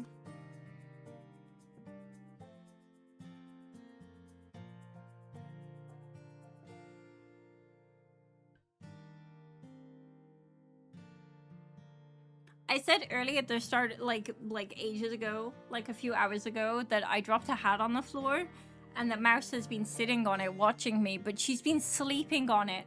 Is it because it smells like me? She's just, like, she has so many more comfortable places, but she's sleeping on the hat. Why is she so cute? I wanna... With that, you packed away the makeup and continued your searching. You began searching through your aunt's collection. Oh. I thought it was a choker. I got excited then for a second. Calm down, Jerry. And find a gold plate bracelet. I wonder if you find different things depending on your playthrough. That would be interesting. Okay, it's uncommon. It's quality good, and it's predicted. Wow, 236. Okay, well, I don't think we can charge 236 for it, but maybe we can get a good chunk for it. You stretch hearing the pop from a joint somewhere you don't want to think about too much as someone enters through the front door. Please let it be the hot account. Oh. What are you doing here? Don't tell me Don't tell me I have to put you in timeout. Timeout? How old do you think I am? I left something here this morning. I was coming to pick it up. What do you mean? It's not like I came back because I missed you or anything. Fine. I guess that's a significant enough reason for you to be back. But you better go home straight away. God, you're worse than my mother. I'll pretend I didn't hear that. Actually, do you live far away? Why? I was just wondering. Not really. 10 minutes or so from here. You check back and forth and you couldn't see Winnie anywhere in the room. Can we talk? So you wanted me to leave. Just for a minute. Ellipses. I guess it's inevitable, sure. What do we get to talk to him about? Oh. Chad, this is very secluded. We're alone with a vampire in a dark, kinky room. Okay. Sorry, you... It just censored my kinky. That's rude. What is it? There's a real-life ghost living in a store, and Lucille claims to be a time traveler, and I believe her for some reason. Yep. Just yep. I don't know what you want me to say. Yes, Winnie's a ghost, and yes, Lucille is a knight. How? Why? What's going on here? Did my aunt know? Of course she did. She knows everything that goes on in this town. She's just the kind of woman she is. Really, this whole antique store rubbish is mostly a front. A front? For what? You're not going to tell me this is something illegal, are you? I really don't want to go to prison if this is a setup. What? No! Willowmist is full of people who don't fit in, people who are running away from something or don't blend into normal society. Sylvie helps them. The town depends on her. She's a problem solver, I guess. She's the one that makes this town the place where people can exist without having to explain themselves. So the people in this town, they're all like Winnie and Lucille? Not all of them, but a lot, yeah. And everyone knows? I guess. Some of them do, some of them don't, some of them just don't want to. Not everyone in Willowmist is like that, but they get it in their own way. I don't know. It's just like people just don't ask. And you're just okay with that. Why wouldn't I be? It's a lot to take in. You get used to it. You sigh, running a hand through your hair. Or don't, just let things happen. You're here for what? 3 months? You'll be fine. You exhale deeply before leveling a look at Florian. Okay, so what about you? What about me? You said a lot of people don't fit in. What's your deal then? A beat of silence. Florian's expression didn't change, but there was something just a little too measured about it. I just work here. You just work here. Yep. No tragic backstory, no running from the past, no big secret. Nope. Florian. Dara. Fine, be mysterious, but I'm on to you. There's nothing to be mysterious about. I'm just happened to be born here. Anyway, you told me to leave, so I'm leaving. Wait! Ellipses. I mean, I meant to do what she does. How would I know? Sylvie doesn't tell me shit. I can hardly help myself, let alone the entire town of people. It's sad. It's relatable. ellipses. You don't need to help everyone. That's kind of my whole point, though, isn't it? My aunt did. Florian sighed, shifting his weight slightly as he rubbed the back of his neck. Well, yeah, but you're not her. Wow, thanks. That's not what I meant. For a second, he hesitated. His fingers tightened slightly against his sleeve. Then in a quieter voice, he spoke again. Look, even if you only help one person, it's worth it. His tone was uncharacteristically earnest. No sarcasm, no sighing, frustration. Just something quiet and certain. You blink at him momentarily, taken aback. That's surprisingly optimistic coming from you. He shoved his hands into his pocket, glancing away as if embarrassed by his own sincerity. Look at his blush! Sorry. Sometimes just being... not everything has to be a grand gesture. Not everything has to fix something. Sometimes just being there. Just doing that one good thing is enough. Sounds like something my aunt would say. Maybe it was. Did you believe her? Maybe. You smiled, exhaling softly before shaking your head. You're a weird guy, Florian. Yeah, well, you work here now, so you're one of us. Now, I'm really going. Night. Night, Florian. Let me walk you out. The two of you found your way downstairs, wood groaning beneath your feet. Boo! Coming out of the room together at night. How scandalous. Shut up, I'm leaving. Have a nice night, Flo. Not my name. No, not the Flo. Not the Flo. Flo? No, Flo. It was definitely, that was a Flo. That was not a Flo. That was a Flo. Not a Flo. Oh my god.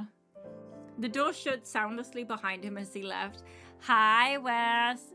He's such a spoil sport. Well, whatever. We got the whole place to ourselves now. Should we throw a party or something? A party in an antique store does sound pretty cool. I'll put you in charge of the planning, eh? You think we can get a disco ball in here? Hell, my aunt probably has one stashed away somewhere knowing her. Disco balls and parties can come later, though. Didn't you want my help with something? Oh, right. Oh my gosh, I'm so excited. Come on. She went to grab you by the hand, but her fingers went straight through yours. It did leave you with a cold, numbing feeling in your hand, though, which you found pretty cool. Let's go! She charged upstairs and you trailed behind, ready for the troublesome night ahead of you. Your place is so cool. Sylvie didn't like me coming up here, you know. This is my first chance to have a proper look around. Why not? What did you do? What? Who said I did anything? Well, did you? I think it's because I'd stand at the end of her bed in the middle of the night and kind of spooked her a little.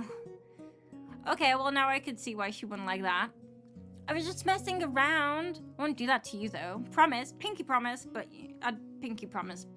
you know. She wiggled her semi-translucent pinky finger in front of your face. Anyway, do you have a computer? I do. I brought my laptop with me, luckily, but I don't know what I'd do without it. Yes, finally! You sit down at your desk, swinging around the chair, and logged in. What's step one of becoming an idol then? Getting famous, I guess. Selling out grand arenas for my concert. Okay, I don't know about idols, but I think there's steps before that. Did you decide on a name at least? You had a few ideas earlier, but well, I have been thinking about it. Winnie the super cool idol? Denied. What? I thought that one was a good one. How about something more like something that highlights your draw? Ghost Star Winnie. With a star in the middle of it. That might be cute. Oh, mysterious, intriguing, cute. And accurate to boot. Hopefully people don't question the fact that you're slightly transparent too much. That would cause us some trouble. Okay, how about this? She got into position, arms wide, huge grin on her face. Hello, my ghostlings. Ghost Winnie is here. She pulled another pose, making a star symbol with her hands in front of her. How was that? Okay, obviously we're gonna flirt chat. Wow, you'll make a fan out of me if you keep that up. Winnie gasped dramatically, placing both hands over her chest as if she received the most shocking revelation out of her afterlife. Oh no, don't tell me I'm stealing your heart away already, Dara. What if you are? Imagine this scandal. A famous idol and her first ever fan, who is also her manager. Oh, no. It just won't do. My fans must adore me from afar. Wow, instant shot down. Shot down instantly. I must keep my heart open to all my fans. You understand, don't you? How selfless of you. It's my duty. But don't worry, Dara. I'll always make a little extra time for my favorite fan. I better get VIP treatment, huh? Of course. Okay, Ghost Winnie. We've got the name down. I suppose the next thing to do is to make social media accounts. You actually have to be... So you actually have somewhere to be an idol. Twitter. Instagram. Not the Instagram. Not the Twitter and the Instagram. Okay, the Instagram. How do you... Not the Instagram. Not the Inst. Oh my god. I can't take it seriously, chat. I can't. MewTube and Twitch. Oh my god, chat. That's where we are. We're on Twitch.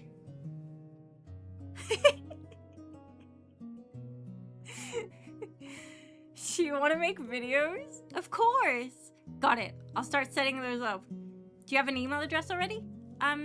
Maybe we should probably make a new one. You maybe have an email? I really can't remember. Ellipses. Oh, alright. New email too. You tapped away on your keyboard getting to work. So, Winnie, can I ask you something? I'm an open book. Well, you're a ghost. That's not a question, silly. I wasn't done yet. Are you dead? Oh, I'm a scary dead person. I don't know, to be honest. I don't have any memories of my life. Probably ghosts are usually dead, right? You lost your memories? I guess so. Or maybe I didn't have any in the first place. Who knows? She's very nonchalant about it. And that doesn't bother you? Why would it? I'm all for here and now. I guess that's a good way to live. You know what I mean. What's with the superstar idol thing then? I thought that was some kind of unfulfilled dream of yours. Maybe it was. Honestly, I just feel like this store was boring sometimes, you know? So I was like brainstorming ways I could help liven up the place. And bam! I saw an old magazine with a super cool idol on the front. Sylvie Wilvie thought it'd be a good idea for me to pursue it, but she didn't have a computer. Sylvie Wilvie, oh my god. I'm so glad you're here now. It's original at the very least. I can't say I know many antique store ghost idols. I'll have the market cornered before you know it. But really, one magazine cover is all it took. Inspiration strikes quickly, you know. But maybe I was looking for my thing. I understand that. I think I'm still looking. Isn't selling antiques your thing? Maybe it will be. We'll see. So the idol thing is only recent? I've had the idea for a couple of weeks now. I've been brainstorming all kind of things while waiting for you. Waiting for me. Sylvie said you were coming. She said you'd be able to help. So she signed me up for this ahead of time. Well, I don't really mind. Oh, well... So she signed me... Oh my god, I was still reading as Winnie. So she signed me up for this ahead of time. I don't really mind. Anyway, I was born to be a star. I think I was probably a pop sensation in my past life, or maybe like a famous actor, or both. You chuckled, shaking your head as you turned away from your laptop. Alright, well your social media is ready. You're officially one step closer to world domination. Exclamation point, exclamation point, exclamation point. That's so exciting. What's next? We can make a profile picture. I can take your photo. Wait, do you come up in photos? Of course I do. I'm not a vampire, silly. Thank God, imagine trying to figure out how to market an invisible person online. You lifted your phone up, angling it towards Winnie, who instantly oh, that's gonna be foreshadowing, chat. That's how we're gonna find out that Florian is a vampire. That's foreshadowing right there. You lifted your phone up, angling it towards Winnie, who instantly struck a dramatic pose, tilting her head to the side with an exaggerated wink. Cheese! You snapped the photo, checking the screen. Sure enough, she was there, and only ever so slightly transparent. If you didn't know she was a ghost, you wouldn't have likely guessed in this picture. Let me see! You turned the phone screen around and she practically bounced up and down in place. So cute, Dara, you're such a good photographer. I think anyone could do this much. I'm not really the one to turn down, but I'm not one to turn down praise. So thanks to the subject material, really. What can I say? A pretty girl will take pretty photos. Oh, is that so? You think I'm pretty? If I didn't know any better, I think you were flirting with me, Dara. And what if I was? The flirting is so like... It's so cheesy and corny, and I'm kind of here for it, I'm not gonna lie. You're confessing so boldly. What will all my fans say? I suppose I'll have to start fearing my own life soon. You know what old idol fans are like. It'd be a little secret then. What are you proposing? Secret manager-idol relationship? What? No, I meant like your secret. Like your secret little crush on me, obviously. Winnie flailed dramatically, floating backwards as if she needed a physical space to recover from your words. Her expression was somewhat between fluttered and delighted. Oh, shit. Now you're making me all flustered, God. Ha ha ha ha ha. That's how we laugh, chat. I'm just messing with you. Think of it as payback for making me drop my glass the other night. Right. Of course, I knew you were kidding. Not a bad prank. I can totally do better. Hey, we're even now. For now, let's upload your profile picture. There. Looking good, Winnie. Now we just need content. You said you wanted to do a video? Yep, I should probably, you know, figure out what kind of idol I am. Am I the cool, mysterious type or the super high energy, cheerful kind? I mean, it seems pretty obvious to me, but more importantly, who do you want to be? Winnie paused for a second at that. It was so brief that you might have missed it if you weren't paying attention. That's a good question, huh? I guess we'll just find out along the way, and that's what makes it fun. Well, you quite literally have all the time in the world to work it out, so there's no rush.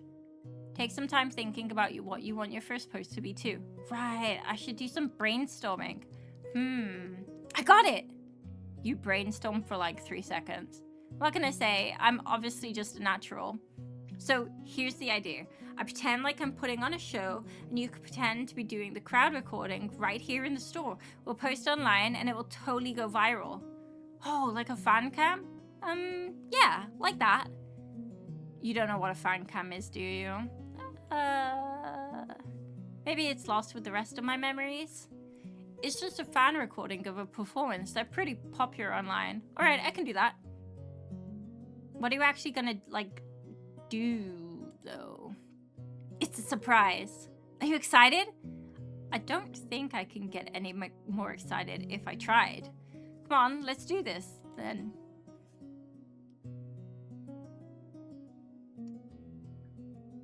Is it a little dark for something like this? Concerts are usually dark, I think. Don't worry, it's gonna add to the atmosphere. Just use your phone and a torch or something. With that, she stepped up onto the counter, not paying any mind to the items there. Which was fine, really, considering she had just passed straight through them. Ready? I'll start recording. Mic check, mic check. You don't even have a mic. I'm practicing.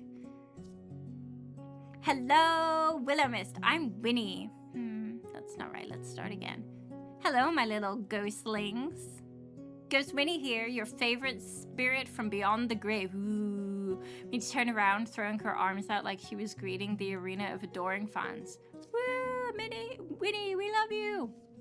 Today, I'll be singing my debut single, Fall Right Into Place. Minnie took a deep breath. Chat. Just like that.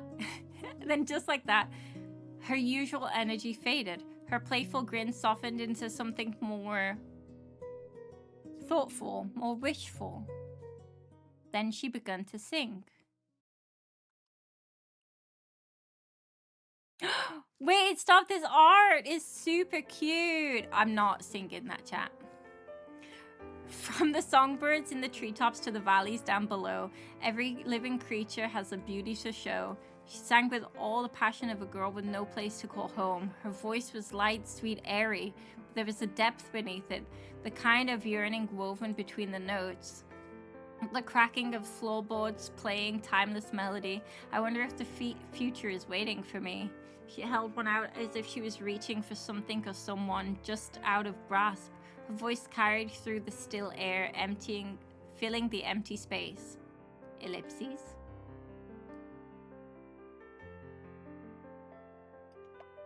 You didn't say anything. You okay, baby? Mouse.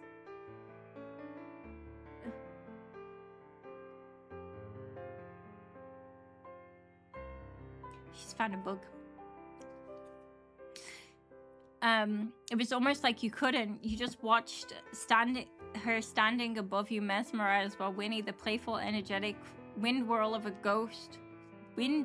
whirlwind of a ghost who suddenly seemed so delicate, so lost in something unseen. She seemed almost caught between her dreams and memories, or lack of them. Winnie. I can't shake this feeling of a sweet mystery, like the snowy mountaintops were made alive for me. Every bone in my being begging to stay, like all my broken puzzle pieces falling into place. As she hit her final note, Winnie's eyes fluttered shut as she let out the sound, settle into the stillness of the room, and then she cracked her eyes open, grinning. So, how was it? You quickly stopped the recording. Hopefully I got it all. Kind of forgot halfway through that we were doing this. That was beautiful, Winnie. Yay, yippee! Where did that song come from? My mouth. Okay, comedian. I know that much. Did you write it? I think so. I hope so. It's... When I first got here, it was in my head. Maybe it's a memory. I'm not sure. But it's pretty, right? It's gorgeous. You're an amazing singer. Well, I wouldn't be a very good idol if I couldn't sing. That's true. I didn't realize you were that good. You leant back against the counter, arms crossed, as Winnie descended to stand beside you. A memory. Music is a pretty powerful thing. I wonder if it means anything. I've always been destined to be famous. Maybe. Ellipses. It's kind of funny, huh? What is? I have no clue of who I was, but I remember a song. Well, maybe it was important to you, something you held on to, even after everything faded away, like a little keepsake. Winnie hummed, rocking back and forth on her heels, or, well, floating in place as if she had heels to rock on. For once, she didn't seem to immediately follow with a joke. She just thought about it, hands clasped behind her back. Yeah, I guess so. I mean, anything's possible, right? It's a little bittersweet. Ellipses. No, it's all sweet. Don't worry about sad stuff, Dara. I don't care if I remember or not. It's all that matters now is that I'm gonna be a superstar. How did the recording turn out? Oh, I think it's good. I'll have to clean it up a little before it's ready to post, though. I can add some special effects, too. Strobe lights, fireworks, a backing track. Okay, temper your expectations there a little bit. I'm not a professional. Winnie grinned grinned nearly from ear to ear, and you were sure it was contagious as you found yourself smiling back. A yawn escaped your lips inevitably. Tired? All this fame stuff really wears you out, huh?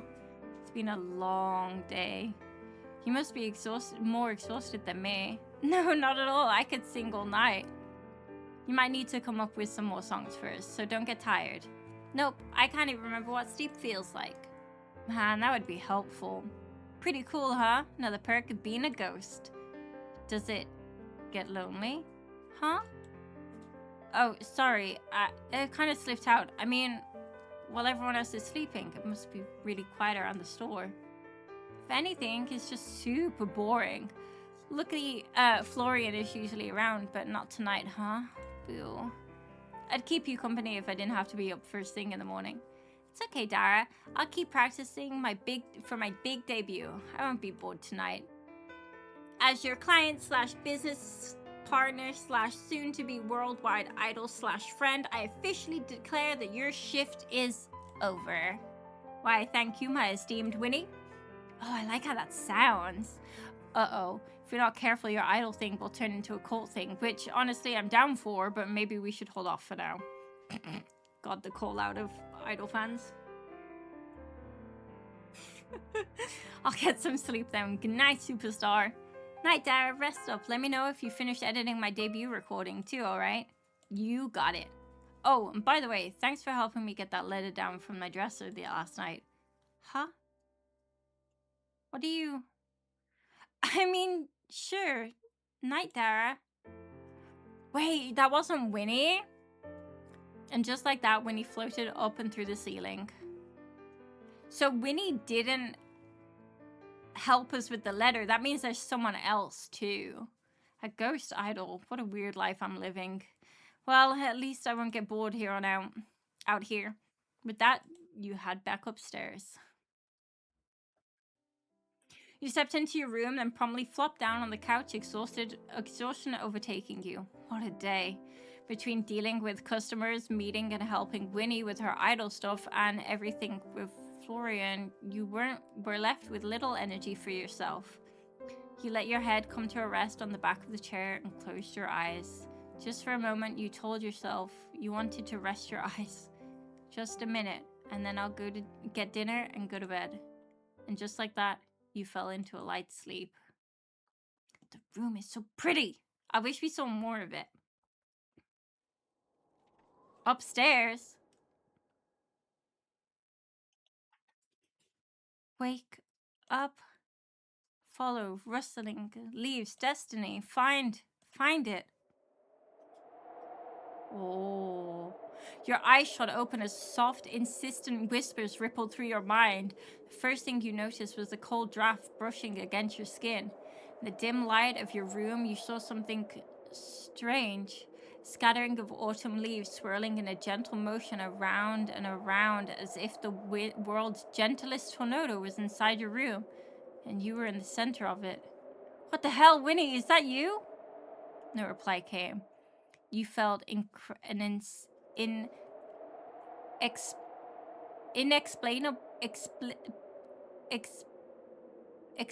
I can't read that word, chat. Pull like a magnet draw, urging you to stand. You got to your feet and swirling leaves followed you as if you were commanding them, which you weren't as far as you were aware. You looked out the window, but the wind didn't seem to be coming from there. Winnie, is this some kind of practical joke? If it is, you got me.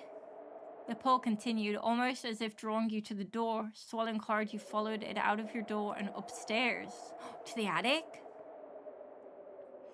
You expected to see Winnie when you entered the room, but you found the attic empty.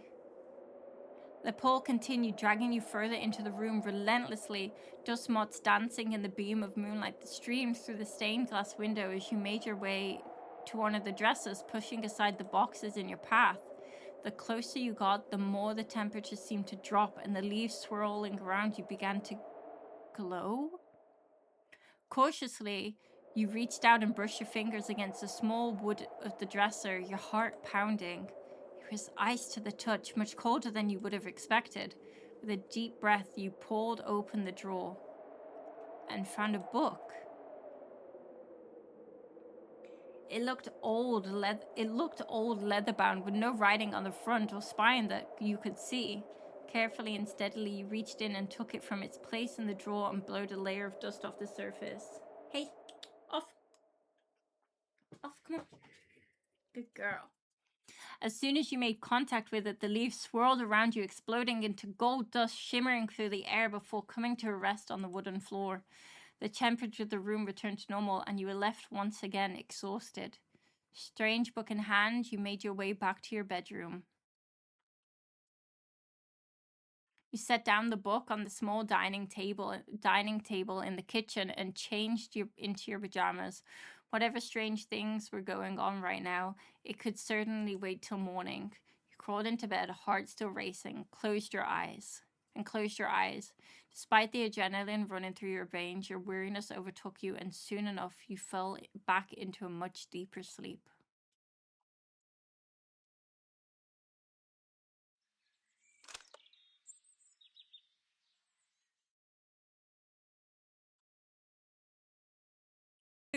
Also, we have a thingy available. Oh, so I can put these anywhere. Interesting. Oh, I don't know. Maybe smarts for now. Click to assign. Ah, okay, so you click and drag. Okay. I get it. The sing-songy chirping of a group of small blue birds on your windowsill woke you up from your sleep. You sat up and yawned, stretching your shoulders with a pop. Oh, that sounds good. I'm sure that's not meant to pop. Rubbing your blurry eyes, memories of last night suddenly resurface. Filled with alarm, you search out the book you found and notice that there's nothing on your table anymore. Was it all a dream? God, I need to stop watching TV or something. Ellipses? Abruptly, a book fell onto your lap as if someone had dropped it. A very familiar leather-bound book. How the... Does this place have a second ghost or something? Absent-mindedly, you begin to flick through the pages, but instead of being greeted with a journal like you expected, you found strange, intricate drawings, almost like sigils.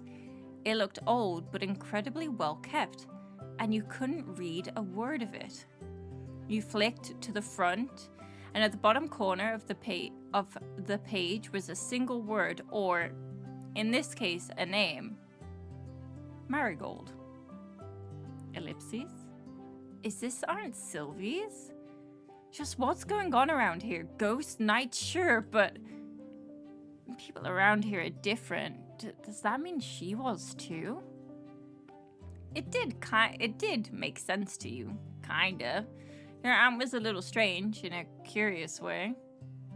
Okay, Mr. Book, I'm gonna leave you here, but I'm gonna come back to you later tonight. I promise. There's no need to follow me around the store, alright?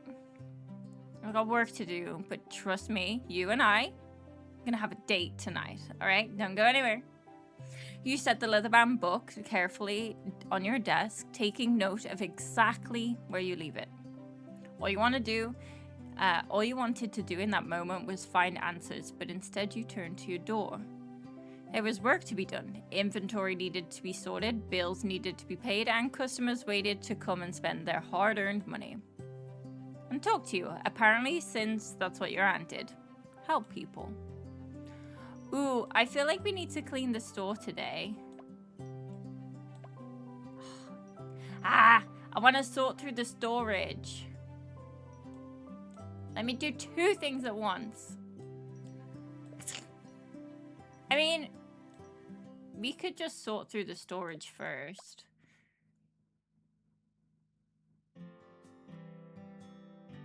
What about if we clean the store and then sort? But then we're gonna lose money. Oh, for fuck. Can we do it that way? Chat. I don't like that we only have two things that we can do. Let me do more. Let me do more.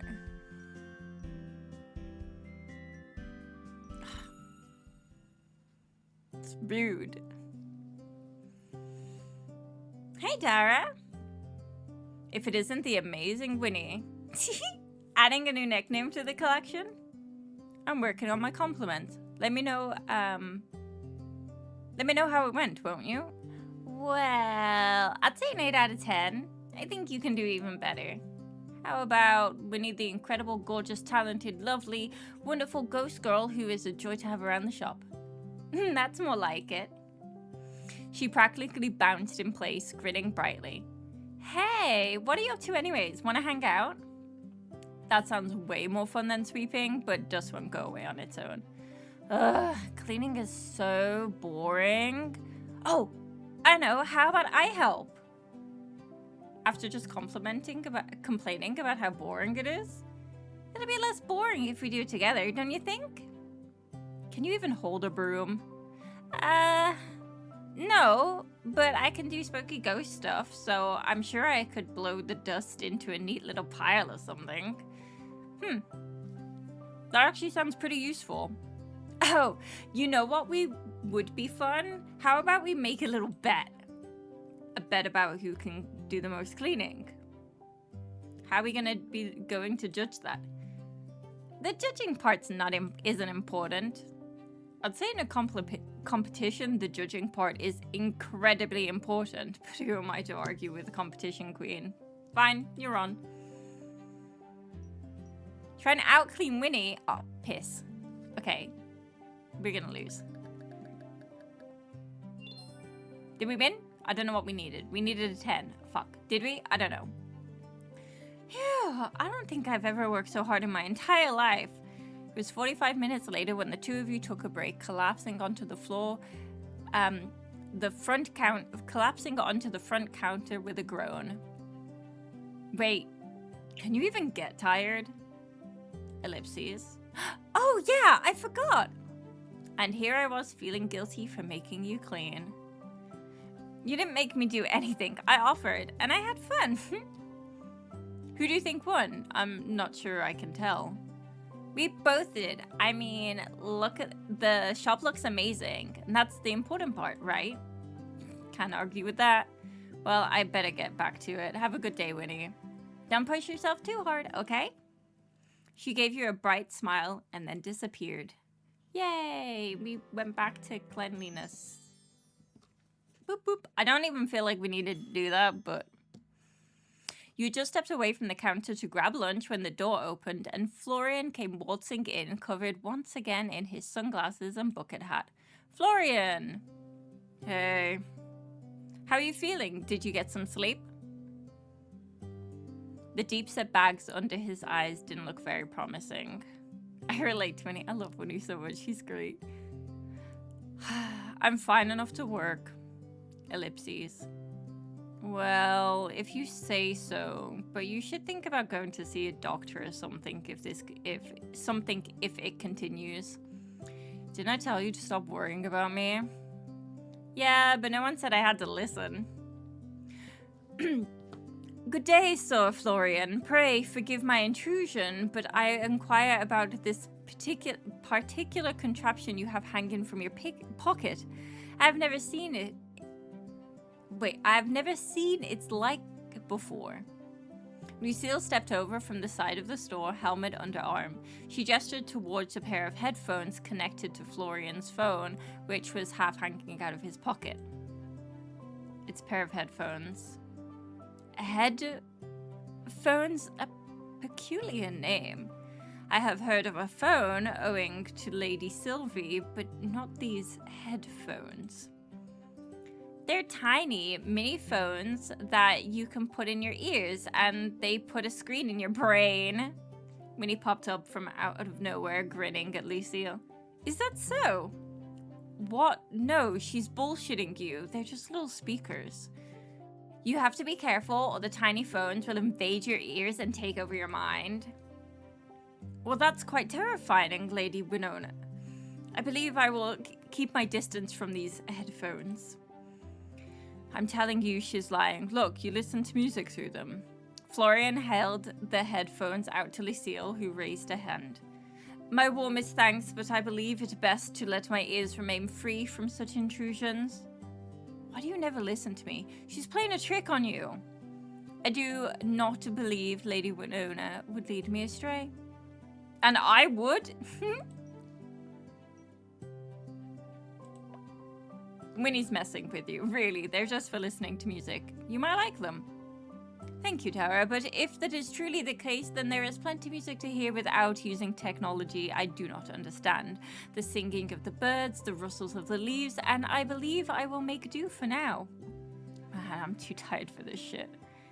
Perhaps a caffeinated beverage would be of assistance, Sir Florian. Shall I go fetch you one, Tara? Ooh.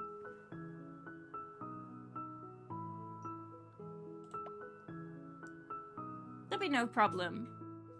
That would be no problem. Lady Winona, I apologize that I cannot afford you a beverage too. It's okay, Lucy. I'll just enjoy it from afar. You really don't need to. I shall be back post haste. That Lucille left out the front door, spinning in her step. A spring in her step. I'm gonna keep practicing. Bye-bye, lazy bones. When he floated back up through the ceiling, you weren't sure if you'd ever get used to that. Ellipses. Seriously though, are you doing alright? It's like some personal shit. It has nothing to do with work. Alright, but don't overwork yourself too much, yeah? Actually, I'm glad we have a second alone. I wanted to talk to you. Why? I guess you're the kind of person I know best in town. Why? I'm not the kind of person that people confide in. I disagree. You're really easy to talk to. Ellipses. What is it? I found something. Congratulations. Would you prefer a ribbon or a medal? Is both an option? No. Damn, you got me excited for no reason. But seriously, it was... I woke up in the middle of the night and there was this tornado in my room. Right, a tornado in your room. You're not taking me seriously right now. No shit. You're telling me there was a tornado in your room. Okay, listen. Not a tornado exactly, but like a lot of wind and leaves and there was swirling around me. Uh-huh. And then they led me to a book, and a book I can't read, but that doesn't matter right now. As soon as I touched it, it disappeared. What's going on here? Ellipses. Are you an idiot or something? Whoa, where's this coming from? And yeah, probably. I told you, this town is full of all kinds of people. That includes your aunt. It's probably a reason she wanted you to come and take over. She's always has her reasons, and she just never actually tells anyone about them. I think she gets off on leaving people confused. Ellipses. It's just... A week ago, if you told me that a ghost and a time-traveling knight and a magic books existed, I would call you crazy. And now I'm just meant to accept all of that? I don't know, you're doing a pretty good job of it. Am I? Do you like Winnie and Lucille? Of course, they're both great. So who cares if they're a little different? And what about me? Maybe you're a little different too, does it matter? Well, no, but it's just kind of tossing everything I thought I knew into the wind. Yeah, well, that's life. One day you're a normal person doing normal shit, and the next everything's turned upside down without your permission. Speaking from experience there, I know what you're talking about. If you say so. Anyways, thanks, Florian. I guess I have to be open-minded. I mean, I can't just not believe any of it's true, seeing as the evidence is right in front of my eyes. Can't wish away fighting off a tornado in your bedroom. It wasn't like that. My apologies for the wait, my friends. What wait? You were gone for all of 5 minutes. A midday jog helps me clear my mind. Please enjoy. She placed down a small tray on the counter with 3 drinks carefully tucked into it. You quickly took yours, glad for it, and Lucille picked up something floral smelling. What have you got there? The shopkeep calls it a white berry forest tea, and I will admit I have not yet tried such thing, but I tend to keep away from coffee. You said you didn't have to. I said you didn't have to get me anything. It would be unbecoming of a knight to offer a drink to Dara, not to you, Sir Florian, please. I'm Not thirsty. Truly? Well, then I apologize. I did not mean to make you uncomfortable. It's... With a grumble, Florian picked up his drink and smelt strong, dark, rich coffee. There, are you happy now? I got work to do. With that, he took off, coffee in hand. Is he always so pleasant? If by pleasant you mean acts as if some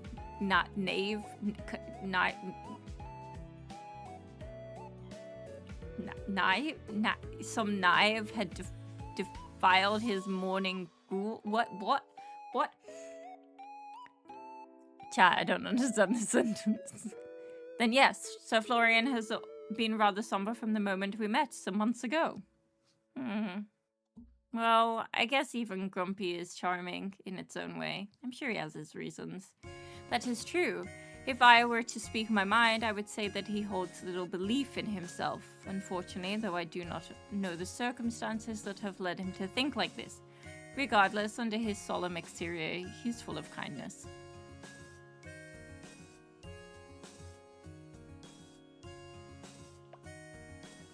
I'm with you there. He might roll his eyes or grumble a little, but he's always stopped to help me when I need it. Now, that's enough idle rest. I must take my watch and secure the perimeter of this establishment. Hi, Wordy! A sort of scoundrel or bandit messed with his breakfast. It must be. Wait, you've barely had a break. You were running errands. Though my respite was brief, the call of duty is constant. I would not deny in safeguarding you and this store. Lucille bowed to you before leaving out the front door once again. Rosie, fuck yeah. Rest for the rest of the day, Rosie. You got this. You did great. Well, back to work, I guess. Okay, I'm gonna quickly pause here. Can I pause here? Ooh, what is this? Show collection menu. Ooh. Okay, so we still have this, but we also have the gold plate brooch that I definitely didn't think was a collar yesterday. Bracelet, brooch, bracelet. You feel like napping or something? I'm not surprised. You did lots. So I had this bracelet, not to be mistaken for a bracelet made out of gold plates. It's good quality, it's uncommon, and it goes between 60 and 202. So what about if we do like 150? 160?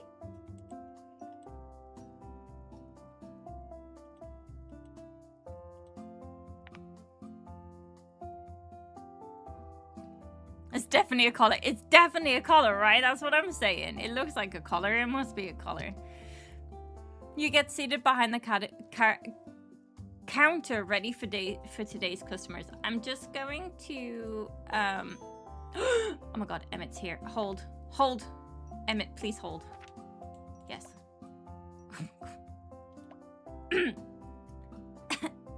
Chad, it's Emmett.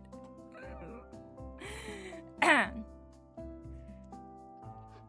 just gonna sit and stare at him for a hot minute. Don't mind me. Oh, now you're a suspicious spam caller.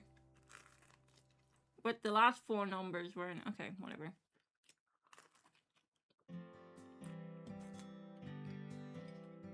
Chai, he's so fine. I gotta know more about Emmett. Maybe he's into the color.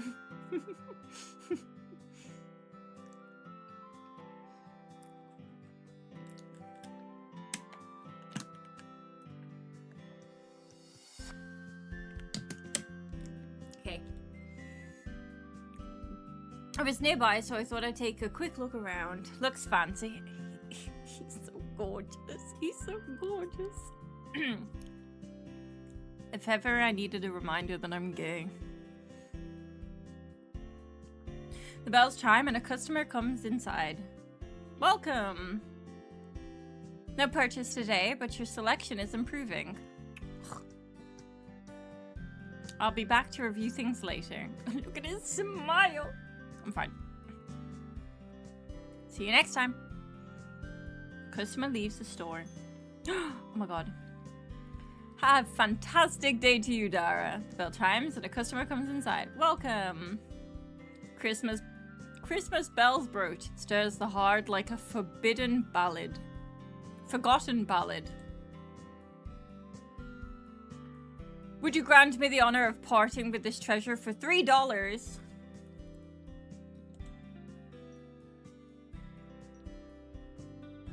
Let's do a 4. How about 4? Wonderful, I shall buy it. Inspiration already stirs within me. Yay, we sold. That's our first successful haggle. Parting is such a sweet sorrow, but I shall sweeten it with the anticipation of my return. Oh my god, Quinnis, Halson, and Gale fused together. You're so real for that. You're so very real for that. See you next time. The customer leaves the store. You saw 2 customers today, but no one else is coming now.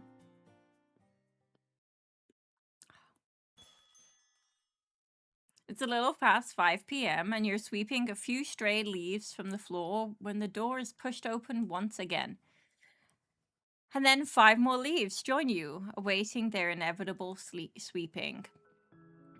Greetings, sir. Oh my god. Chat, Emmett's back. Emmett's back. Everyone, no one panic. Everyone calm the fuck down. Sit down. Calm. Shut up. Okay, Emmett's here. It's fine. We're fine. We're cool. We're chill. We're like totally chill. Greetings, Sir Emmett. You have arrived at a most fortuitous time. Sir Florian and I were just debating of whether Dara would neglect to pay the bills this week or not. I'm always sitting. You're not supposed to tell anyone that. That was just between us. Do I look that forgetful? Do you want me to answer that honestly? No, I'm not sure. Emmett adjusts his glasses, pushing them up from the center with his fingertips. No bills will go unpaid while I'm still contracted. What's that even supposed to mean? Everything would fall apart if I fired you. I didn't say that, but you are free to assume that if you will. Careful, if you speak to me nicely, people will think that you actually enjoy my company. Yes, flirt with him. I mean, what? Who said that? My apologies, we wouldn't want that now, would we? Now, I'll set up my computer at the counter and we can go through your books together. I did bring my own laptop if that makes it easier.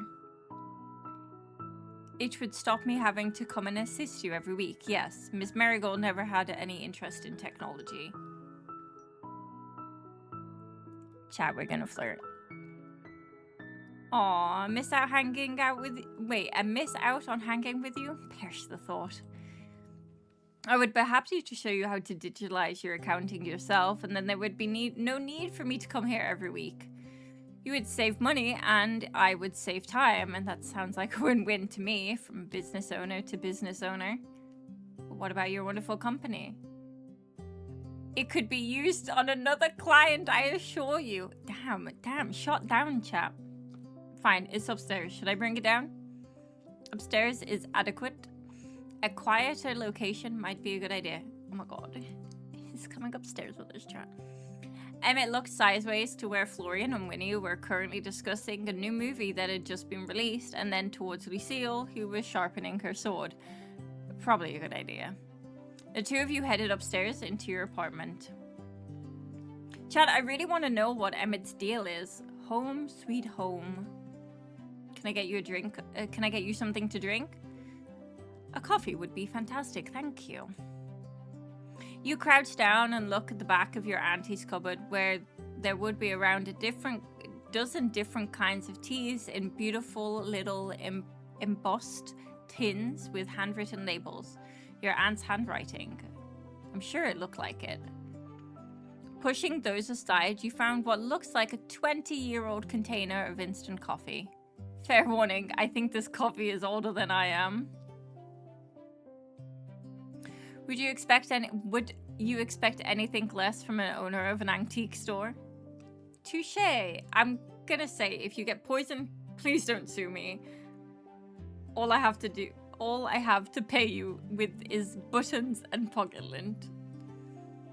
I can't say a client has ever tried to pay me with pocket lint before, but I've known to accept buttons on occasion. You peer up at him and he'd sat down at your kitchen table at some point, scrutinizing his face. Seriously? No, why would I accept buttons? It was a joke.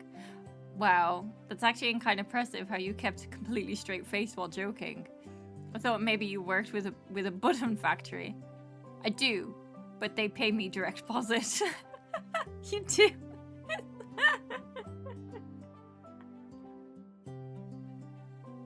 Why are we so gullible, Chad? Why are we so unbelievably gullible? It's like we see a hot person and we're like, yeah, I believe anything you say is fine. Logic out the window. No, there's no button factory anywhere near Willowmist. Ellipses. Alright, wise guy, how am I meant to know when you're joking, huh? You stood up, quickly pouring both Emmett and yourself a cup of maybe, perhaps, kind of out-of-date instant coffee. Here's hoping it's still drinkable. You handed him a cup and placed your own down at the spot beside his, and then collected your laptop, which was still open on Winnie's idol page. A fan of idols? Nah, or I guess kinda this is actually for Winnie. You can see Winnie, right? Just double checking that she's not some elaborate prank. Yes, I know her offhandedly. And she's see-through, right? As far as I'm aware, Miss Winona is a ghost. You don't sound awfully concerned by that. There are scarier things in life than ghosts. Like... Not the audits!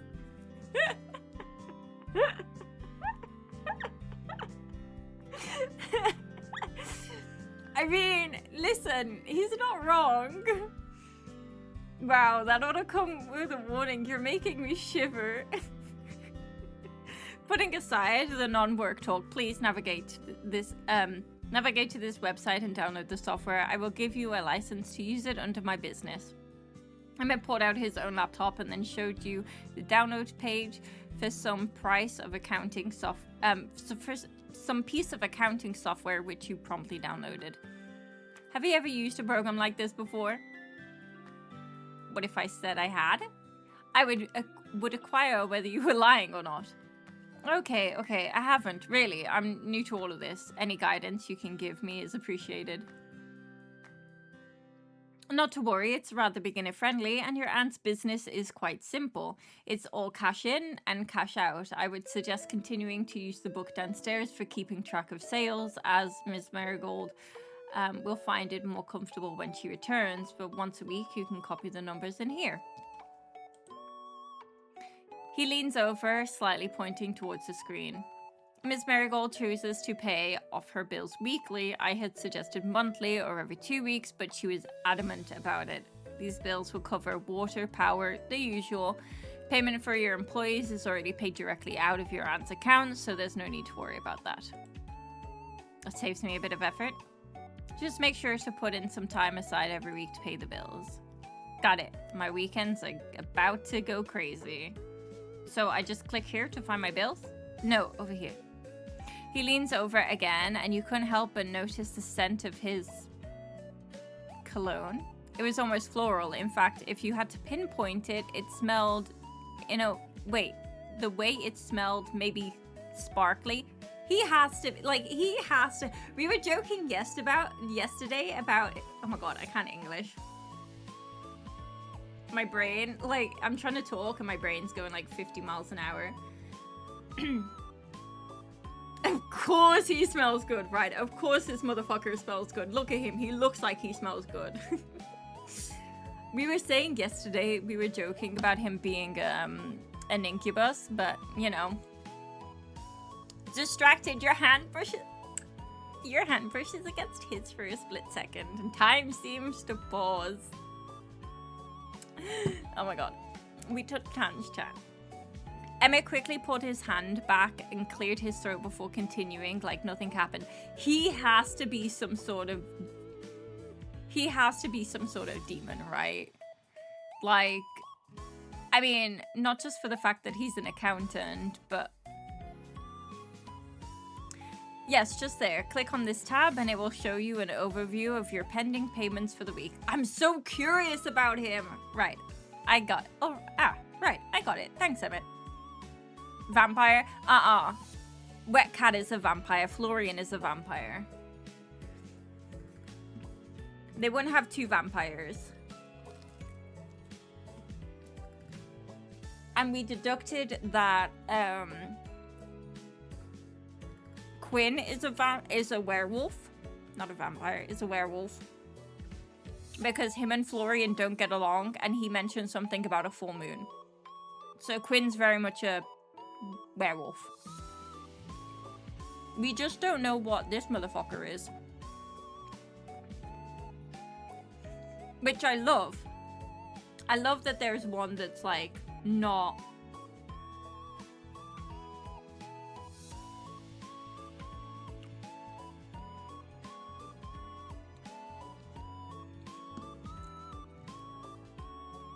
From here, it should be straightforward. However, since this is your first time, I'll stick around and assist you with filling some sales data from the book downstairs.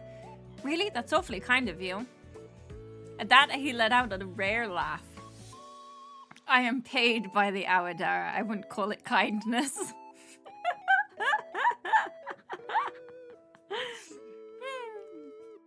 Oh, I see. Looking to fill up your bank account, huh? That's the point of running a business, yes? I appreciate the help. Nonetheless, even if it comes with from a selfish place. One other coffee before we start. Numbers boy! Not the numbers boy! Numbers boy! Look, Emmett's as shocked as I am. You like numbers, don't you? Yes, I suppose so. And no, one of these coffees was enough to last me a lifetime, thank you. If I never have to drink another, it will be too soon. I'll grab the book then. Feel free to make yourself comfortable. You head back downstairs and then spent the next several hours going through the handwritten records your aunt left, plus your recent additions. Fortunately, just as Emmett said, it was a rather simple task, just very time-consuming. And done. Well, that was fun. Yes. It was, yes. Okay, now I'm the one who is joking. I think I'll leave all the numbers to you. That much is obvious. I had to stop you from entering the wrong amount at least a dozen times. Hey, I'm learning. Does that mean if it doesn't work out, I won't be getting an apprenticeship from your accounting firm? Spend a few more years studying and then maybe you'll have a chance at an interview. Wow. What's the point of knowing anyone if you can't even get a job through nepotism? I believe that a friendship is required for nepotism to work. Are you saying that you don't want to be my friend, even though I'm effortlessly charming, witty, and funny? I do not have time for friends mix. Marigold, so I apologize, but a nepotistic position at my company is not likely. That's not how it seemed the other night when I bumped into you the other night. When you... What do you mean? At the Silver Oak? Oh, ellipses. You were there? Am I that forgettable? You were sitting a few tables away from me, and Lucille and I were leaving, and you told me I was doing a great job with the store and that you wanted to see me again. Oh. Oh. Now I'm even more intrigued. Ellipses? And then you asked me out to dinner. I believe you're confusing me with someone else. Nope, it was definitely you. Lucille saw you too. Ellipses. Look at his face. So there's That's a no to hanging out. No! Look at... Oh, we're so sad. It's late. I believe that our time is up. I will bill Miss Marigold directly for our session. He stood hastily, and the sound of wood scraping against wood echoed through the small room as he threw back his chair and began to quickly pull all of his papers and his laptop back in his briefcase. Well, then maybe we could... I should really be on my way. Good night, Dara. Don't forget to brush your teeth tonight. Brush my... I don't think it's twins.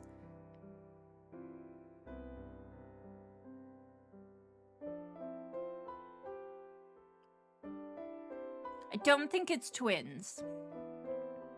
In a hurry, Emmett rushed out the door down the stairs, leaving you staring at an empty spot where he'd been just moments ago. Don't forget to brush my teeth. What is he, my mother? Wait, what's that? A folded piece of paper remained on the table. You unfolded it to see a letter addressed to Emmett. Resisting the urge to snoop, you instead folded it back up and then found your hands covered in sparkles. What the? You brushed them off your shirt and touched the paper again. Once again, covered in sparkles despite the paper looking crisp and white. Emmett will probably want this. Taking the letter in hand, you dashed downstairs. Where'd he go?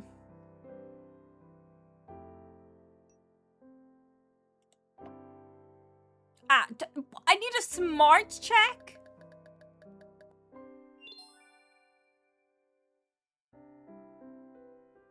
You dug through your pocket and pulled out the business card Emmett had given you a few days prior. Flipping it over, you found a address listed and quickly input it into your phone. There you are. Hopefully you live near your office. You set off on foot, walking through the darkened town. It was a clear night, and the sky was full of more stars than you could count. It was certainly different to back home. You were walking like this in search of Emmett, but slightly distracted by the sight above, when you heard a meow, and then another, and then another.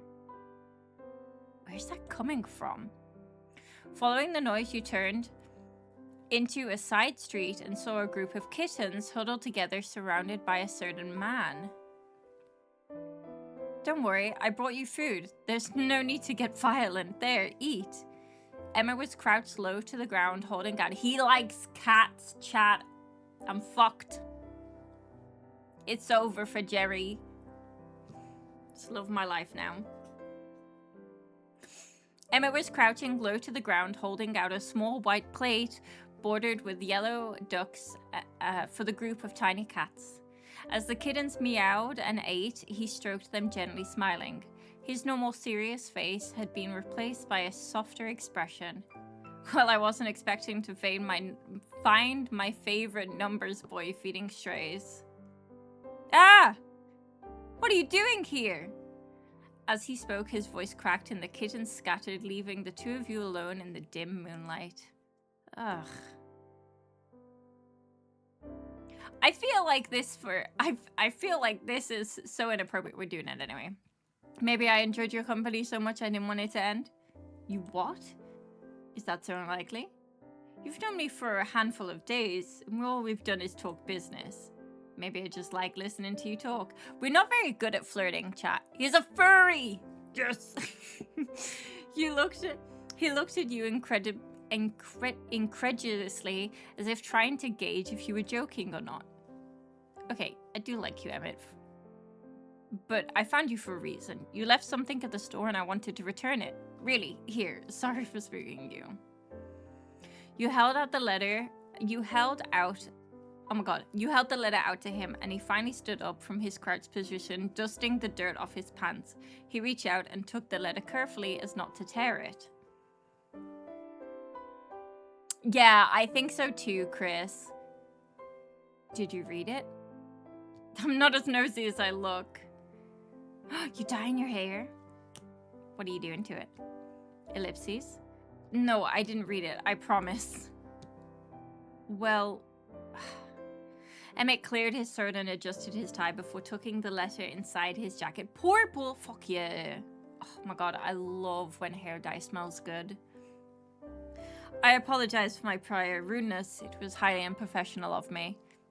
I'm not expecting you to be professional outside of our work hours. In fact, I think you should probably loosen up that tie even during business. Do you like cats? I suppose you could say that. That's not a yes or a no. They're small and cute. Do I count as more than cute too? I feel like the flirting in this, like, we're not very good at flirting, Chad. I'm just gonna tell you straight up. Like, if I were being flirted with by me, I would think I'm a creep. It's really weird because my hair just smells like grapes for 2 weeks after. It's Arctic Fox purple. Arctic Fox always smells really nice.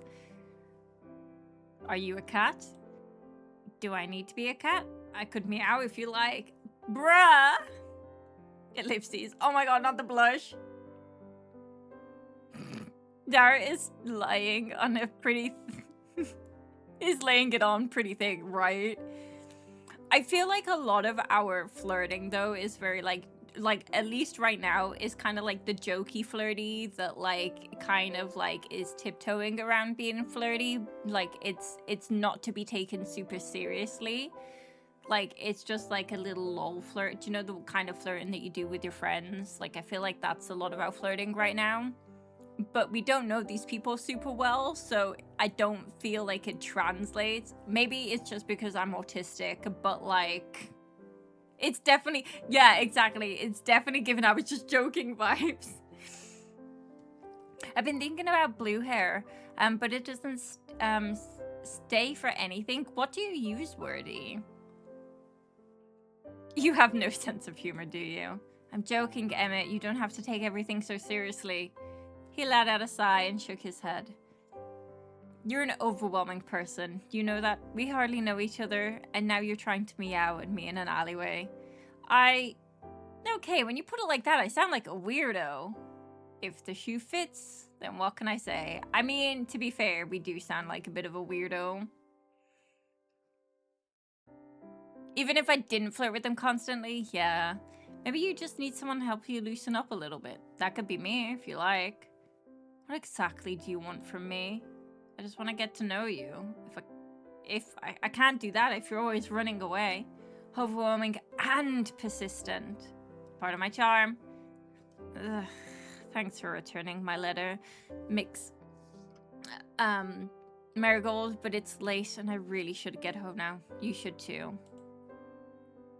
Then how about letting me walk you home? There's no need for that. It's hardly a 10-minute walk from here. I know, but there's probably no need, but can I do it anyway? Ellipses. At that he sighs and his shoulders droop. Fine, if it makes you happy. It doesn't mean I consider us friends. Two of you start walking through the dark streets. There's a cool breeze and you pull your clothes tightly around yourself. God, he's so handsome. He's so handsome.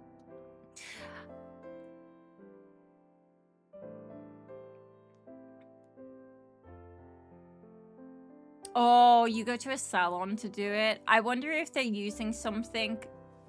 No shade to salons, but I wonder if they're using something that doesn't have a long hold so that you return to get it done more, which would give them more money. Just saying. It's probably not a very good one if it's not lasting that long. I wash my hair with hot water when I have dye in it, and it never fades fast. Oh, piss. Fuck, what did I say? Something about acquaintances.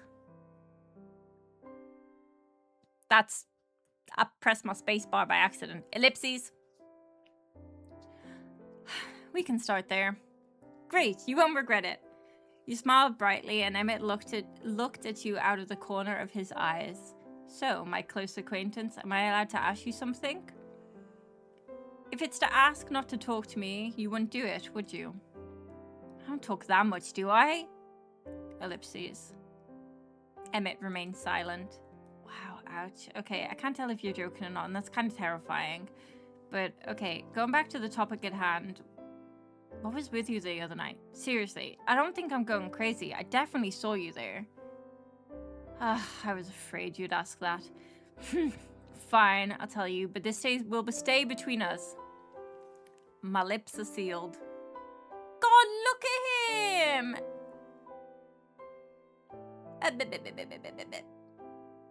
Some can, yeah, that is true. Some can fade dramatically quicker than others.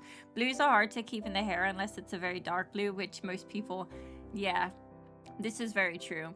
Blue is a bitch of a color as well because it fades fast, but it doesn't, it can fade fast, but it doesn't like stay long, it stays too long, if that makes sense. So it's a really difficult color to get out of your hair, but it fades really fast. Same with green. I have a low alcohol intolerance. Huh? The normal, non-supernatural answer stunned you at first, and then you were surprised by your own reaction. Why did you expect something different? Wait, that's really it? Why would I lie to you about that? It's embarrassing enough to admit. I guess it's just so mundane, like compared to a ghost or the time-traveling night. A what? What does that have to do with anything? Oh, don't worry about it. So you really were just drunk the other night? Quinn offered me some of his homemade cider and I felt embarrassed to turn it down. It was only one drink, but that's all it takes. I apologize that you had to see me that way. It's actually kind of adorable seeing you act so nice, sweet, talkative. Adorable? A 31-year-old man is hardly adorable. And yet, there you are. How strange. So I tried to avoid alcohol. How much does it take you to get drunk exactly? Like one sip? Please don't test that. You can't tell me that and then not follow up with a number, Emmett. What's the fun in that? God, I already told you too much. Yes, even one sip will do it to me. It's not something I'm proud of. If it helps, I'm not much of a drinker either. That's what the early 20s are for, and now I'm old enough my bones are creaking. You can't be more than 25. Ooh, you're complimenting me, my dear accountant, trying to get on my good side. Hardly. I'm 26, actually, but you were close. What are you doing out here in the middle of nowhere? 26? What's this I hear? Someone wants to get to know me? It's only a simple curiosity. Tell you the truth, I have no clue. You have no clue. I was getting a little burnout working part-time jobs and thought maybe some time away from the city would be good for me. Running the store was just a lucky opportunity. I haven't even seen my aunt since I was a kid. That would be like Ms. Marigold to leave a near stranger in charge of her business. I don't think she had much of a choice. My grandparents passed away and my mom, well, they don't really talk for some reason. What about you? You can't weasel out of my invasive question. This time you asked first. I moved to this town a few years ago. With your business? That came after I arrived in this town with only the clothes on my back. Messy divorce or something? You on the run? Oh, I feel like this is a very us question considering. I'm 30 and I've been for 6 years because of long COVID. What a fucking mood. Same. Don't tell me you're on the run for tax fraud. Please give me a little more credit than that. Just saying, if someone who knows the system would have an easier time of using it to their advantage. If I wanted to commit tax fraud, I wouldn't be caught. So you've considered it. I can't believe I have to say this out loud. No, I have not considered committing tax fraud. There, are you happy? Ecstatic. Why did you move here then? Ugh, it's complicated. I needed a new start. I didn't have much else. This town just seemed quiet. I have to agree with that. My previous job was quite intensive. I lived within the same building as I worked and I rarely had a day off. I didn't have a life beyond that. When the opportunity presented itself, I took it to leave. Was it accounting relating? Kind of. Thank you. That's very specific. Emmett suddenly stopped at a small 2-story high apartment building. There looked to be a sign hanging from it. Finch Advisory. What are you, some kind of workaholic? Yes, but I live above my practice. It's just easier. Even if it was greatly unnecessary, thank you for walking me home. You really didn't have to. Seriously, you didn't. I know I didn't. I just wanted to. Finch, is this a clue? Oh, shit, it could be. Ellipses. You're incredibly strange. Thank you. I didn't intend that as a compliment. Well, I'll take it that way. Unsurprising. Thank you for returning my letter. And the walk. Good night, Mixed Marigold. I'm so curious too. Me too. He gave you a curt nod and then walked towards the building before stopping in his doorway, suddenly fishing around for his briefcase. Just as you were about to turn around, head back to the store, Emmett cleared his throat and walked back over to you before shoving something in your hand. A small card. You did already give me your business card, but now that I have a spare, thanks. I wrote my number on that one. Oh. For emergencies only. Chad, he gave us a number. I really think he's like a demon, yeah. I think he has some sort of demonic thing, right? Like, he has to. We said this during the first, like, during yesterday's stream as well. He's got, and like the glitter, I don't know. He's got some sort of...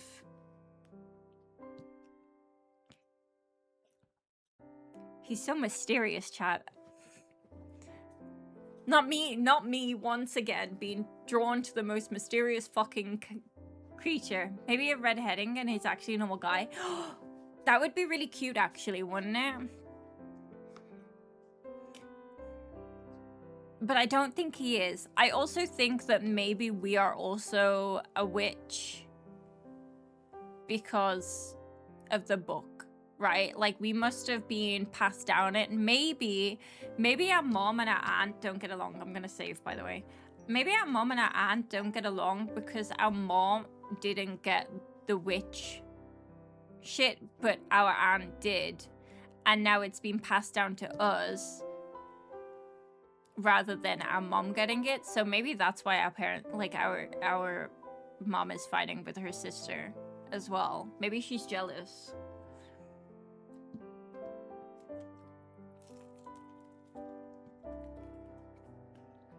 Or maybe she just doesn't like it.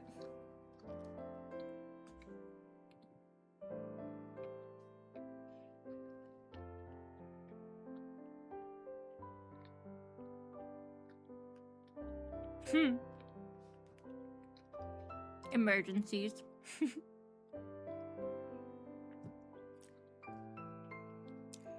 Emmett pushed his glasses up before turning around and finally entering the building, leaving you standing alone in the dark streets.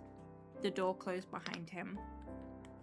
Flipping over the card in your hand, you could see both a mobile number and a personal email address scrawled in messy, loose handwriting. Oh my god, he gave us his email address too.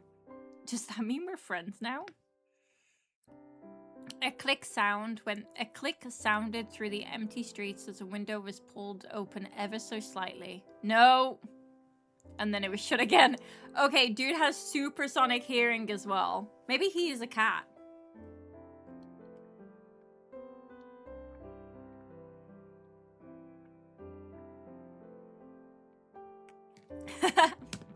I love that. So, Emmett has like super badass hearing. What do we know about cat demons? Not a whole bunch, I'm not gonna lie.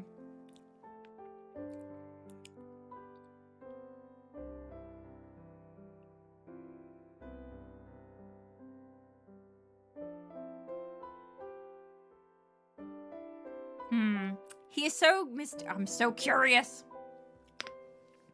With a smile, you pocketed the card and started on your way back to the store. Terms and conditions. Okay, I really like the fact that our first relationship thing with Emmett is called terms and conditions. That's good.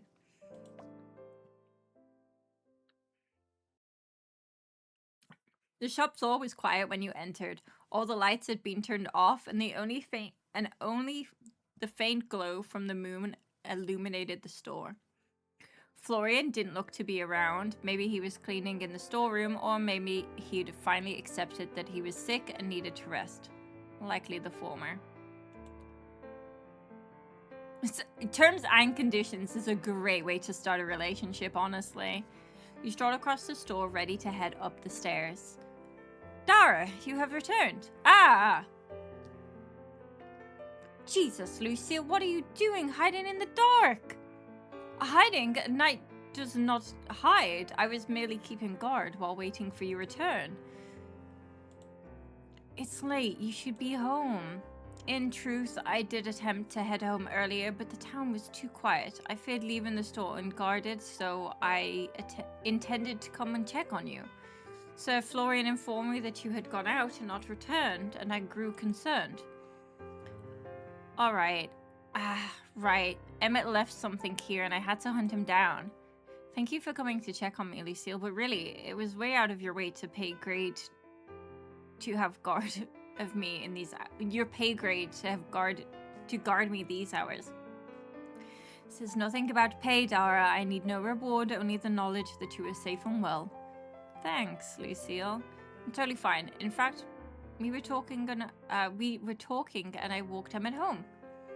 I'm not sure about how happy he was about the whole thing, but you know, maybe it's the thought that counts. A noble deed, no matter how small, is never wasted. Yeah, I guess that's kind of true. It's kind of fun, too. Lucille placed her helmet on her head and then brushed herself off. Well, if everything is in order, I will take my leave. Do not worry, I will not allow myself to be late tomorrow morn. She bowed low and then started towards the door. Wait, can I walk you home too? Lucille paused for a moment and then turned and walked back over to you, placing her hand on your shoulder.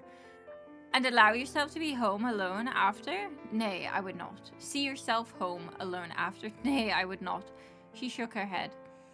I have a means to protect myself. Should brigands set upon me, you do not. It would not be fitting. Don't worry, I will be well, and it is not your duty to escort me to and fro. Something, I need no award, only acknowledge that you are safe and well. Leave the protection to me, Dara.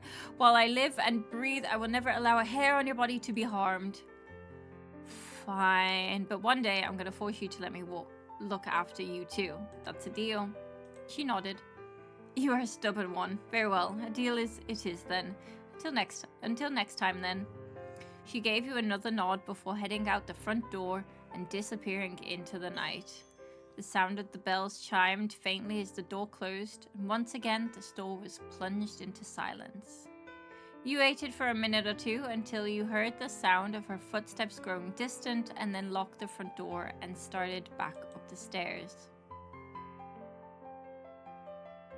Your room was much as you left it, cluttered by decades and decades of use. It wasn't quite home yet, but it was a nice change from the dingy apartment you called your own for the last few years. You walked over to the kitchen table and closed your laptop. With all the rush of chasing after Emmett, you forgot you still had cleaning up to do. With a sigh, you packed up various papers that still scattered the surface before placing your laptop back on your desk. Wait a second. Where'd the book go? You quickly started searching around your desk and then under it, but it was nowhere in sight. Hey, book, where'd you go? I know I didn't imagine you. No response. With a grumble, you began to turn the room upside down in search of it, under your bed, in the wardrobe, every cupboard and drawer, but no matter how hard you searched, it seemed to be missing.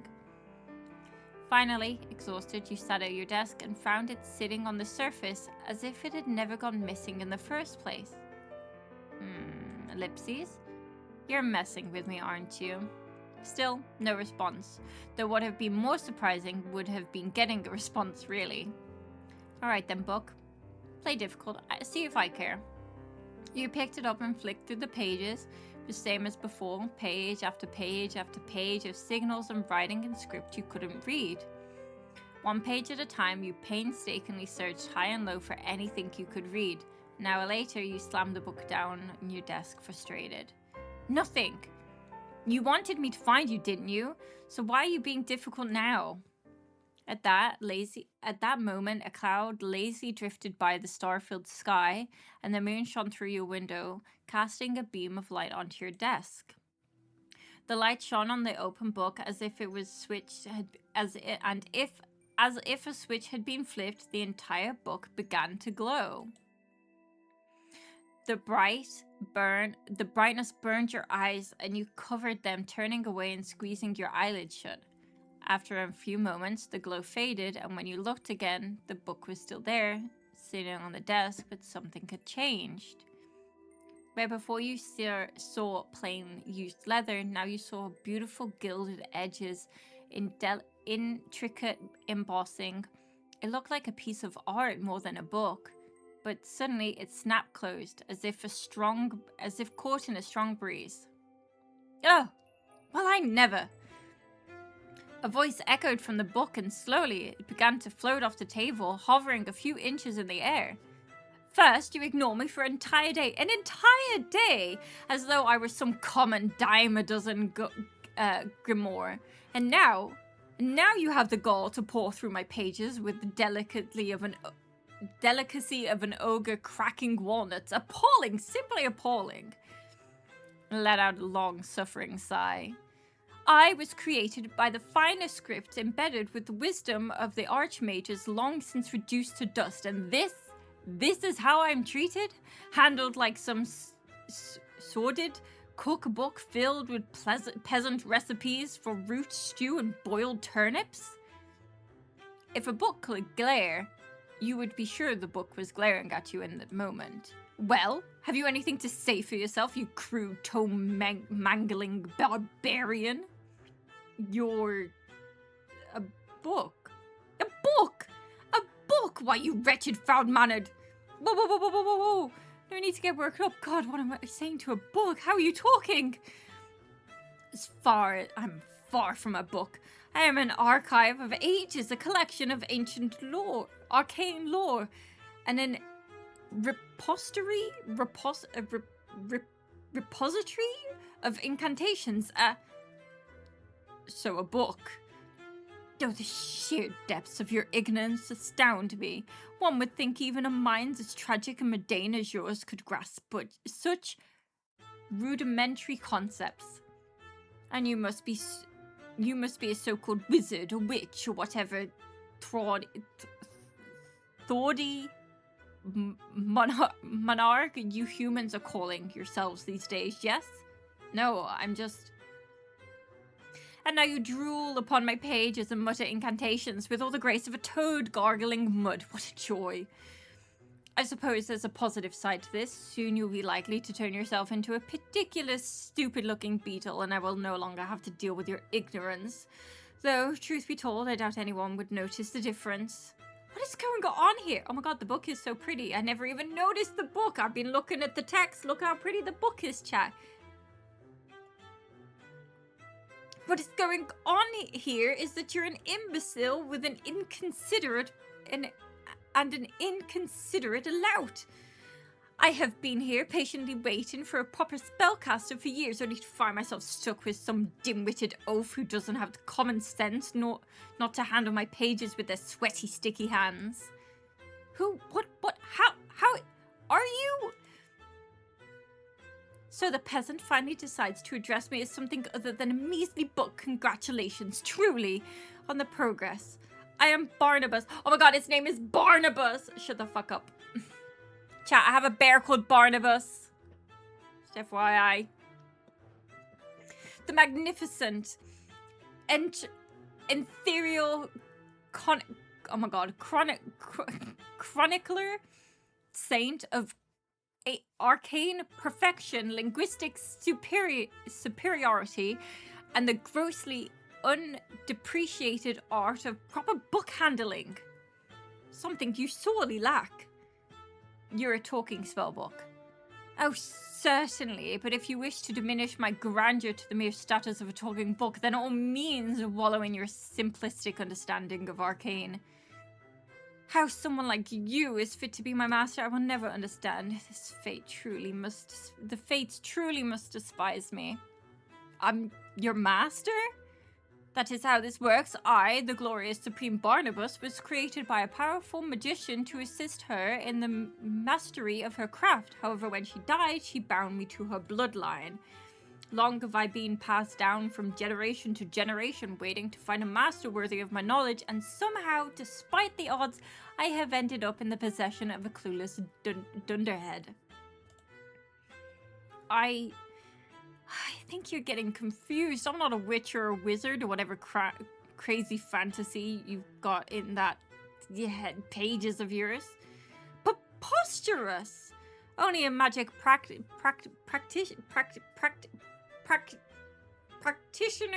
could open my pages, even if that magic practitioner is the least adept to have ever lived.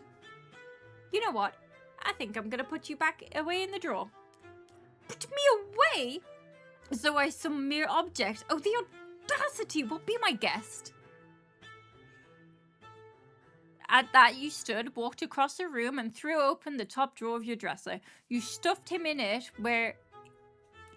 with your underwear and slammed it shut. How dare you! This is affront of the very notion of my being. I said, let me out! Let me out immediately!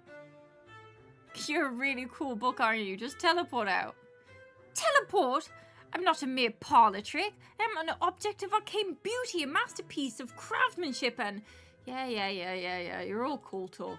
You're a cool talking book. Fine. Have it your way. While you languish in your mundaneness, never knowing the truth of your potential, I will begin to recite the first 5,000 volumes of the great Encyclopedia Arcana. Ellipses. Barnabas begins to loudly and obnoxiously recite the contents of a series of books you'd never heard of, despite your attempt to cover your ears. Finally unable to take it any longer, you ripped open the drawer and pulled the book out and placed it back on your desk. Instantly, Barnabas stopped. All right. Enough already. Look, I'm sorry, okay? You're a book. You're a talking book. It's a little overwhelming. A little overwhelming. Try having someone lick their fingers before flicking through your pages. Chat. No. No. No. Why did I... No.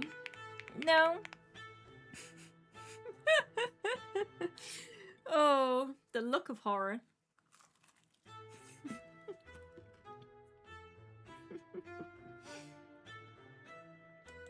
Ah. My bad.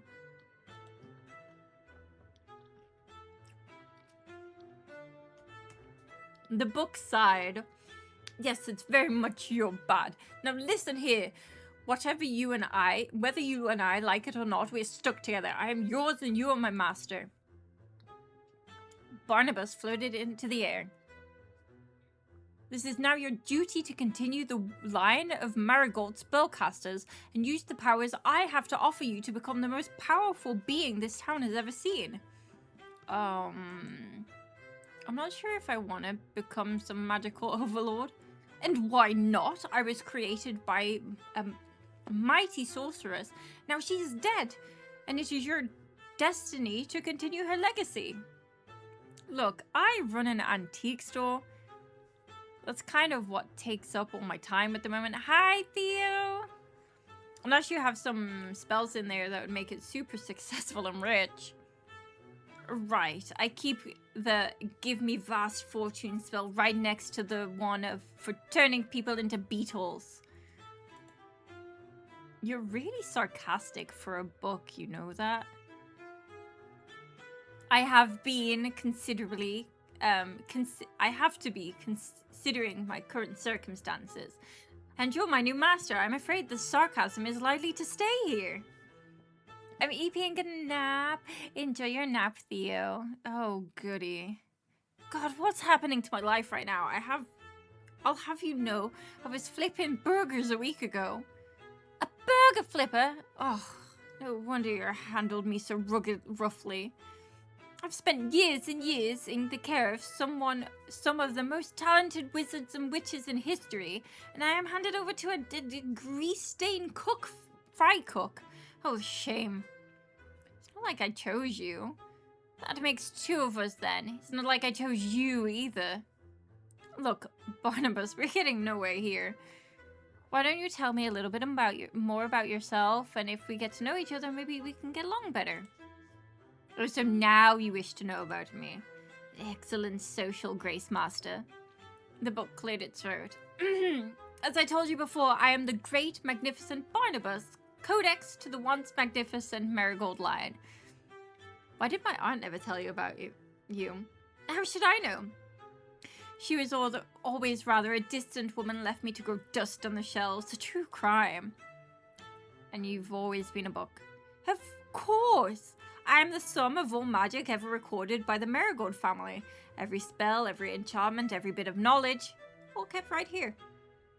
A dim-witted oaf like you would never have hoped to handle all the magic, so I am limited in knowledge I can give you. If you wish to learn every spell in my repertoire, then you will need to prove to me that through practice and training that you are worthy recipient. Yep. I don't know how much time I'll have for training in between keeping the store afloat and dealing with the locals' problems. It's no fault of mine. Perhaps you should have been born without an aptitude and to become a magician instead of a menial. Come here. What, and allow you to manhandle me again? Absolutely not. Come on, Barnabas. How am I supposed to practice if I'm not allowed to look at you? Oh, fine, but do not dog-ear my pages, or else I'll be good on my promise to turn you into a beetle. With a huff, Barnabas floated towards you, hovering in the air. You lifted a hand and carefully looked over the cover before flipping through his pages. Welcome back, Chris. While many of the pages were still written in a way that you could not understand, some pages at the front seemed suddenly legible. Do not think that you've gained my trust by any means. If I had hands, they would be on my hips and I would be giving you the sternest of looks. I'm allowing you to pursue my pages only because there is a small chance that somewhere within that pea-sized brain there is a shred of talent. Yeah, you don't trust me, I get it. How do I start? Firstly, you have no experience in the arts whatsoever, so I suppose it'd be best if you practice one spell at a time. Pick one spell to practice. No, actually, I should, because let's be frank, your judgment is clearly poor and unreliable. Against my better judgment, I shall alter the contents of my pages to provide use in your mundane life, as much as it pains me. Barnabas flipped through his pages and then seemingly out of his own accord started glowing with a bright golden light.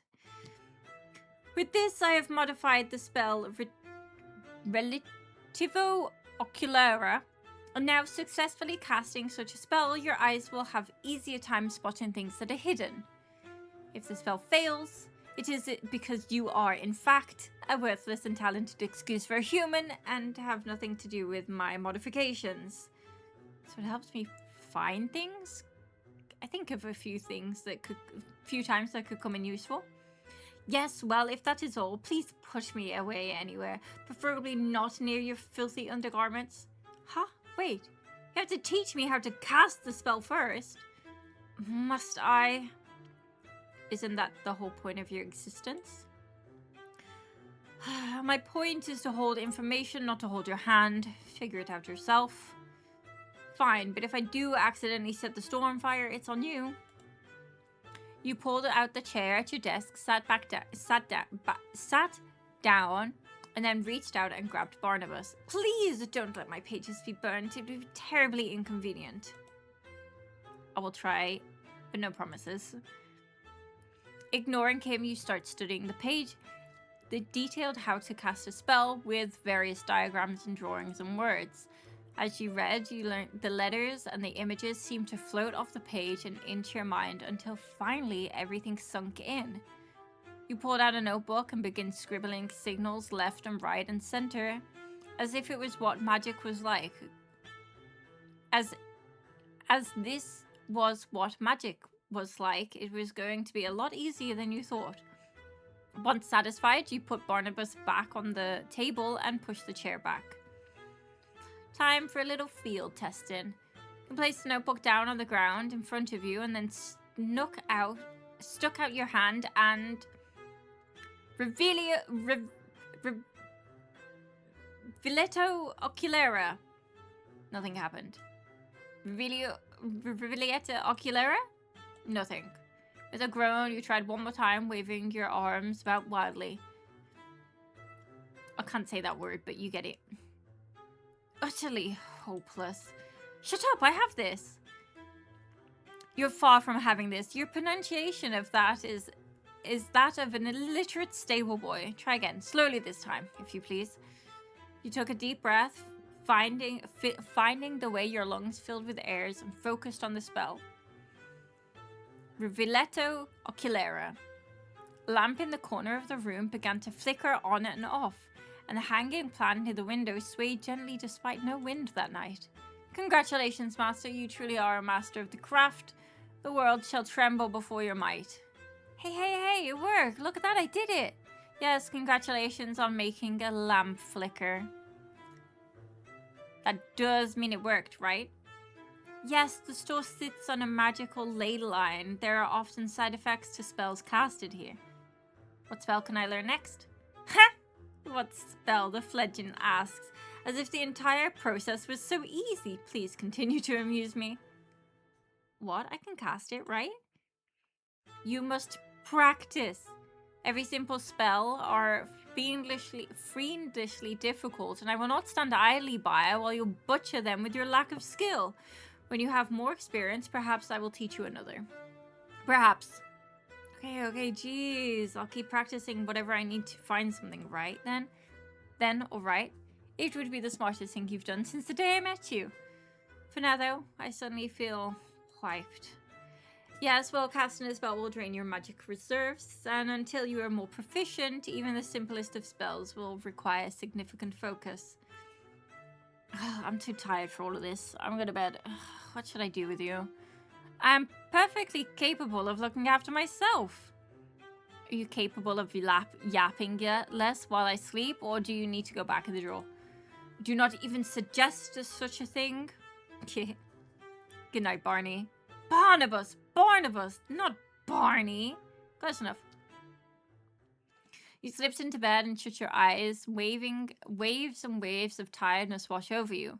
As you drift off, the last thing you heard was the sound of disgruntled Buck complaining. You have learned a new spell.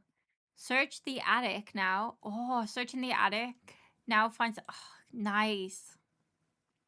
That's cool. Chat, I think we're going to do the first 7 days. That's exciting.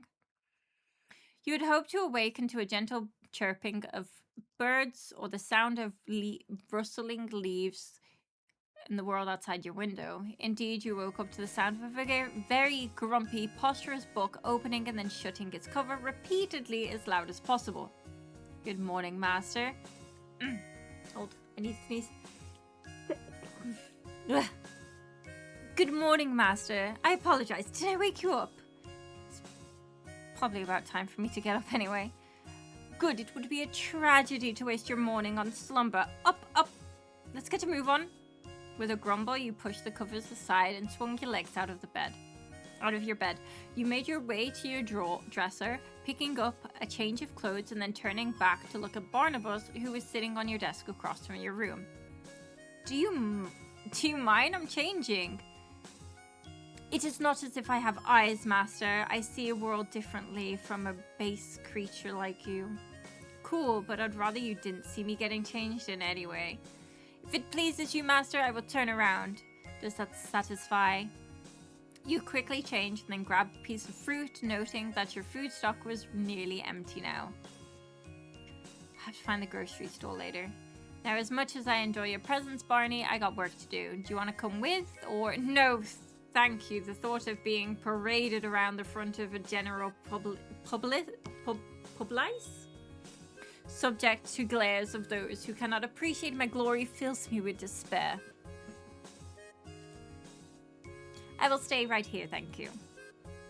I'll turn the TV on for you just in case you get bored.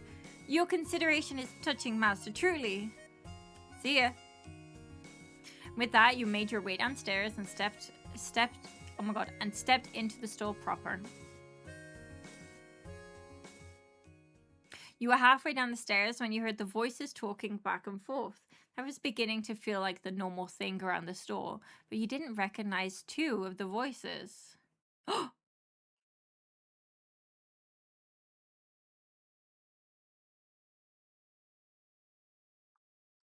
Who the fuck is this?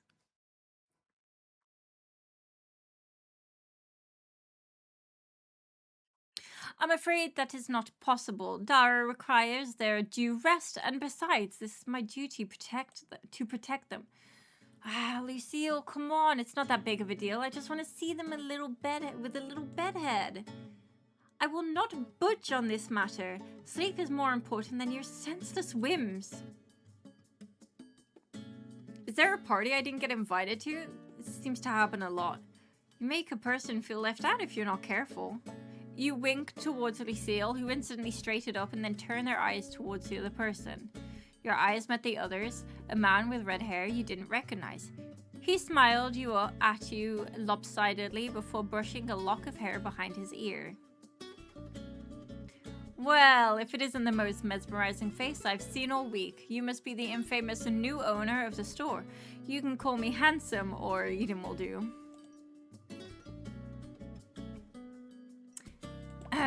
Well, hello, handsome. It's nice to meet you. I'm Dara, right? I've heard a lot about you. It looks like the rumors were selling you short. Rumors? Well, that colors me curious.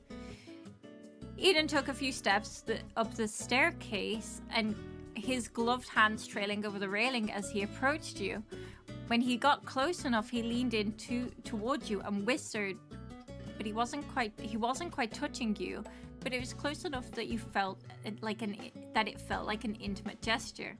Funny story. I heard that the new owner already had a fan club because of their overwhelming beauty and charisma. From what I've seen, I have to agree. Eden pulled back and smiled. Well, the rumors say a lot more than that, but let's leave some secrets of mystery for now, shall we? You have to be a little mysterious to be interesting, after all. At that, Eden turned around and walked back down the stairs with the sound of wood creaking with every step. Ellipses. If there is something you need, Sir Eden, I suggest you speak now. Why rush our first meeting? We'll be telling everyone about it at our wedding. He winked at you and then turned his attention to Lucille. Really, you don't need to be so defensive. I don't bite unless you ask nicely. I have no interest in anything of the sort of thing from you. If you have no business here, please take a leave. We are running an establishment here. Lucille moved her hand towards the hilt of her sword, but didn't draw it. Eden raised his hands and backed up a step. All right. I'm gonna note down that the next time Lucille isn't a fan of jokes. My deepest apologies, my lady knight. Eden gave a half bow to Lucille while she shifted to stand a little straighter. I just wanted to introduce myself to our lovely new shopkeep. Believe it or not, I'm actually Willowmist's most famous carpenter. Oh, this is the dude that Lucille was like not happy about. Do you remember when we were walking around the town yesterday and Lucille was like, don't like that person? That's him. I believe you are Willowmist's only carpenter. Ouch, that may be true, but it still stands this point. A carpenter? He looks more like a model. I was expecting someone who looks more like Quinn. I happen to be acquainted with your aunt. We worked together on occasion, so I'd like to extend some of that offer to you. If I remember correctly, Sir Eden, Lady Sylvie would also refer you to as flirt and a liar. What can I say? There's so much beauty in the world. Should I not celebrate it? Lady Sylvie would say that you are incapable of taking anything seriously. That I can accept. You're quite an honest person, Lucille. Makes me almost jealous. Anyway, I'm getting distracted. Love the chance to get to know you properly, Dara. How about dinner and drinks on me tomorrow night? Tomorrow night? Well, maybe I'll be able to shift around my incredibly full schedule if you ask nicely. Oh, is that how it's going to be? Well then, pretty please, may I treat you to a night of fine dine and whining? Dine and whining, yep. That's actually pretty good, I'm impressed. I'm an actor at heart. Then I shall accompany you as bodyguard. I don't think that's actually... You know what, why don't we just invite everyone? It could be like a housewarming party. Harry thought I managed to snag a date, what a shame. Still, sounds like fun. I'll leave it to you to invite whoever you like. You seem to have a good taste. The bell by the door chimed as the door to the store opened and a familiar face of Emmett poked his head through. Good morning, I'm here for... He paused and his eyes locked with Eden's. He then turned and walked straight back out the door. Emmett? How cute, he's being all shy. I'll go get him, don't worry your pretty little head. Eden strolled past you and then exited the store. A few moments later, they both came back in with Eden's arm around Emmett's shoulder. Where are you off to so quickly for my friend? Don't tell me you're trying to avoid me. I'd prefer it, yes. Everyone's so honest this morning. How refreshing. What brings you here today, Emmett? My job, which you're currently preventing me from doing. There's always more time for work later. There's not always time for friends later. That would be true, yes, but you're all acquaintances at most. Hey, you're meant to think of stuff like that, not say it to our faces. You're such a stick in the mud. And you're a thorn in my side. Unhand me.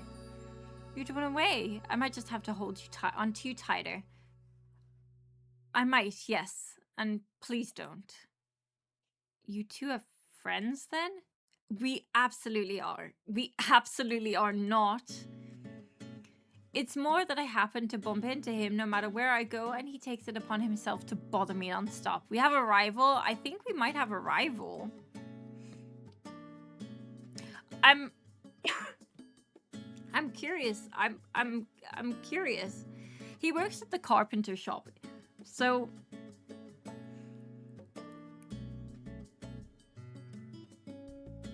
what could he be? He's definitely not a normal person, right? You're too stubborn for your own good. One day I'll get you to agree that we're best friends. Hell will freeze over before that day comes. So cold.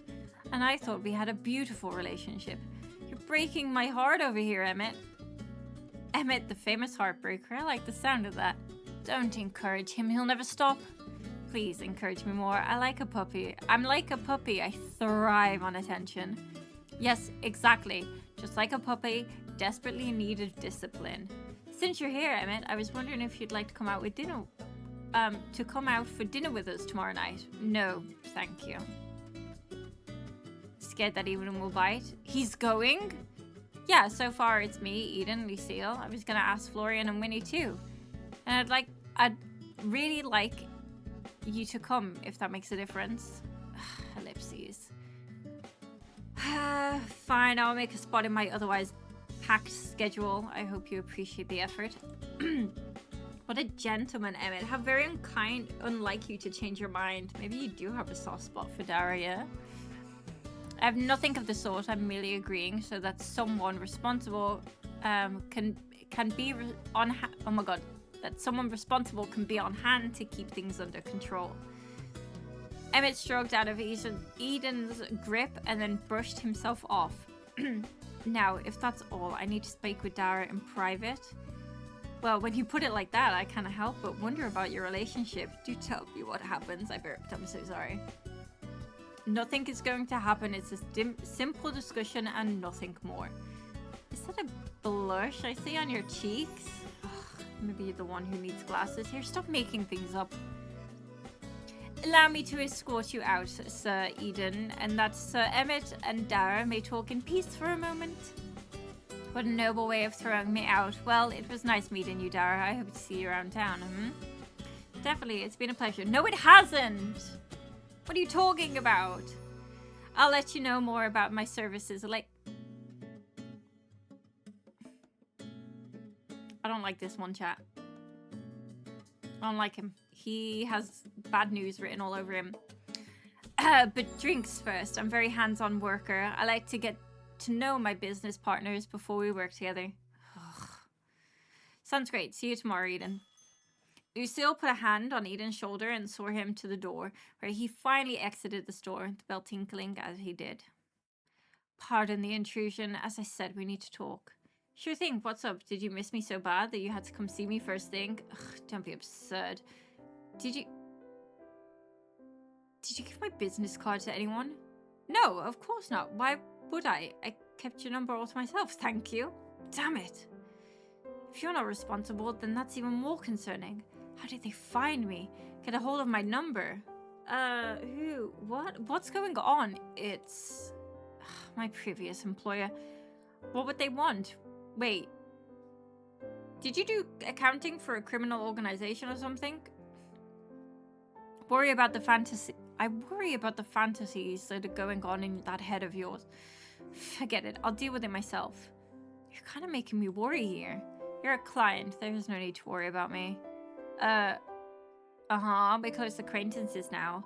I think that means I'm legally allowed to worry about you. I am no solicitor, but I certainly know that that's not how this works. So you're trying to argue? You're trying to argue that me worrying about you is illegal? What? No, stop talking such nonsense. I can't believe you called me nonsensical, Mr. Accounting, for a crime syndicate. That's not... Ugh, forget it, you're impossible. Emmett pinches the bridges of his nose and closed his eyes. It looked like he was almost in pain. He looked like he was in pain. It's nothing like that. Nothing illegal, at the very least. Let's just say I terminated my contract early and they aren't happy about it. Oh my god, is he a devil on the run? A demon on the run? Who do you work for? Satan? Because that'd be fucked up. Good luck. Well, they can't force you to go back, can they? I'd like to say no, but they are obsessed with their rules and their regulations. They might have some obscure way to try and make me work for them again. Maybe he isn't a demon, but oh, maybe. Maybe. That would be a bad thing, right? I left for a reason. Ugh, what a terrible start to an otherwise good morning. At least you got to see me, as I said. Thank you for your concern, Dara. It's not necessary, but, well, thank you anyway. He's hell's #1 accountant. What you guys whispering about? Is it secrets? Ooh, I love secrets. Come on, tell me. I won't tell anyone, I swear. Oh, Winnie, good morning. Have you and Emmett met before? Does watching him from the corner of the room count? I don't think so. Then, nope, my name is Winnie. Nice to meet ya. So what's happening? None of your business, Miss Winona. It's just Winnie, it's fine. Fine, Miss Just Winnie. No, I mean, I'm Just Winnie. As I said, Miss Just Winnie. Ellipses. Fine, I'll be Miss Just Winnie, but you have to be just Mr. be Mr. Tall and Serious. Mr. Finch would suffice. Mr. Always looking like he's got a stick up his butt. I feel like that one might be a little long. Thank you for noticing. It takes a lot of effort to maintain. Wait, thank you for noticing. It takes a lot of effort to maintain. I like you, you're funny. Funny isn't a word I'd use, but if you'd prefer, then be my guest. Now, if that's all, I have other things to attend to. Hey, Emmett. Yes? This all could have been a text, you know. And I'm just saying, if you feel like stopping... I feel like you stopped by just to see me. You would be incorrect, as I gave you my number, but you never gave me yours. Good day, Marigold and Miss Just Winnie. At that, Emmett turned on his heel and walked out the door, the bell jingling as he did. Winnie turned and waved her hands, watching as he left. So, what was that about? A romantic tryst? A secret rendezvous? The beginning of forbidden love? Do you read a whole lot of romance novels or something, Winnie? Well, it does get boring around here sometimes.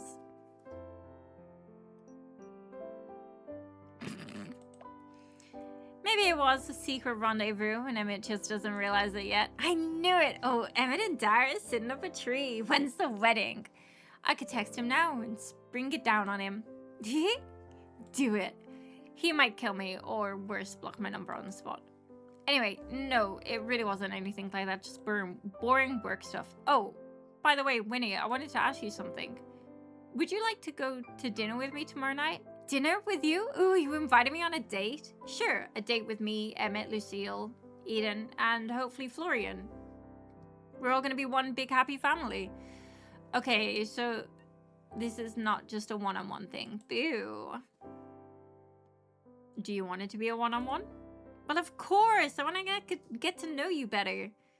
Well, a bigger group doesn't have to stop that, does it? Plus, we can always hang out here. You want to get...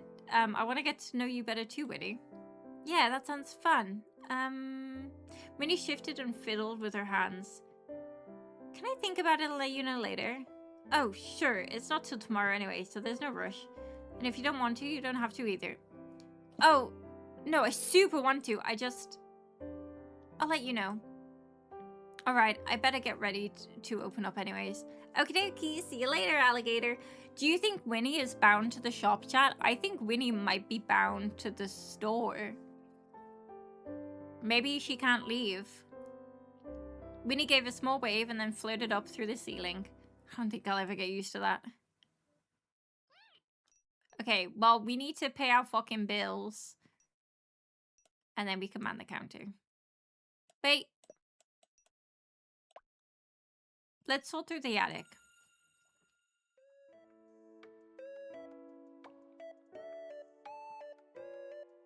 You sat down at your desk ready to go over this week's bills. You paid your bills in full. 80. Oh my god, I have no money. You're leaning against the counter eating your last food supplies when Florian comes through the front door, nearly dragging his bag behind him. Thought it would be impossible, but somehow he looked even more tired than usual. Hey Florian, long night? He pulled off his usual disgust? He pulled off his usual disguise. Good morning, night, afternoon, fuck, whatever it is. A brilliant start to your shift. Can I get you a coffee or something? Yes. No, wait. Ugh. Seriously, are you okay? I'm fine. God, you're so nosy. It's just been a long few days. Florian dragged his bag over to the counter, sat down with a sigh. I can tell you're looking worse every day. Gee, thanks. Florian's voice was a flat monotone, as if all the energy had been sucked out of him. You could always take a few days off. I'm sure we can manage. I have to take a double shift on sweeping, but hey, I could use the arm workout. I do more than sweeping, you know. Also, I don't want to. I'm not sick, just... It's fine. Stop worrying about me. Worry about something more productive. Give me an example then, and I'll consider it. Running the store? I think I've kind of got that down now. Something else. Fuck, I don't know. All this supernatural stuff you're struggling with. Yeah, actually, about that. What? I think I might be a witch or a wizard or something along those lines. Ellipses. God, what changed overnight? To make a long story short, a magic book with the worst personality ever pretty much hit me in the face with a revelation. I'm... Fine, you know what? Sure, magic books, great. Really? That's all? What do you want me to say? You're a witch? Hooray, let's celebrate. Kind of thought you'd have a bit more to say than that.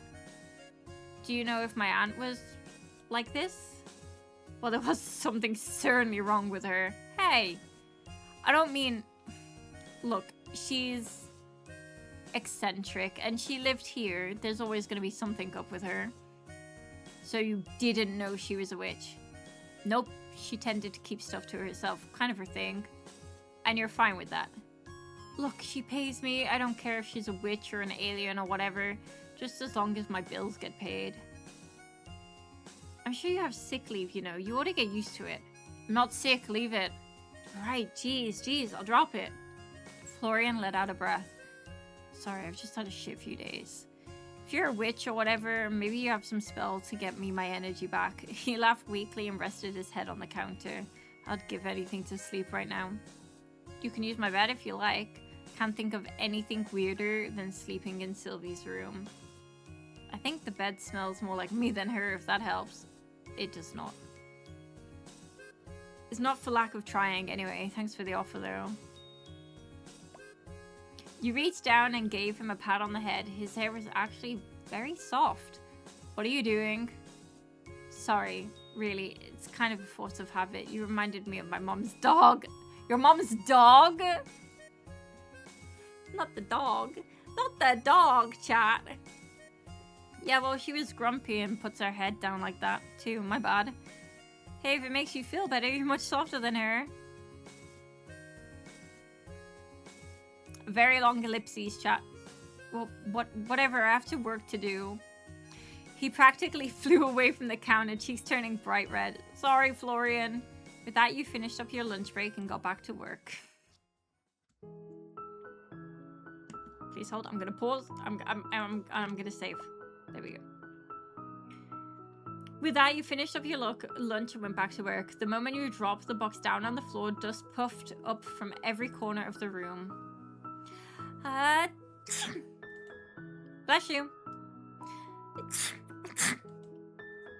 You fanned the air with a magazine you found in another box, but that just made the dust start swirling around even faster. Stupid stars shouldn't have to deal with dust. I had no clue you could even sneeze. So you can't touch things, but you can breathe in dust. That's interesting. I guess so. I forget sometimes it isn't normal. It's like my body still remembers the steps. Blinking, yawning, sneezing. I guess none of it's real. Oh, I'm sorry. It's okay, it's just how it is, and I'm fine with that. Ellipses. You found around your pocket for a clean handkerchief you found earlier and then handed it out to Winnie. She leaned towards it as if a gesture alone would help. Ellipses. Thanks. I know I can't really use it, but it's nice to play pretend sometimes. I think pretend still counts. Half of life is pretending until it becomes real. Maybe you're right. It kind of makes me feel alive. Anyway, sneezing. That is. Isn't that funny? Anyway, don't let me distract you. I promise I'll keep my sneezing to the bare minimum. To the minimum. Sneeze all you like. If I was afraid of a few sneezes, I won't be in the attic. We leveled up, chat. You laughed and then turned back to your work, the silence being broken by occasional muffled sneeze. You begin searching through your aunt's collection. Oh! Thea, we got an axolotl! You find a ceramic axolotl figure.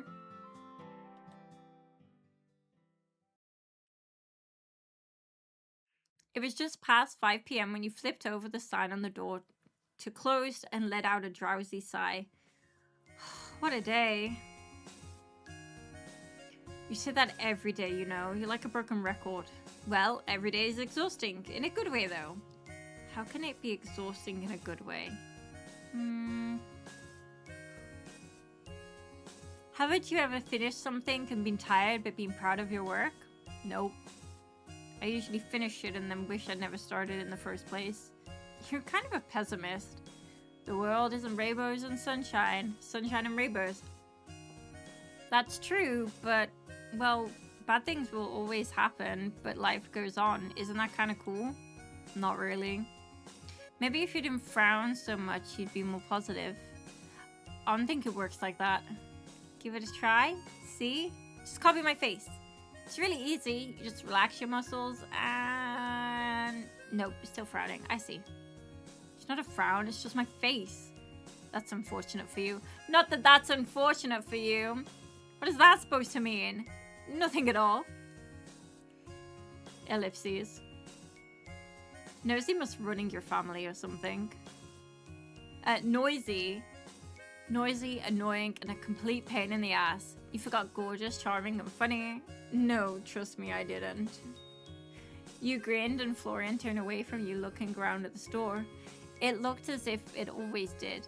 A mess of knickknacks and clutter, but a clean one. Florian did a good job, even if he was always tried to deny it. Hey Florian, I was wondering something. You're always wondering something or another. You never stop asking questions. It's good to have an inquisitive brain, you know. Keeps me young or something like that anyway. Is it? It seems like a lot of effort, especially when you could keep your mouth shut and think to yourself instead. Anyway, as I was saying, I know you grew up in the town.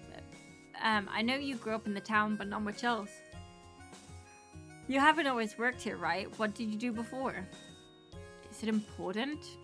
That depends on how important you think getting to know each other is. Ugh, not important then. I think you default to being mean when you feel shy. Or the call out.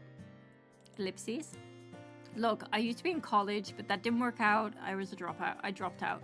There's a college here? That's surprising. I didn't know the population of Willowmist could support it. No. It's in the city. Didn't you say you always lived here? I was only gone for a few months. It hardly counts. Well, why'd you drop out? Got bored of your major? Why is that important to you? You've got a magic book upstairs, right? Why didn't you go bug that instead? I don't know if Barnabas would like that. He has a name?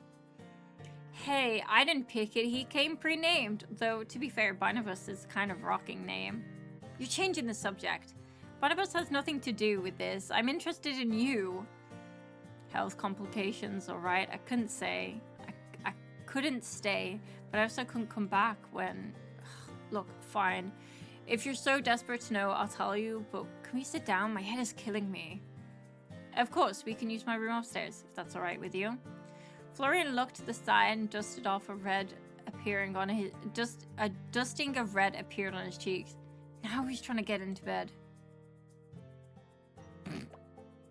I never mentioned anything about my bed. You're the one who's thinking about that.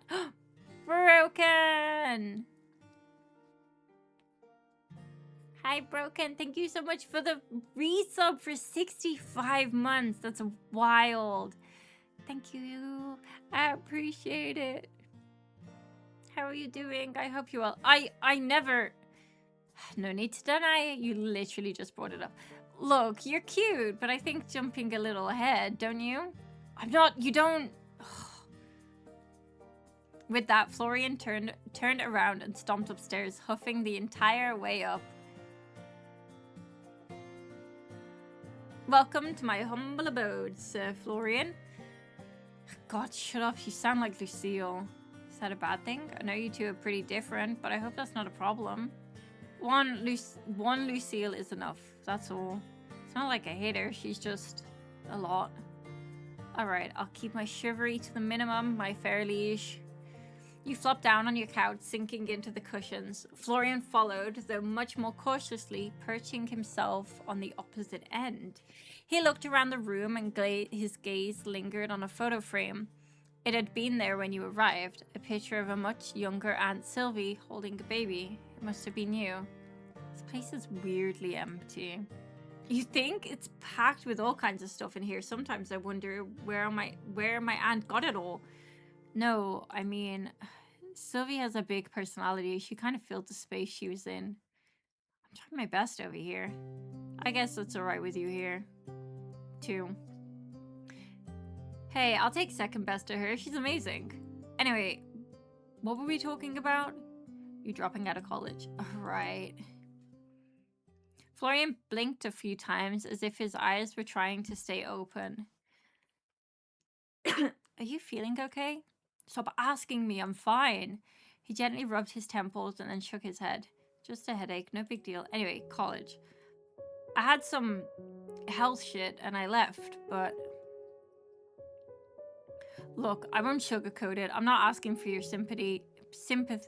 My dad ran off after my little sister was born and my mum struggled to raise both of us. I quit high school and had a couple of part-time jobs to help her. Oh, Florian, I'm sorry. What you do have to do to survive. It's fine. But my mom, she secretly saved up to send me to college for years without telling me, and then she just sent me off. She wanted the best for you. Yeah, but why should the best not include them? But fine, whatever. I went and I couldn't face them when I dropped out. They think I'm still in the city living my life, getting a degree, and I can't bring myself to tell them otherwise. Wait, so they live in Willowmist but have no clue you're here? Florian, why? They would probably love to see you. I can't face them. She gave everything up for me and I just let her down completely. What am I meant to say? Hey mom, turns out I fucked up. I'm a fuck up who can't even make it through the semester of college. Surprise! She'd be happy to see you and knowing that you're safe. That's what parents do, especially if it's health related. I can't, not like this.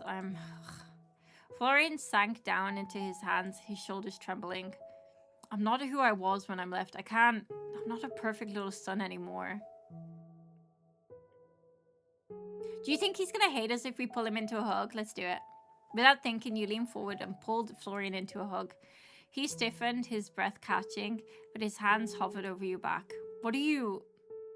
I'm sorry, Florian, really. Slowly, though his arms wrapped around you, he squeezed you tight. It's not like it's your fault. There's no reason to be sorry. I want to go home and feel like things are normal again. Can't you? This boy needs a cry. He does. I truly, honestly believe that your mom would be happy to see you.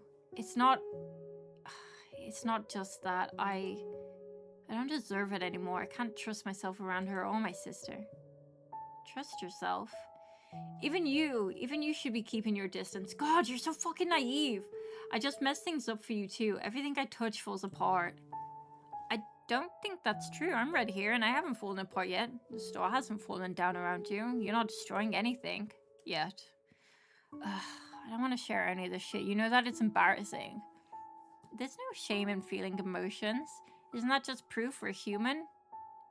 Bro, that's the worst thing to say to him. God, we're so slapping ourselves around the back of the head. Ellipses. I know it's difficult for you, but I can't just magically make it better. But if you need someone to talk to or anything else, you can rely on me.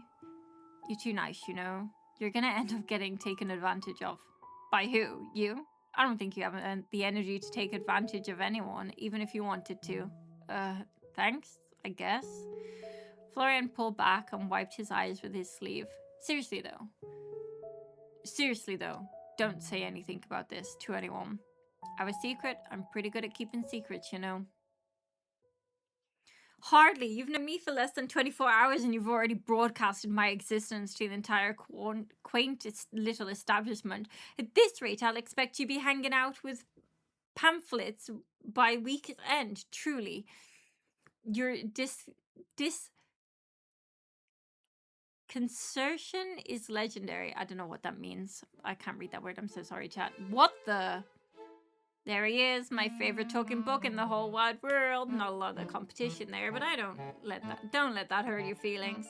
And to be fair, I haven't told anyone yet, only Florian. Oh, Florian, meet Barnabas. Barnabas, Florian. It literally talks. Did you think I was making it up? No, but I wasn't expecting... My reputation precedes me as always. Hello, Florian. It is a pleasure to meet a friend of my esteemed master. Oh, some drivel. Barnabas isn't very nice, if you haven't noticed. No shit. You will have to excuse me, as I was rudely interrupted in my middle of my rest. Your rest? Why does a book have to be so tired about anyways? Plenty of things, you impotent creature. The effort it takes to communicate with a new master, for example. This is truly a Herculean task. At that, Barnabas floated across the room and landed on the desk. It just flies. God, I'm too tired for this shit. Now I've embarrassed myself in front of 2 people. Great. Fortunate for you, I have the displeasure of being a service only to my pitiful master, and as such you have no one to share your shame with. Ellipses. Just ignore him. I'll put him in the drawer if he keeps it up. The audacity! Fine, silence me, but mark my words, you will soon regret it.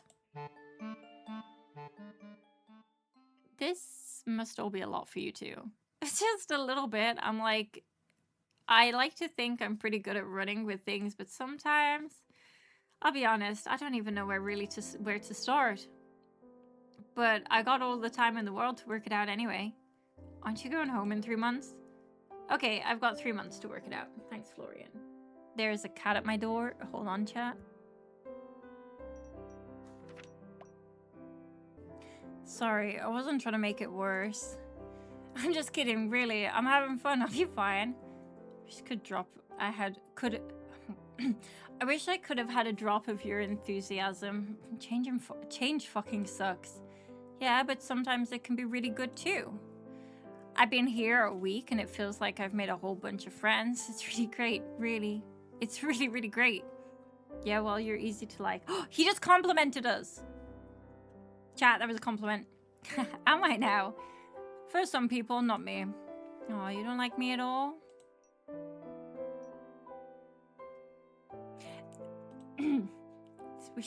Floating is so forward, chat. Damn, and I planned a wedding and everything. What? Our 3 kids. Alexis, Jasmine, Michael.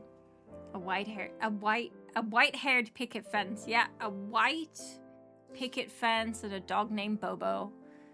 And you just throw that all away? Throw it all away? It doesn't even exist. You're delusional. So that's a no to my proposal. No? So it's a yes. No, I mean, God, you're frustrating. Love you too. And say stuff like that. Seriously, Bobo? What kind of name is that? What do you suggest then? Ellipses. Toaster. Toaster? It's a good name for a dog. It's not better than Bobo. I disagree. At Florian's more serious tone, you couldn't help but grin. Fine, Toaster will be then. Hey, it's not. I feel like I've been scammed into a marriage. You have. This is all legally binding. God, please tell me you're joking. I am. I do like you, Florian, as much as you try to be unlikable. I'm not saying we need to be best friends, but I hope we can get along. Yeah, fine. Wouldn't mind being friends with you. You're not terrible to work with. We're getting somewhere now. Hey, what's your sister like? I can imagine you as a super doting brother now that I think about it. I mean, yeah, I guess I was. She's super bossy and a pain in the ass, but, well, she's my sister. How old is she? 10, probably 11 now, actually. Do you have any photos? You scooted a little closer to Florian on the couch. Yeah, I think so. Florian reached into his pocket and took out his phone. Flipping through the photo album, you couldn't help but lean to see what was on his screen. You could see a picture of a little girl, a woman who must have been his mother, and Florian himself, a few years younger. It was hard not to notice how much brighter Florian looked, his lack of signature eye bags and his wide smile on his face. It's the kind of smile you'd never seen on him. That's her. You two look similar. You could be twins. Sure, if I wasn't 13 years older than her, my mum had me young. She's adorable, Florian. Your mum looks really nice too. In response, you pulled out your own phone, scrolling through until you found a picture of you standing next to your mom, back when you moved into your first apartment, which was also the apartment you just moved out of. That's my mom, a few years ago. Wow, your genes run strong, huh? Yep, my aunt and her look pretty similar, don't you think? This was back when I moved out of home. I lived in this little apartment right in the middle of the city. Sounds noisy. Yeah, I didn't sleep a lot. You let out a soft laugh before locking your phone and placing it back down on the table. That apartment was so weird. Did you know that the elevator fell like a dozen times? There was an earthquake localized to just that building, and a crane rammed into the first floor in a single year. Seriously? Yeah, but not a single person got hurt. I swear to God, someone in that building upset the Grim Reaper or something. For the first time you'd met him, Florian smiled, his hands coming up to his mouth as he tried to muffle a laugh. Maybe your curse or something. With everything else going on, that wouldn't surprise me in the least. You've got a nice smile, you know. Florian blinked, his cheeks slowly turning red. What? Said you have a pretty nice smile. That's all. I don't really mean anything by it. It's just nice to see. Come on with the most random things. You're meant to think that kind of shit, not say it. He leaned back, smacking his head gently a few times on the back of the sofa. Ugh, my headache is killing me. I got some painkillers in the bathroom cabinet if you want. They don't really help, but fuck it, I'll try. I mean, there is also a little vial with the letter F on it. I don't know, maybe just fucking give him that. You hopped off the couch and headed to your bathroom. Your aunt had left an assortment of pills and medicines in the cupboard, but you didn't have a clue what most of them were for. You scooped up the painkillers and then popped back out. Florian was still in the same spot, but his eyes were shut tight and his chest gently rose and fell with each breath. Don't tell me another imbecile is moving into my quarters. Shh, be quiet, he's sleeping. These aren't your quarters, I'm just letting you stay here with me because I'm nice. Simple. Shh, Barnabas, they say. You're interrupting the poor tired man's beauty sleep, they cry. Well, fine, I'll just be silent then, if that's all you desire. Carefully, you draped a knitted blanket over Florian's legs and then settled next to him, watching him his sleeping face. He looked peaceful, much more peaceful than when he was awake. God, you were really exhausted. I want to take better care of yourself, you know that? Well, you'd probably hate me for it, but I'll let you rest for a bit, okay? Maybe I'll close my eyes for a bit too. Just a little bit. That'd be alright. That'd be okay, right? Night, Florian. With a yawn, you drifted off to sleep as well.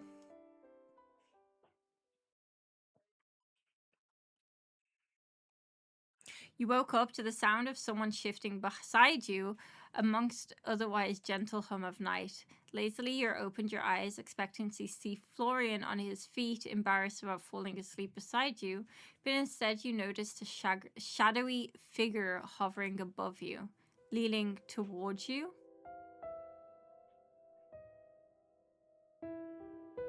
You blinked, trying to wake up your sluggish mind, and finally realized it was Florian? He was close to you, his eyes half-lidded, his expression distant and unfocused. One hand was down beside you and the other hand braced against the couch to the side of your head. A sudden chill ran through your body, despite the warmth still lingering in the air. Florian? No response came from Florian. He remained completely still, staring at you. No, not at you, but at your neck. He dipped his head lower, the faint brush of his nose against your skin sent a jolt through your nerves, and suddenly the sluggish fog in your head cleared as his mouth was inches from your neck, his breath hot against your skin. Wouldn't he have cold breath? I feel like vampires would have, like, cold breath. Your eyes went to his face and then noticed something a flash of something pointed and sharp between his pointed lips. Fangs. Your body tensed, your heart hammered in your chest, and his breath hitched like he could hear it. Florian! No response. It was almost as if he wasn't truly himself. His posture is wrong, like he was acting on instinct alone, and then in the dark, with a glint of the moonlight reflecting off his eyes, his gaze looked almost empty. You felt a faint graze of his teeth against your skin, a breath's distance from sinking in now. A shiver ran down your spine, but you managed to keep a lid on the panic threatening to break through.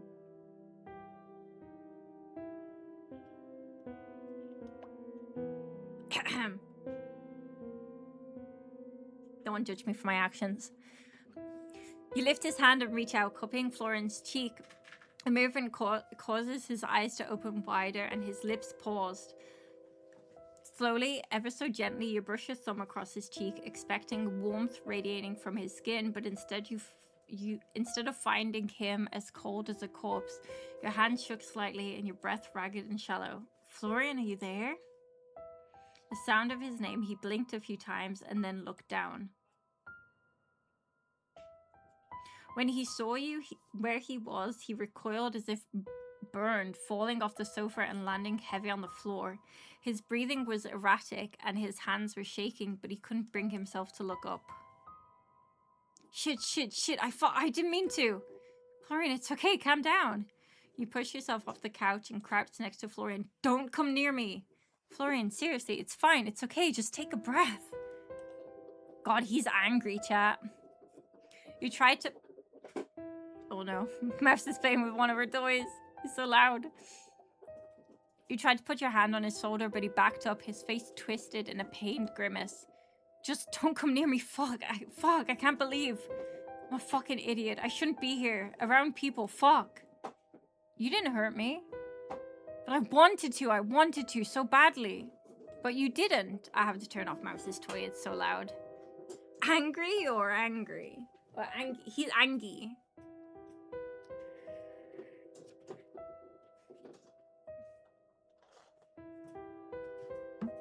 Ugh, don't roll off my desk, please. Sorry, Memo. Come on, down.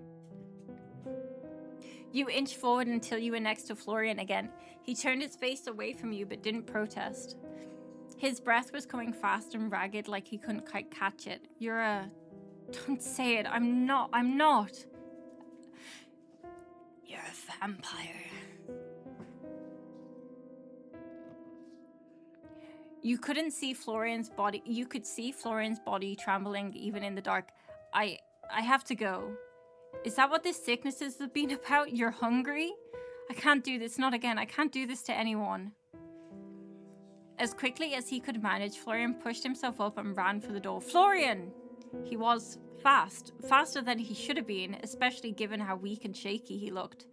In moments, you heard the door downstairs slam shut. Ellipses. You jumped to your feet and rushed downstairs, knowing full well that Florian was long gone, but wanting to try anyway. Ellipses. Damn it. Are you looking for Florian? I swear I'm in love with a sad vampire boy. I feel like he's probably, from like the looks of things, he's probably everyone's favorite. I'm too invested in the accountant. Oddly enough, this time, it's not the vampire, it's the accountant. Chat, you're never gonna hear me say anything like that ever again. I feel like Florian's just, Florian's great. 10 out of 10 character. But he's not mysterious enough for me. I don't think. I just like a man who's good with... I just like a man who's good with numbers. And who apparently sheds glitter. That's not a vampire. Yeah, it's really weird that, like, Florian's not, like, my go-to, because y'all know me and vampires, but Florian's not my go-to at the moment. I think maybe once I, like, get the whole game, like, once it comes out and I get to play it, like, properly and, like, find out more about Florian, I'm sure I'd love him. Like, but it's the accountant for me right now. Are you looking for Florian? Oh, I didn't mean to... Oh, Winnie. You turn to see her sitting in the counter, transparent legs hanging over the edge. Yeah, I was hoping he'd still be here, I guess. He ran off quickly. He looked upset about something. It's complicated, but I think I might have just hurt his feelings. You don't happen to know where he lives or his number, do you? No, Florian really doesn't share that kind of stuff. Right. I have to talk to him tomorrow then. Moonlit fangs. Your eyes went up to the clock. It was only 7:50 p.m. You hadn't slept for more than an hour or two. It felt much longer. Your stomach growled and you remembered that you hadn't eaten dinner yet and you were pretty much out of food. I have to head out to the grocery store, so I guess I'll just keep an eye out for Florian. Not likely to find him at a grocery store if he's really a vampire. You turn towards the door before stopping in your tracks. Is everything alright? Winnie's legs stopped kicking back and forth and she stared towards the ground, biting her lip. She fiddled with her sleeve and kept her eyes away from yours. You asked me about going to dinner with you, right? Yeah, that's right. I'd love for you to come. And I forgot to ask Florian. Well, I want to go. That's great. But I'm really scared. Scared? I haven't ever tried to leave the building. I fucking knew it, chat. Wait, not even once? No, I'm scared that if I try, I'll just disappear. Winnie's shoulders drooped and she sighed. It's dumb, I know it is, but I've been here for as long as I can remember and I don't know if I still exist outside this building. What if the only reason I've lasted this long is because I've stayed here? What about if I really am dead and if I leave, I'll pass on? Winnie's eyes went down to her feet. She swung them back and forth slowly. Hey, it's all right. Seriously, Winnie, it's okay. It sounds scary. If you want to, if you'd rather stay here, we can do something else, just the two of us. But I want to go. I want to spend my time with everyone and laugh and have fun. I don't care if I can't eat or anything. I just don't want to be alone anymore. But I'm too scared. I'm always too scared. You approached the counter, reaching out and placing a hand over hers. It didn't feel like anything. You couldn't truly touch her, but the thought was there. If you want to do it, then do it. Be brave. I'll be there beside you. You won't have to do it alone. Ellipses. Winnie hesitated for a moment and then pulled her hand back and floated down from the counter. Okay, you're right. I want to go. Thanks, Dara. You're the best. Did you want to try coming with me now? No. I mean, thanks, but I think I need to build myself up for tomorrow. All right, then it's a date. If you change your mind, just tell me, okay? Okay. At that, you double check you had your key before heading out into the growing night. The air was crisp and cold as you stepped out of the front door, and the wind rustled in the trees that lined the streets. There didn't seem to be anyone else wandering about, but then you suppose people would be sitting down for dinner, tucked into bed for an early night rest by now. Bundling your clothes closer to your body, you started on your way to the main square. I can't read chat. The town square was a little more lively than the store, but not by much. It seemed as if a good portion of those shops were closed or closing for the night, and only a few people wandered the streets. It was a far cry from the bustling crowds and the bright lights of the city. The streets were clean and quiet, and the houses were well maintained without any sign of graffiti or broken windows. You could get used to this kind of life. You eyed various stores around the area, a bookstore, a coffee shop, a hardware store, a pharmacy, and then you saw it, nestled into the corner of the street, a small grocery store. The same one Lucille had pointed out to you when you'd gone out for dinner together just the other night. The light inside was on, and a small open sign hung from the window. You walked towards it, keeping an eye out for Florian, but to no success. The inside was what you'd expect of a grocery store, though smaller in scale than the larger stores back home. The aisles were narrow and the shelves were crammed, but they seemed like they had pretty much everything you needed. As the lone cashier nodded to you as you passed, no self-checkout here, which didn't surprise you. You won't take over today, computer overlords. You grabbed a basket and began picking out some basics, milk, eggs, butter, that sort of thing. Twice in one day, I think they'd call that fate. You turn to hear a now familiar voice behind you and see Eden leaning against his shopping cart, red hair tousled. Unless, of course, you just couldn't stay away and decided to search me out, in which case I'm even happier. Eden grinned, and it was a little infectious. Actually, the allure of full stomach pulled me here. Fate it is, then. So, what are you making for dinner? I'm tossed between a sandwich and a cup of noodles. Oh, you shouldn't break out the fine china just for me.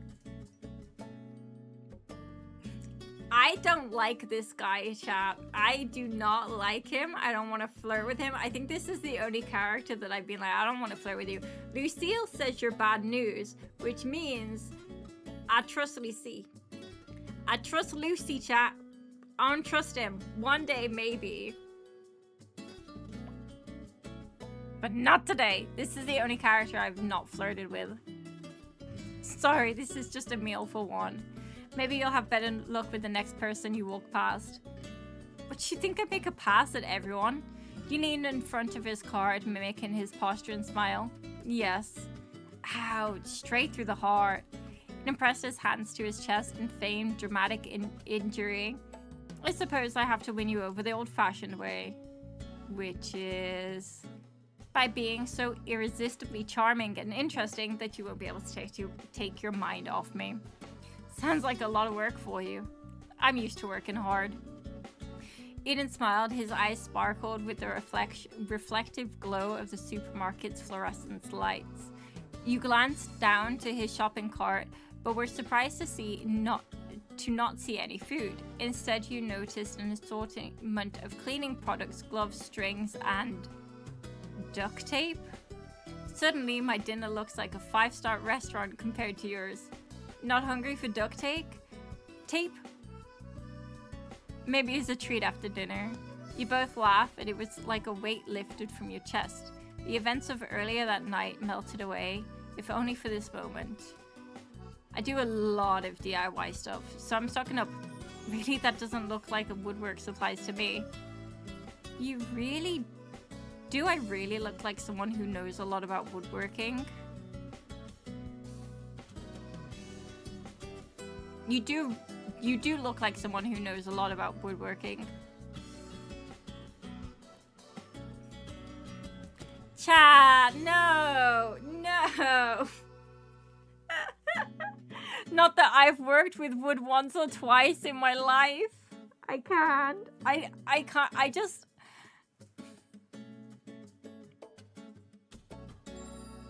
Listen, I know I said I wouldn't flirt with him, but when there's a chance to joke about working with wood, it's got to be taken, right? Like I gotta take the opportunity to be a little gay boy. I gotta do it. I've worked with wood once or twice in my life, yeah. Oh, really? Care to show me sometime? Sure, just tell me where to send the bill for my services. Being a woodworker yourself, you probably know all the right techniques, wouldn't you? There's so many innuendos that I... Well, I've been pretty... There's so many innuendos, chat. There's so many. Well, I've been told I'm pretty good with my hands, yeah. I'm very open to critique. We just have to practice until you're satisfied. This man is too naughty for me, chat. That's...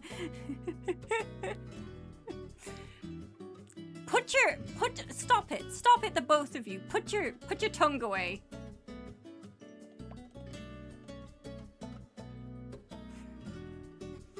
Eden smirked and pushed his cart to the side, letting another customer through. Care to join me, or would you rather stay here in the condiments aisle forever? I can think of worse aisles to be stuck in, but I think I'll join you. The two of you start to walk through the aisle, and Eden took your basket and placed it in his cart. Wouldn't want your arms getting tired. So mysterious, shopkeeper. I'm incredibly curious about you. Oh, really? You're talk of the town, after all. Things must be really slow right now if I'm the talk of the town. You know how small towns are. They find anything to gossip about. He picked up a bottle of olive oil and dropped it into the cart. And yet, despite being the most interesting thing that's happened here in months, no one knows much about you. Most people assume that Sylvie didn't have any relatives. He glanced over at you. As far as I'm aware, she never even left Willowmist either. What could pull her away so suddenly and drop you in her place? If you say please, I might be honest with you. Pretty please? I have no clue. Really, I'm trying not to be invasive, but honestly, I don't know. I had no clue why she decided to leave. She wrote me a letter, asked me to come, and here I am. She already left when I arrived. So a mystery then, even more interesting. But that doesn't say much about you. Want to tell me a bit about yourself? Depends on what you want to know. If the numbers are on my credit card, probably not. Where you grew up, for example. What were your parents like? What's your favorite color? He grinned and shrugged his shoulders. Take your pick, whichever you're willing to share.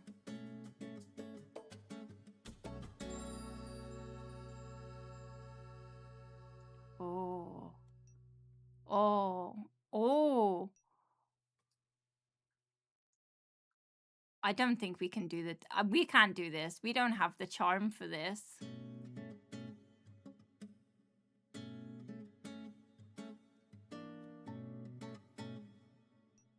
This is like one of those things where like I would quick save and try, and then if I failed, I'd go with the other option.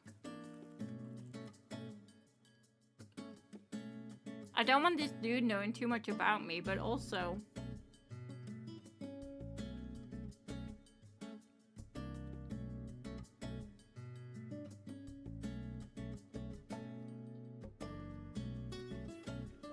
are you under my chair? She's under my chair.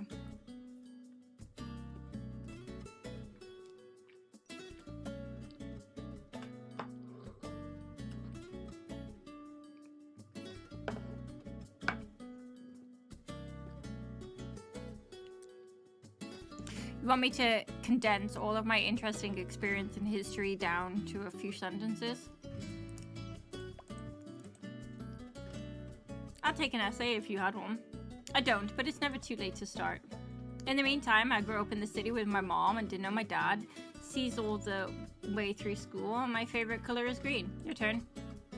Well, I actually do have an essay prepared, so...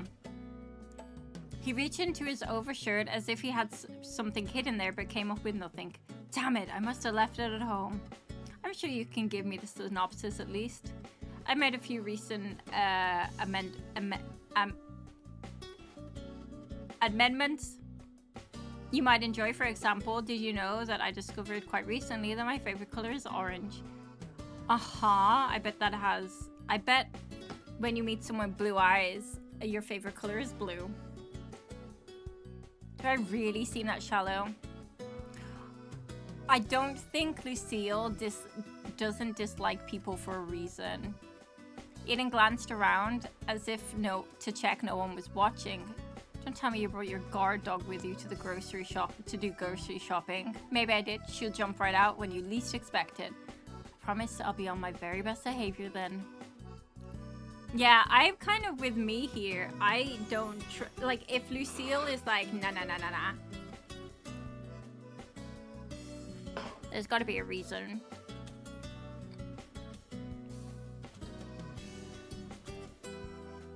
Eden added a few more things to his cart, mostly small things and nothing that could be considered a meal alone. A single potato, flour but no the baking ingredients, and a box of gelatine. Sorry, I keep clicking the wrong button. Amidst the chattering, you found food for dinner too.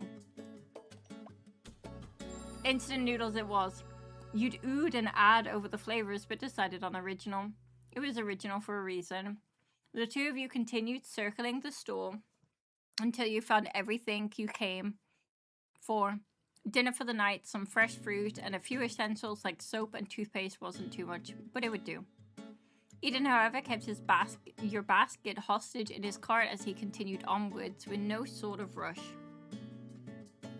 So have you always been a carpenter? Oh, no, I tried my hand at a lot of things actually. A jack of all trades, master of nothing, that kind of thing.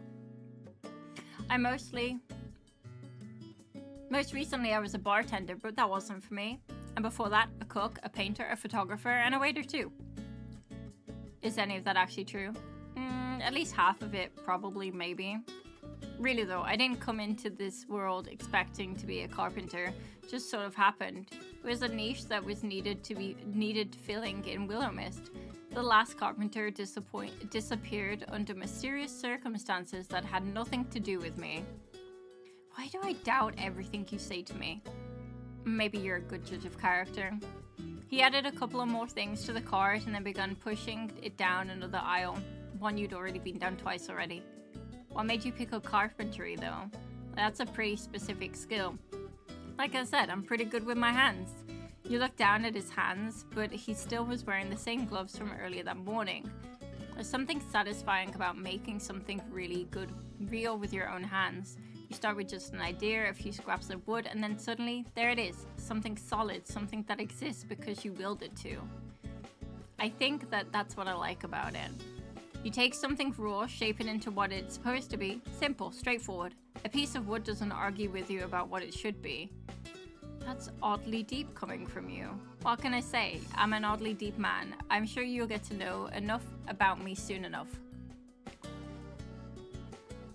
He added a few more items to the car before continuing onwards again. You followed, more amused than anything else. I'm starting to wonder if you're leading me in circles, Eden. Can't blame a man for wanting good company. So it was on purpose. Of course, I wouldn't miss the chance to spend more time with you. But I suppose now the game is up, shall we? He motioned towards the counter where the cashier was still idling away. Grabbing your basket out of a cart, you checked out first and then headed outside. It had gotten much cooler again while you'd been inside. The breeze rustled the leaves overhead, and a few stray leaves spiraled down from the branch and landed on your hair. You reached up and shook them loose. Eden followed close behind, carrying several bags. Thanks for waiting. What, did you think I'd just ditch you and run off? Maybe. I don't think we're good. I don't think I've got a good read on you yet, Dara. You're interesting. I was considering it, but then I could imagine you standing. Eden sounds like Dara around Emmett. Oh my god, he does, doesn't he? Oh, that's bad. That's really interesting. Dara seems to take on the role of Emmett.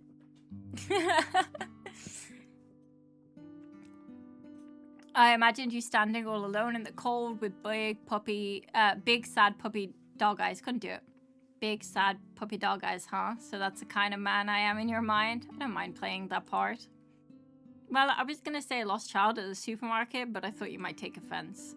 He flashed a playful grin at you before glancing across the road. The street lamps cast a soft glow over the light park. A little park nearby, the swings swaying gently in the breeze, creaking faintly under their own weight. Now, since you're kind enough not to abandon me, allow me to return the favor.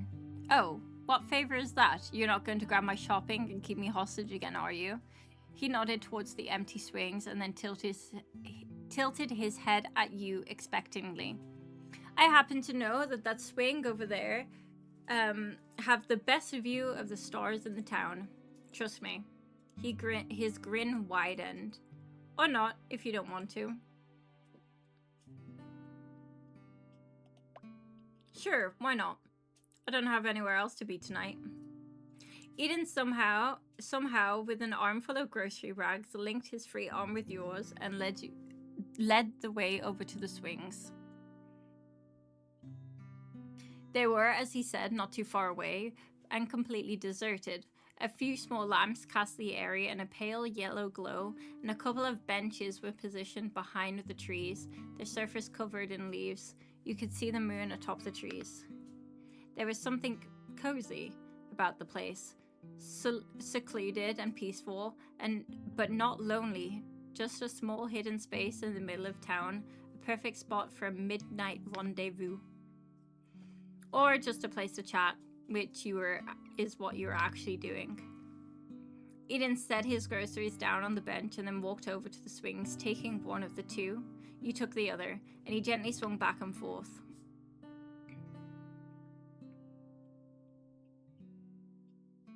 So what do you think of Willowmist so far? What do you want, baby? Wanna uppies? From what I've seen, it's been beautiful. Kind people, great food, and the night is clear and cool. It's a lot quieter than back home. I could get used to this. You're staying for 3 months. That's a decently long time, but not long at all. Yeah, 3 months and then back home again. You sound disappointed by that. I don't know if I am or not really. Things have just been a whirlwind ever since I arrived. And now it's already been a whole week. I blink and then it'll be time to leave. Now stop. Come on. Eden chuckled and held a little tighter to the swing chain, still looking at the stars. Then why leave? Well, my mom is still back home, and even 3 months without seeing her is a long time. Don't you ever miss your parents all the way out here? I'm sure I would if I knew them. Oh, I'm sorry. Don't be, really. Family is a little meaningless to me. So, not raised by grandparents either? I had more of a communal living experience, but forget that. I'm far more interested in you. Wanna bring your mom here too? Well, she and my aunt don't have the best relationship. Not that I know why. I wish I had gotten her here. She would have loved it. You let out a small sigh and pushed the swing a little harder, trying to get a little more height. A shame. Knowing you and Sylvie, I bet she's incredible. You want to hit on my mom now too? I swear everyone in this town is after my family. Why would I do that when you're right here? I can just tell you already like it here. Would have been nice if she'd see it through your eyes, don't you think? Yeah, maybe. Then I have some idea of why her and my aunt don't get along. I always thought family feuds were supposed to be dramatic, but I don't even know what started it. You never asked? I have, a bunch of times, but every time she changes the subject or tells me to drop it, so eventually I did. Maybe you should ask your aunt. She might not have some hang-ups. I would love to, if I knew how to contact her. No address or anything. Literally no clue where she went. Ever the mysterious woman. Anyway, 3 months is a long time to be away from home. No friends you're leaving behind, a job, a lover maybe? Ooh.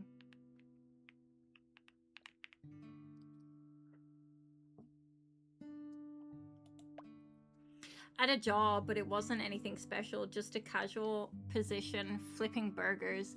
But they never gave me enough hours, so there's no loss there. A fast food restaurant store seems to be a little too mundane for someone like you anyways. What do you mean?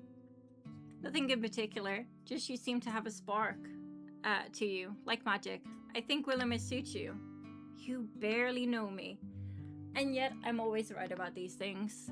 He leaned back on the swing, hands gripping the chains loosely as he tilted his head towards you. His smile easy, but his gaze sharp. You have to admit, this town feels like a fit, doesn't it? It's been a week, and it's nice, but I don't know if I'd go that far. Not yet, maybe.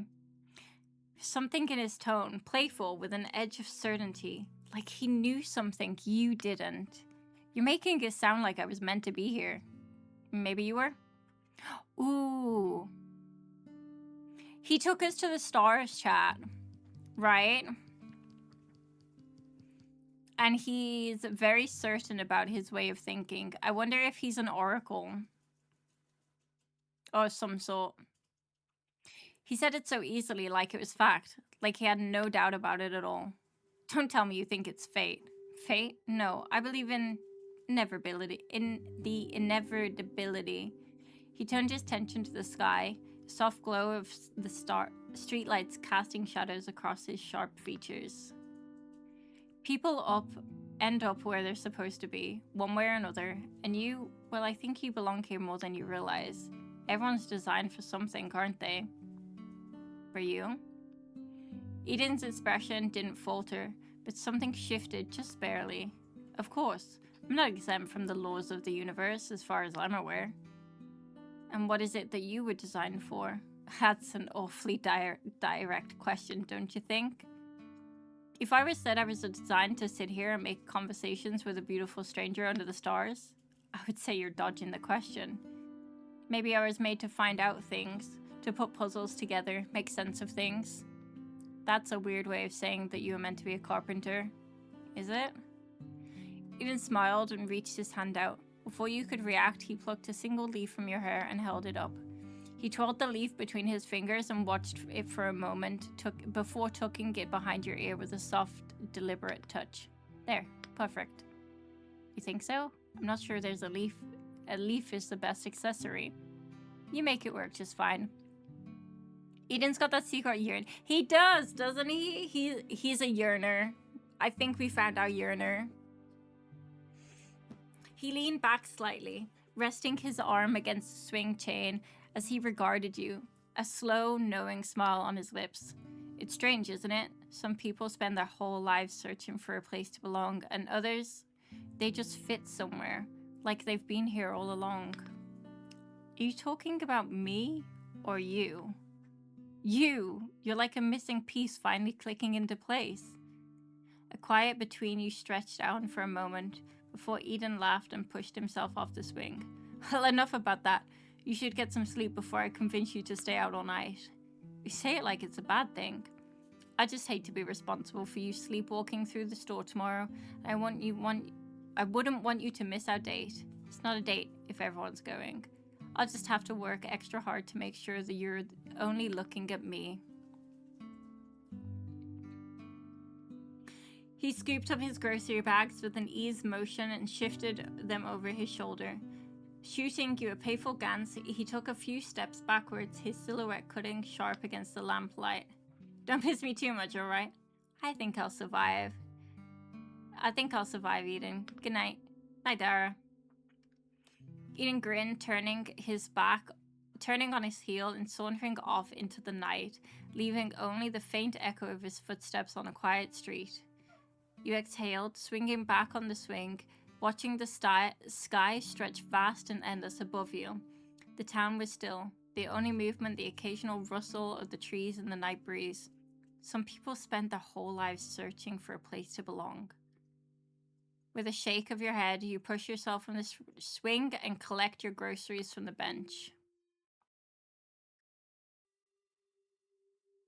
Ooh, interesting. Cracks in the finish is a really interesting,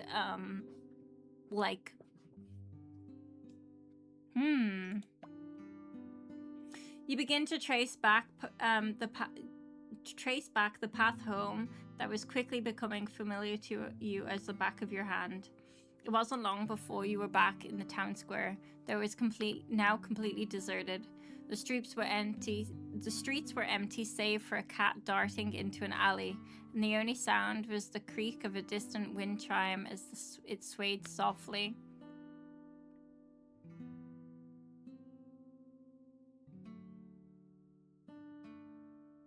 I like that too. Yeah, I did too. I really like characters like that who you're like, oh, I don't like this person. He's gonna make me really like him, I bet. I think he's gonna be really well written. It's kind of nice feeling walking at night. I never realized that. You glanced upwards towards the sky. The moon shone bright and clear, illuminating the night around and the surrounding houses. There wasn't a cloud in sight. A beautiful night, all for yourself. Or almost all for yourself. A flash of something caught your eye, the form of a tall, lanky figure sitting on a rooftop looking over the square. He watched for a moment, a little more in shadow, before disappearing out of sight. You quickened your steps back to the store. You hoped to see Florian when you arrived back at the store, but he was still nowhere in sight. I wish I had his number or something. Approaching the counter, you searched for a kind of employee information your aunt must have left, but found nothing. No trace of where Florian, Lucille lived, or a way to contact them. However, sitting on the top of the counter, You found a sealed letter with Dara written on it. Settling down your groceries for a moment, you settled down on the stool and then quickly opened the wax seal to see your aunt's graceful handwriting. To my dearest Sprout, I hope this letter will find you well and that Willowmist is starting to feel a little less like a place you've arrived at and a little more like a place you could belong.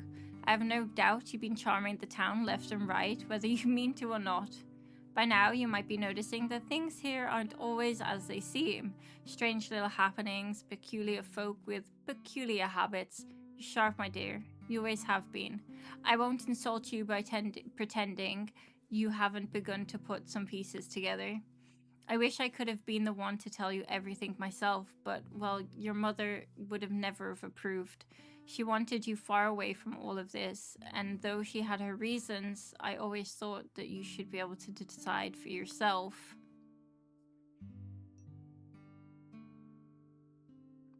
The store, our store, isn't just about antiques. It's about people, about community, and it's about giving a little help to those who need, just enough to let them find their way through their own way forward. Some of them have come a long way to get here. Some of them have nowhere else to go, but they all need something. If you listen closely, you'll know exactly how to help them. I hope by now you've stumbled across that old grumpy book, or rather, I hope that he's found you. He's a stubborn thing. Don't take it personally if he's been a little less than welcoming. He was built to be particular about his company after all. If you listen, really listen, he has more wisdom tucked away in those pages than most people do in a lifetime. I know I left you with a lot on your shoulders, and I know it isn't fair, but I also know that you can do this, my little Sprout. If anyone can, it's you. I have full belief in you. Take care of the store, take care of its people, and take care of yourself.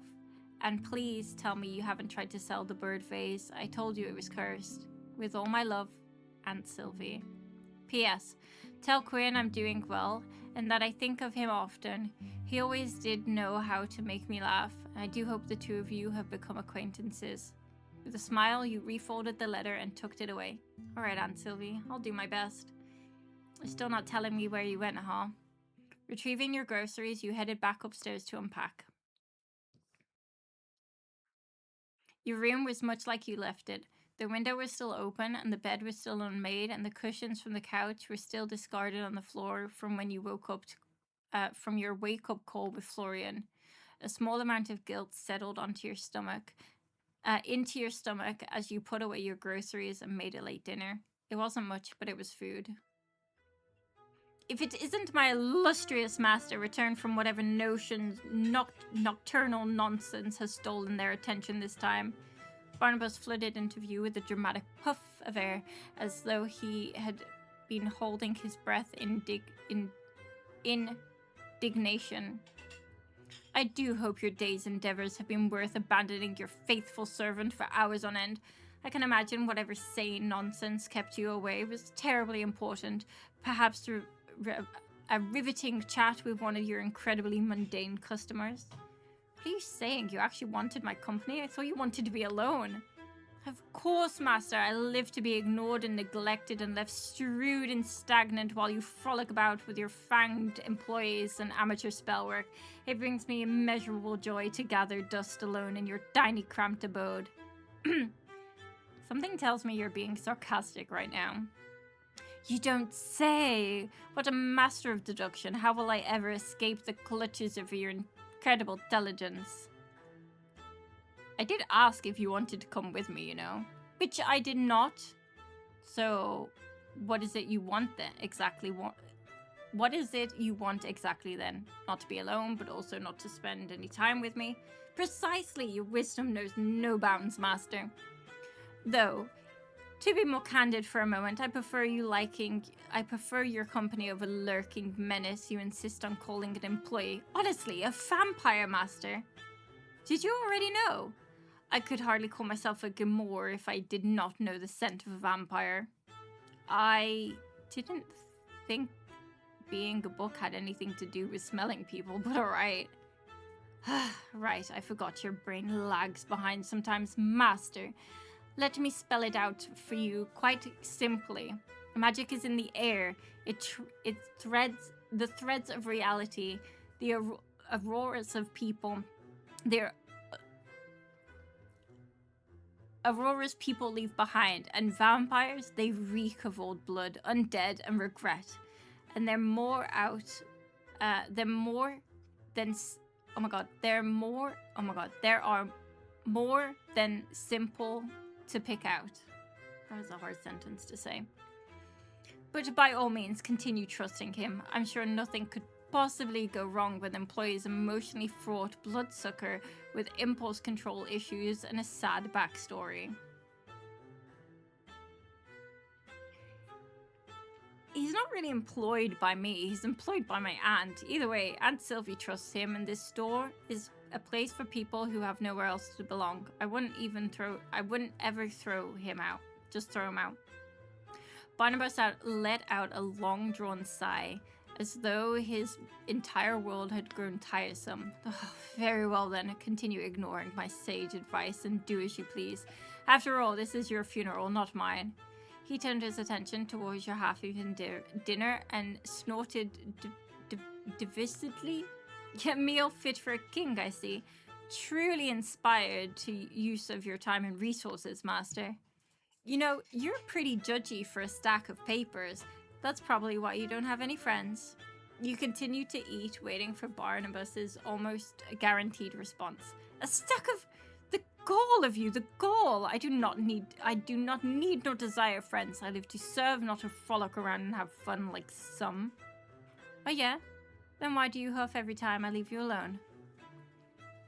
Barnabas fluttered indignantly, his pages puffed outwards in an offended ripple.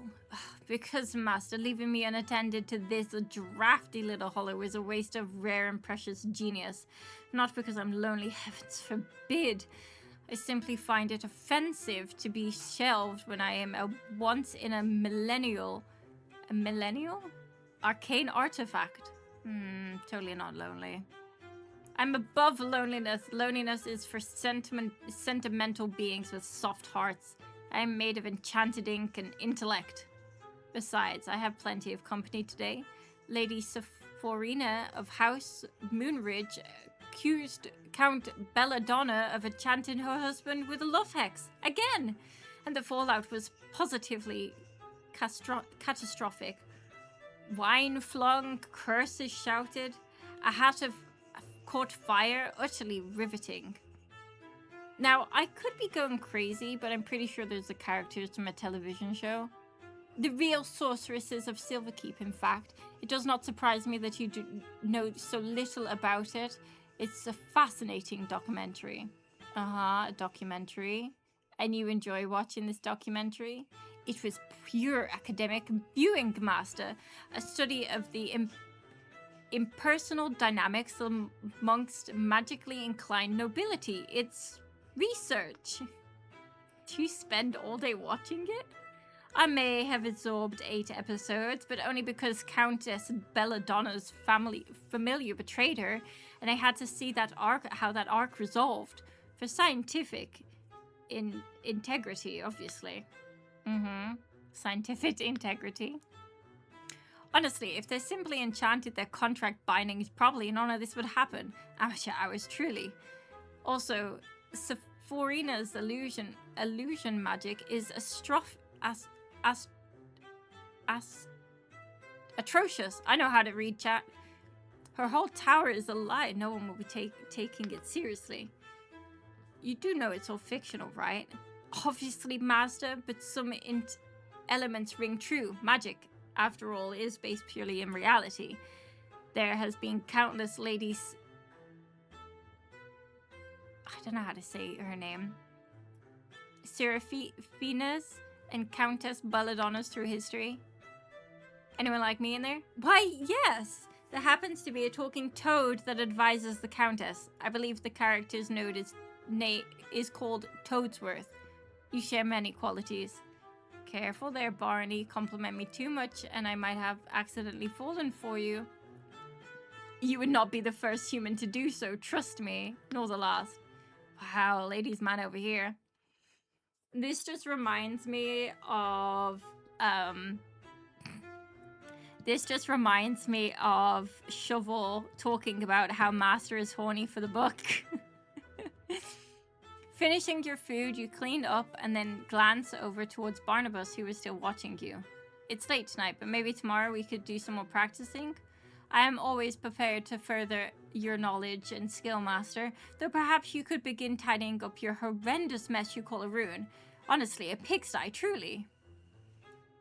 That feels a little unfair. This is my aunt's stuff, not mine. It's not like I chose to have a room full of clutter. You have lived in it for a week and haven't even bothered to put away your own dirty dishes, Master. I could not call that good defense. With a groan, you concealed and began to put the room in order. You didn't have much energy to do for it, but you also didn't have the energy to argue with the book.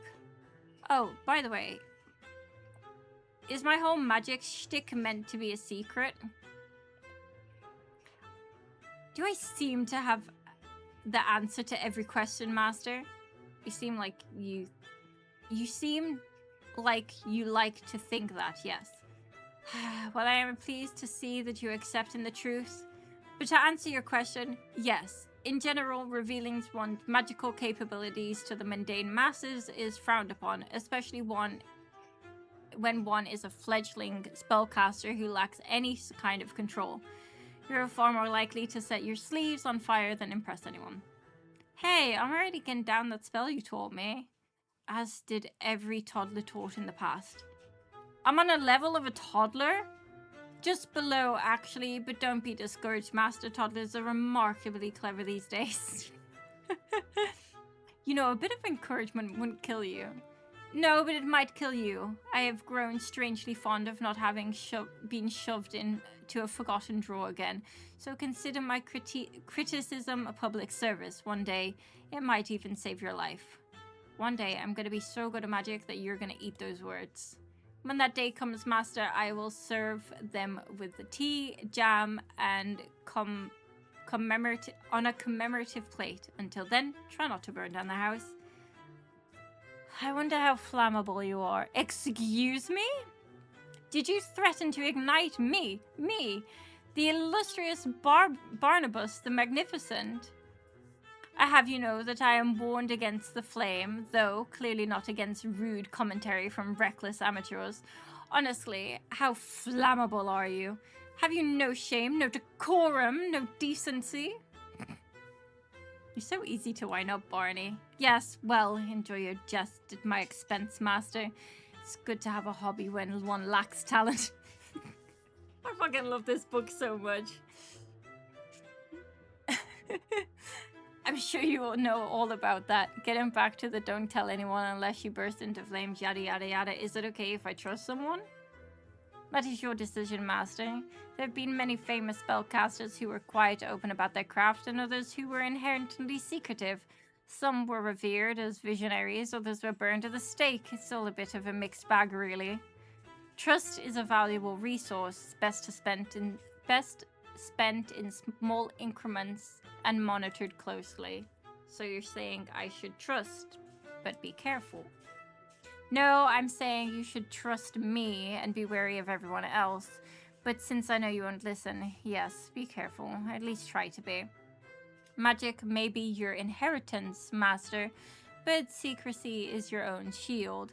You do not yet know what kind of eyes might be watching or what they want. You're being uncharacteristically serious right now. Yes, well, even I'm allowed to have moments of grim sincerity.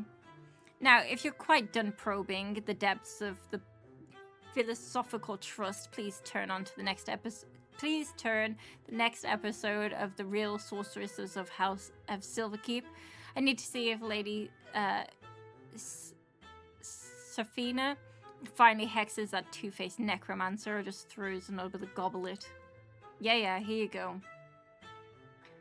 You lift up the remote and turn on the television. The screen lit up with images and loud voiceover. Barnabas fell silent and you took the opportunity to settle into bed. With a yawn, you glance towards the open window, the moon hanging high above the treetops. As tired as you were, sleep did not come easily. Thoughts raced through your mind, and the events of the day felt more vivid than ever. Still, after some tossing and turning, you fell into a deep sleep, accompanied by the occasional gasp from Barnabas in the background. Chat. Tired. I think we're going to leave it here. Alrighty. Rosie, enjoy your lurk. Last day, chat. Last day. Let's go. gotta get my reading.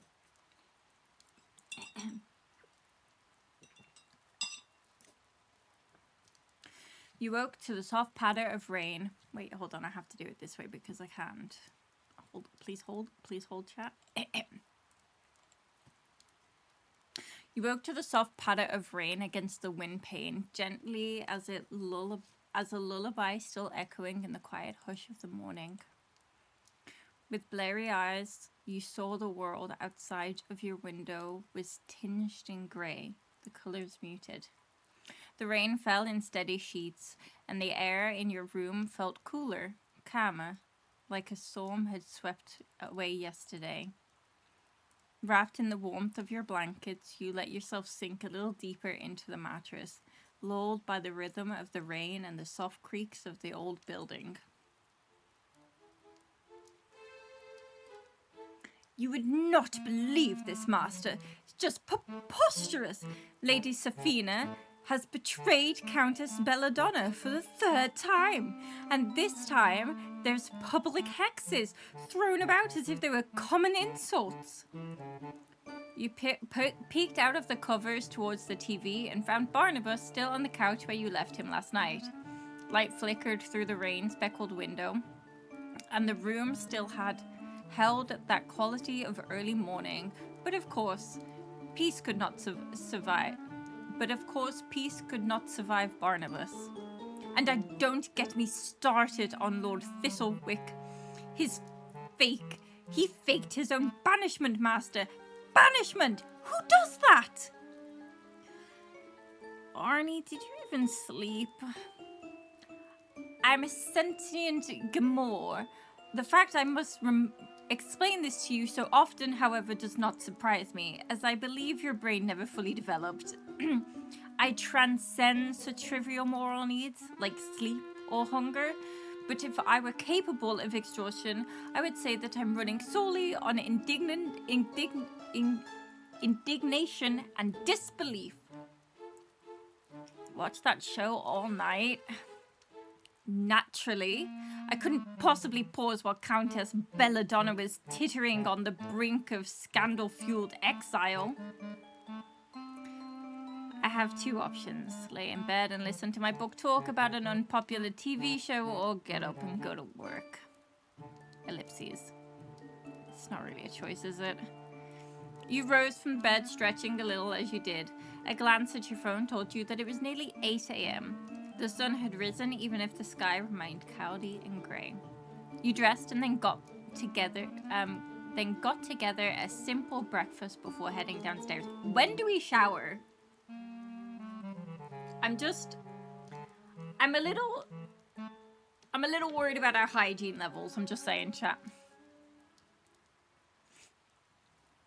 You came down the staircase expecting to see Lucille, the same as every morning, standing guard near the door.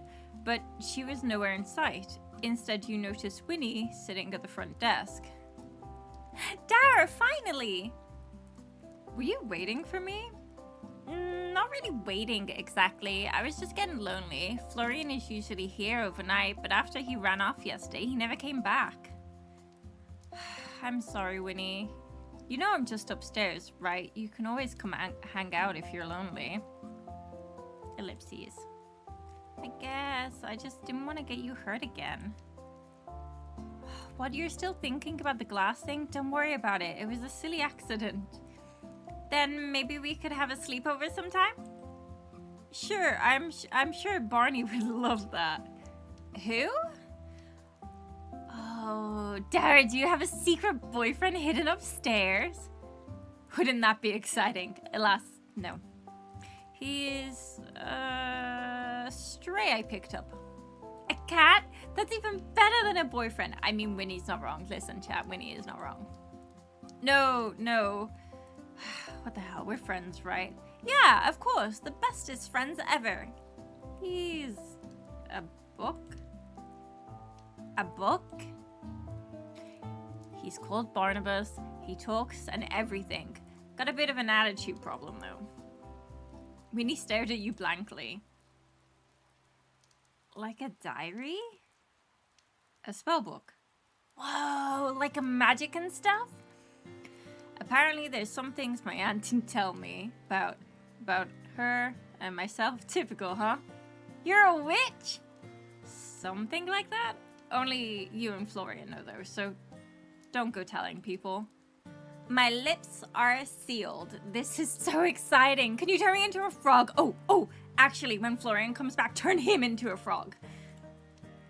I don't think he'd appreciate that. As long as we turn him back after, he can't complain, right? Come on, it's just a prank. Unfortunately, I've only learned to spell for turning something in. Wait, unfortunately, I've only learned to spell for turning someone into a frog, and not that turns them back. Oh, maybe that's a good thing you don't have the other one. We could get into way too much trouble. Winnie giggled. We? Well, of course. You and me could be partners in crime, just like those detective shows. The police would never figure it out. I don't know. A string of frog transformations just after I move into town sounds awfully suspicious. We'll need a cover, obviously. Maybe we could pin it on someone else. I can't really turn anyone into a frog, you know. Not yet, at least. No, my plans. Barney is a tough teacher, so far, all I can do is be slightly better at looking for things. That doesn't sound like a superpower. It's not, but if there's a pen under the couch, I'll be able to find it. Okay, that's pretty cool, I'll admit. With a grin, you walked over towards the counter and leaned on it, and then looked towards Winnie. So, it's your big day. Are you excited? Whoa, what do you mean? Don't tell me I've forgotten something important. Don't you remember it's our wedding day? No, we can't. That's rude. You're a little scoundrel. You are. We're going out for dinner. Ah! What? I forgot! You're not that forgetful usually, are you? Are you feeling alright? I'm so nervous thinking about it. I think I sectioned off that part of my brain that remembered. We're still going? We are, if you're up for it. Maybe a good chance for everyone to hang out, get to know each other a little. Winnie nodded. Maybe a good chance to debut some of your idol skills. Think of it as training. Winnie's expression shifted from nervous to excited. You're right! It's just a stepping stone on my way to stardom. If I can get past the first hurdle,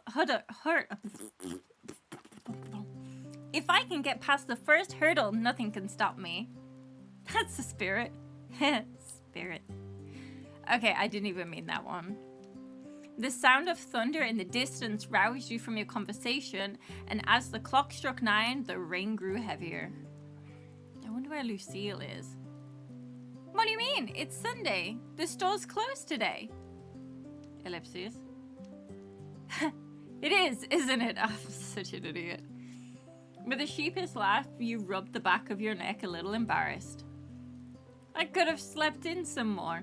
Ah, well, it's probably good not to spend all day in bed lazing around. That does sound pretty great, though. You know, I can't remember what it's like to sleep. Winnie leaned forward on the counter, resting her chin in her hand. To be honest, I can't remember most things. What the world looks like, what food tastes like. It's so weird, but normal. Also normal. I don't know. Hi, Alcaraz. Hello. How are you today? What kind of stuff do you remember? The sound of floorboards creaking, a sunset, and that song. There's a lot of things I can't remember. My birthday, for one. Isn't that lame? I can't even celebrate. Well, why not today? Huh? It's the 7th of November today. If you don't know when your birthday is, why not choose one for yourself? But isn't a birthday special? Any day can be special, even with even a random day in November. We're already going out for dinner tonight. Why not make it a party? The very idea of food is strange. Food is strange. But also... Winnie blinked and then gave a big beaming smile. You do that for me? You're acting like it's some huge inconvenience. Of course I would. Thank you, really, thank you. Hopefully the rain clears up though, or we'll be having it here instead. All I need is to find some way to contact Florian. He left yesterday before I could ask him to come. It won't be a proper birthday party without our resident grump, would it? No. No, it wouldn't. We gotta invite him. Except, I don't have his number. Or know where he lives. Do you know if he has any friends around town we could ask? I don't think Florian has many friends. At least none I've ever heard him talk about. He likes to keep his private life pretty private. Well, I have to run a few errands today, so maybe I'll have some luck finding, I don't know, his address or number somewhere. I think my aunt would have those. The rain outside pounded the roof in a constant, steady rhythm.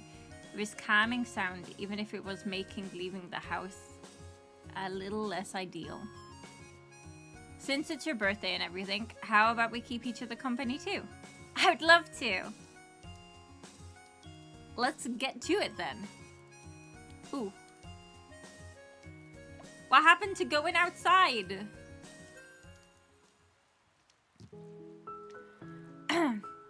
You spend a couple of hours cleaning the store, and by the end of it, you're happy with your efforts.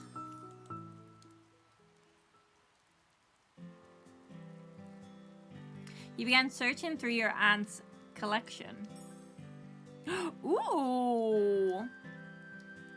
We found an vintage floral vase. It's rare, but its quality is poor. Outside is scary. I agree with that. I very, very much agree with that. The sun was beginning to crest over the horizon when the rain ceased and the sun peeked from behind the clouds, painting the streets and buildings in a wash of color outside of the store. After a busy day around the closed store with Winnie, you were unsurprised not to find any way to contact Florian. With a sigh, you began to think. Quinn might know, maybe Emmett? Who can I ask? At that moment, the chimes by the door sounded, and the door opened timidly. Sorry, the store's closed too. Standing in the doorway was a familiar short man with dark hair, wearing a slightly oversized jacket and headphones around his neck. He looked towards you almost sheepishly.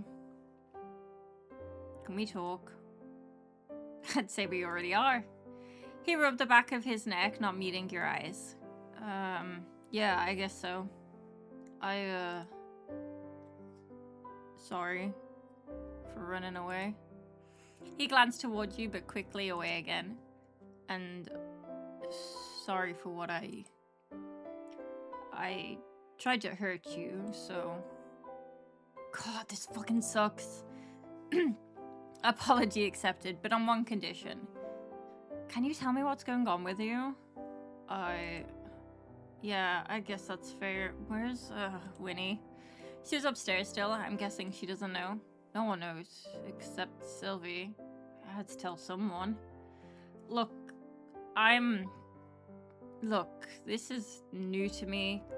I'm a vampire, I guess. I don't fucking know. It's not like I chose this, and I hate blood. The smell, the taste, it's disgusting. I try to avoid it, but sometimes I'm not in control. I get so hungry, but all of my old favorite foods just don't work anymore. So I keep to myself and keep people away from me. All of this tiredness has been hunger then? Yeah. But you've eaten now, right? You don't look as bad. I guess so. But there we go, no harm done. You say that, but you're not a danger to me. That I believe that. You're just going through some stuff. Flaren was silent for a moment before a weak laugh escaped him. God, you're a fucking moron. Aren't you scared? Why aren't you scared? Because I like you, Florian. I don't think you'd really hurt me. You're an idiot. Oh, I am well aware. It won't happen again. I won't let myself get into this situation where it could... So... Please, just try and keep your distance.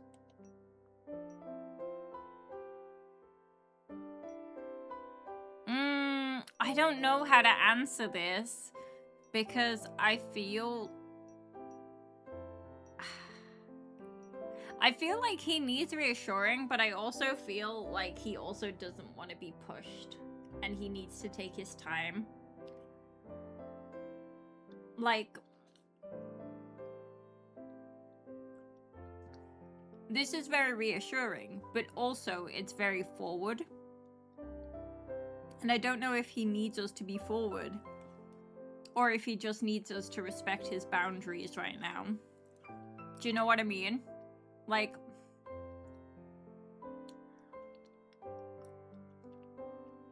this is one of those difficult situations because we know Florian's scared of being alone. We know this. He's lost everyone. But also, this one's tricky. I'm gonna go with the first one.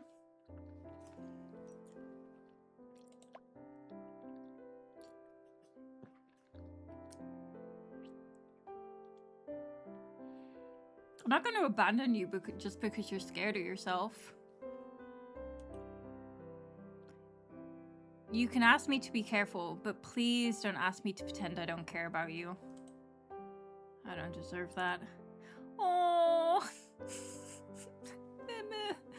See, I feel like if we had gone with the second one, he would have been like, yeah, that's what I deserve. Do you know what I mean? Like, that was a really difficult one because if you say, yeah, okay, like, you are respecting his boundaries, which we still are, by the way, because that sentence was definitely still respecting his boundaries. But also, you're telling him that he doesn't deserve to be cared about. Maybe. I don't know what the sentence would have been like, but I don't know. I just feel like that one was very much like letting him keep his walls up and letting him continue to feel like he's a burden. Too bad, you've got it anyway. Why? Why the fuck are you so nice to me? Why not? You're a good person, Florian. Florian stared at you blankly, confused, almost pained expression on his face, as if the concept was foreign to him. With a deep breath, he looked away from you and then back. Just don't expect anything from me, alright? I don't want to drag you into my bullshit. Then don't. But I'm gonna stick around either way.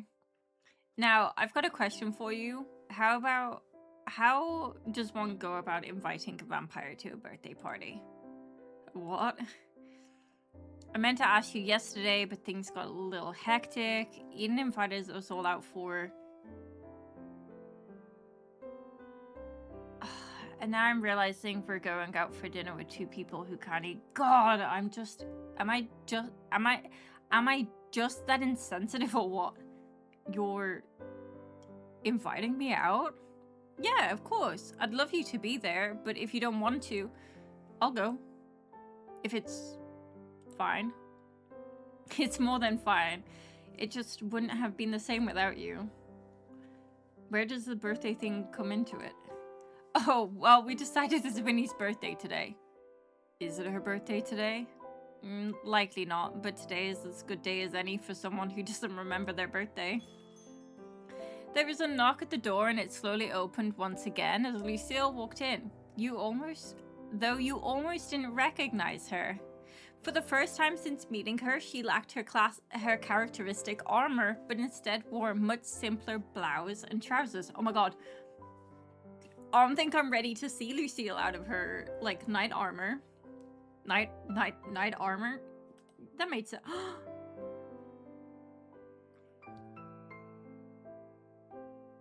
Look at her. Chat, look at her. Oh my god. She's so cute. Good afternoon, Sir Florian and Dara. How do you fare this fine day? How is it fine? It's been pissing down with rain all day. And now the sun has risen and the rain has departed. It is a blessing indeed. Nice to see you, Lucille. Obviously, we're going to tell her that she looks beautiful, because look at her, chat. She looks beautiful. You look beautiful today. Well, you look beautiful every day, but it's nice to see you looking a bit more casual. Lucille blinked, her expression caught somewhere between surprised and flustered, though she quickly straightened and recovering her poise. You honor me with your words, Dara. I merely wished to give my armor a brief rest during our meal, though I did worry it would leave me feeling exposed. It's not like you're naked. Nay, but I wear my armor like a second skin, so it is akin to being there. Beautiful is a word I am unused to, I must confess, but I am pleased that you would use it on me. Oh, just like curved smile, curved her lips. Next to you, I fear I may be pale in comparison. Oh my god, she is beautiful, yeah. Flatterer. The truth has always fallen from my lips with ease. God, let me leave if you're gonna just stand there flirting, please. Flirting? I would hardly call this flirting, Sir Florian. Dara's intentions were pure. You're seriously gonna sit there and pretend this isn't flirting? Complimenting one's appearance is a simple gesture of kindness and respect. Alright. And I'm the king of Willowmist. I do not believe this town exists under monarchy, Sir Florian. Florian's.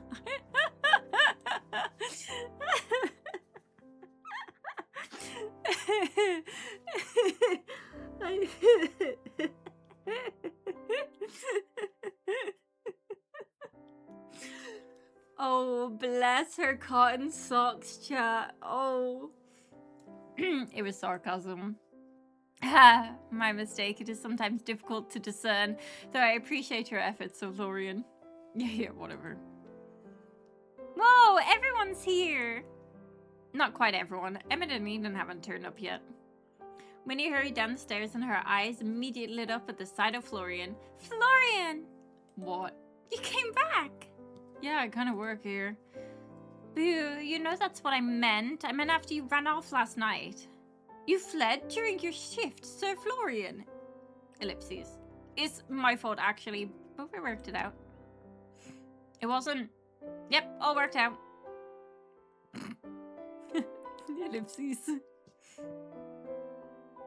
I'm relieved to hear that. It is good for us to all take an outing like this. Bonding as colleagues is a vital part of the work experience. You nodded sagely. Totally.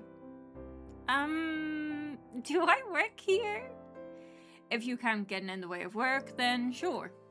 Hey, that's not nice. Don't make Dara turn you into a frog.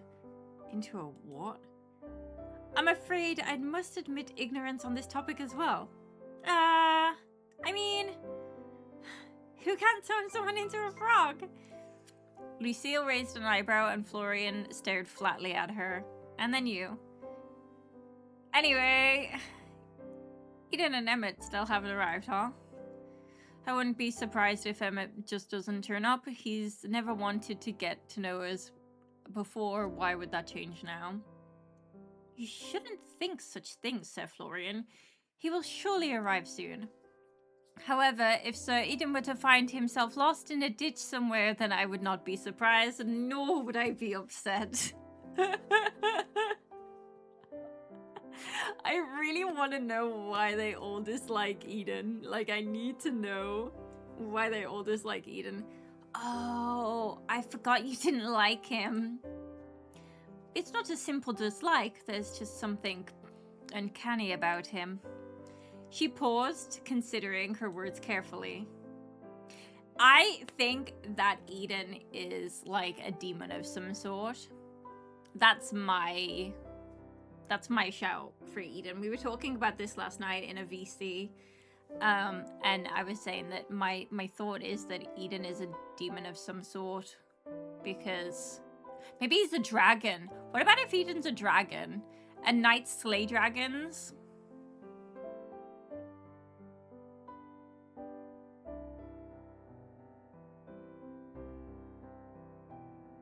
Sorry, you can't see my face, but I'm thinking really hard right now. The world has an energy, a presence. Some people are bright and vibrant like you, Dara, and others have energy that is quiet, more subtle. But when I look at Sir Eden, it is as if he has no aura at all. Oh my god, he's a demon.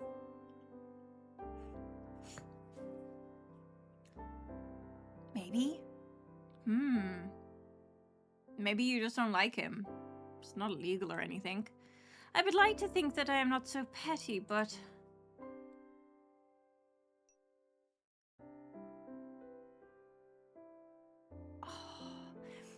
See, I would say this. But also, I would say this. Because... I don't know which one to pick. We're also a little uncertain of him. If y'all were here for our like little thing the other day with him, I flirted with him a little, but also I'm kind of on he's written so that he kind of puts you on edge, and I really like that. So I don't know if we should go with a like good instinct of being put on edge by him, or like try to lighten everyone's like opinion of him. I'm intrigued. I need, this is one of those things where like I need to do multiple playthroughs to see like the outcome of each like decision.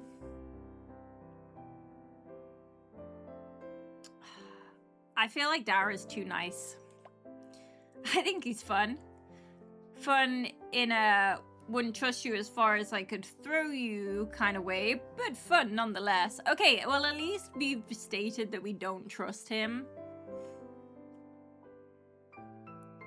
Because I, like, from our conversation with him, very much get the feeling that we don't trust him. So I'm glad that even though we said he's fun, I'm glad that we kind of said, yeah, I don't trust him either, but like, he's fun. I will endeavor to take your opinion into account and not simply assume the worst. I apologize.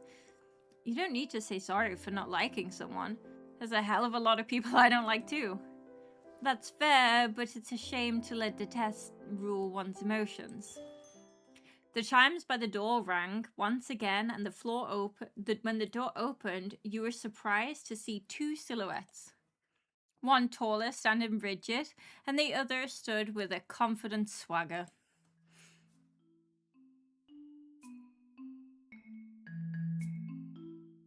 Honey, I'm home. I hate this guy so much.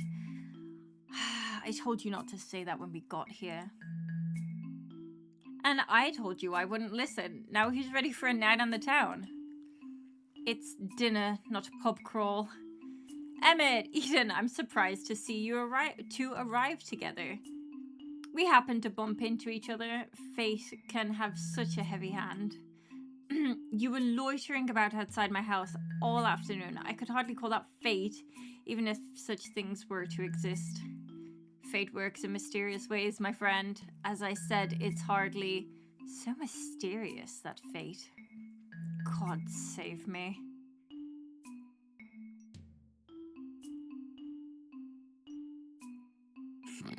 I don't think even God can save you.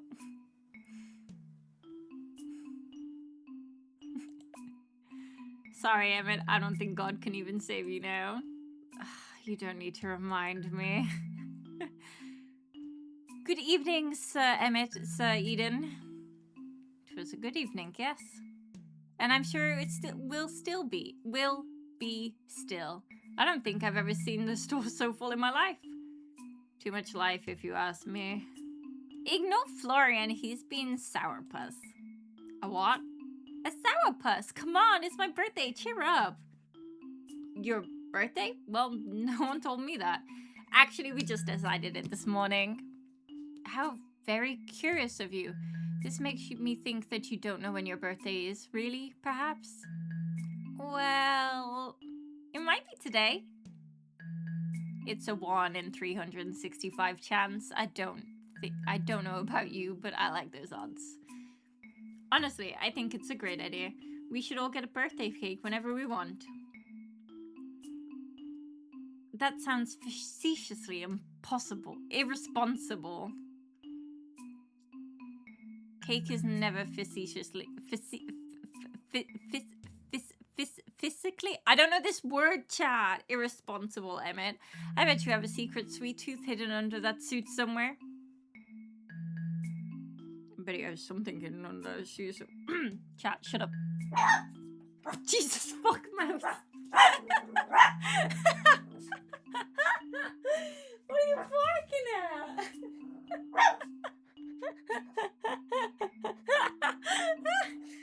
Yeah, baby girl, come here. Mouse here. Come on, you get some cheese. He's a good girl. Come here. You little scallywag. Come here. Big. She scared the shit out of me. Come here. Oh, big stretchy. Why did you bark? Jeez. What made you bark? Huh?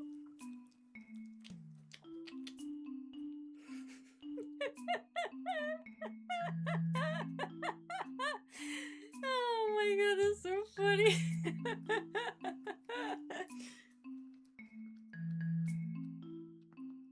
We're not sure about that one, huh?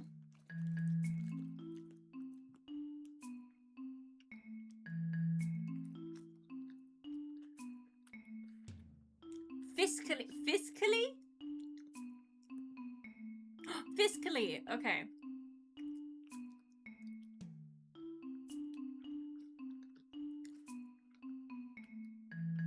Who's a good girl? Were you on the protect? Did I make a noise? Did I?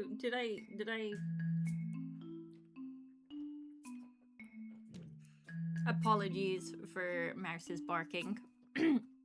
Sweet tooth or not, sugar should only be consumed in moderation. So you do like cake? Of course he does. This big guy is a big softie deep down. I've seen the key ring in your pocket. It holds keys, Eden. And it also has an orange cat wearing a bow tie. It was a gift? No, not the blush. Oh, I want to see it. It's hardly necessary. Come on, Emmett, it's her birthday.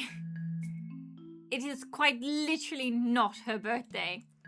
You wouldn't want to disappoint the birthday girl, would you? Fine. He reached into his pocket and pulled out his keys. Attached to them was a tiny crocheted kitten, indeed, wearing a bow tie. Shut the fuck up, that is so cute. Oh my god, that's so cute. It looks like Dara. What? It does not? It definitely does. Look at that fluffy orange hair. A coincidence then, that's all. Whatever helps you sleep at night, big guy. I've owned this for months. It's hardly related to a person I've met in the last week. But it does look like them. Truthfully, it is a remarkable resemblance. Fascinating observation. Now, are we going out for this not birthday, or did I come all this way for nothing? We're going. Come on, I got us a reservation in the best place in town. Would that happen to be the Silver Oak? I'm unsurprised to see someone with such good taste who already knows about Willowmist's best kept secret. What part of it is a secret? It's like the only restaurant open in town past 6 p.m. Eden here is prone to hyperbole. Hyperbole? Hyperbole? You should not put stock in anything he says. I wonder if... Nah, they're not related. They can't be. Then, shall we make our way there if we're not to be late? Yeah, let's go! Winnie's gonna leave the house for the shop. The group began to file towards the door, and you held it open for everyone to leave ahead of you, until only one person remained. Ellipses. How are you feeling? Would you believe me if I said I'm good? Is that the truth, though? Winnie looked at you and then smiled, the bright smile as always. I guess I'm a little scared, but I'm excited too. It feels like I never stood under a big open sky before, even if I'm sure I have. Thanks, Dara. For what? For coming to this town. Ellipses. Well, I should be the one thanking you for giving me do not stand on my keyboard while I'm streaming. Thank you very much. You little cutie patootie. I should be the one thanking you for giving me such a wonderful, such a warm welcome. No way, I should be thanking you. If I remember correctly, I think I gave you the kind of opposite of a warm welcome. Let's agree to thank each other then. Deal? Deal. Now come on, everyone's waiting. You held the door open and stepped outside first. Oh, Winnie's going outside. Outside the shop, the street was quiet. There was no traffic, and the storefronts across the street were dark and lifeless. Winnie stepped out after you, slowly at first, but her movements guided by hesitation and fear. But then that quickly gave way to something brighter and bolder. As she left the doorway, she let out a gasp and her eyes fixed upon the stars above. They're beautiful. There was something in her gaze, awe, longing, or something else. But her expression was so filled with light that you couldn't help but smile. The others watched on. A mix of curiosity and knowing crossed their faces. Florian looked up himself, but the look in his eyes was much more subdued. You are a brave soul, Lady Winona. It takes a lot of courage to face one's fears. This is the first time leaving the store, is it not? Yeah, I guess it is. I can't think of a worse hell than being trapped in that musty old store. It's no wonder you didn't die of boredom. Nothing could be boring with Winnie around. Yeah, well, you got me there. You walked over to Winnie and then offered her your arm. Ready for an adventure? I guess I am.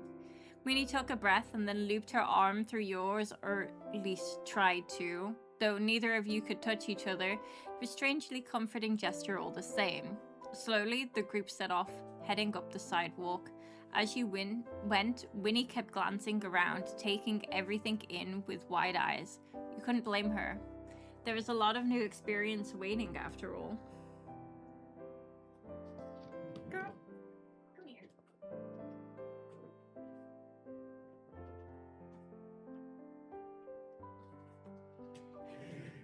It's so strange. I've been looking out a window every day, but nothing has ever felt as big as the world looks right now.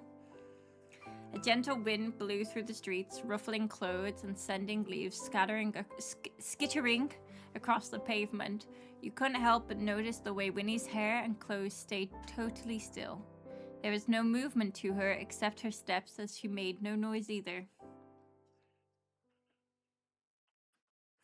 My dearest friends, Dara, it's truly good to see you.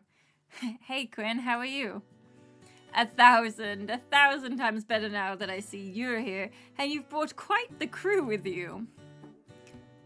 Yeah, we're having some kind of something of a birthday cross welcoming party tonight.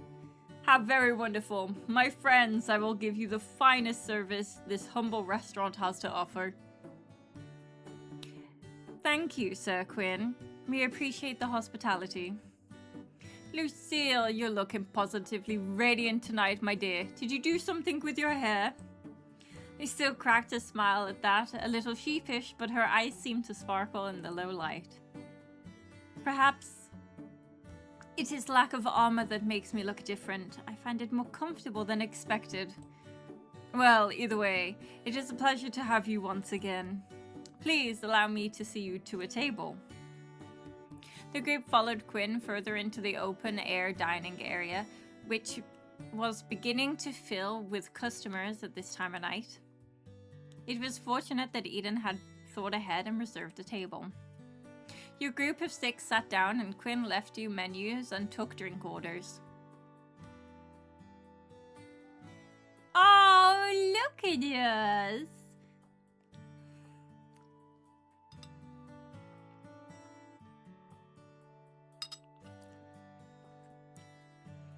Maybe Eden has something to do with his touch, because he always keeps his hands covered.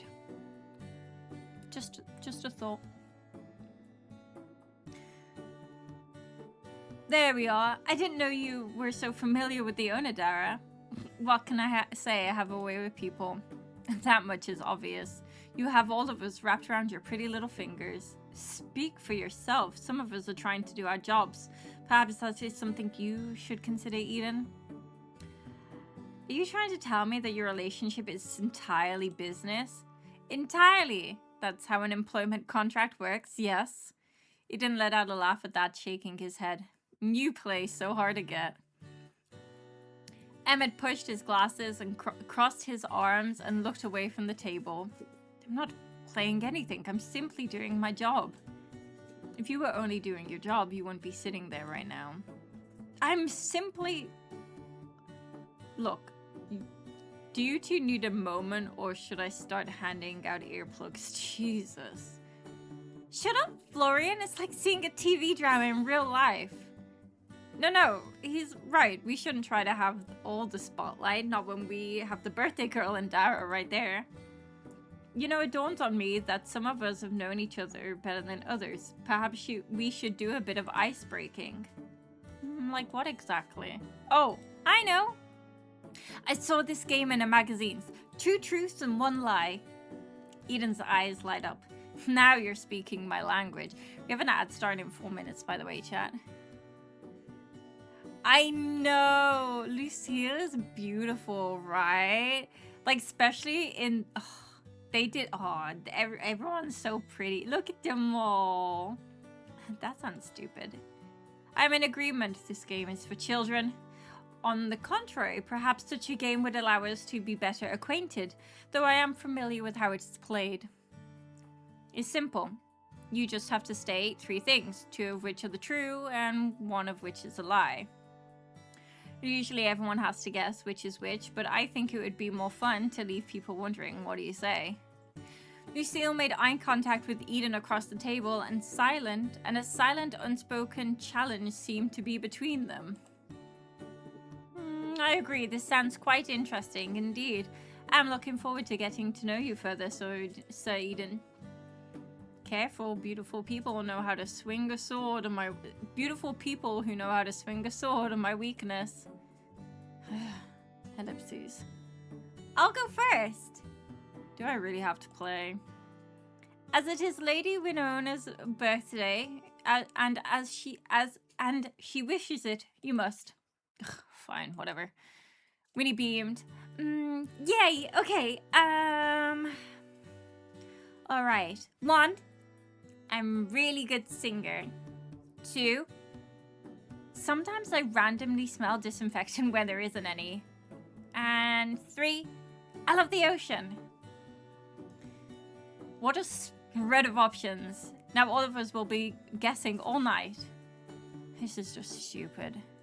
You should not judge while you have not spoken your truths and lies, Sir Florian. Fine, but this is so dumb. Florian crossed his arms and leaned back, looking away. 1.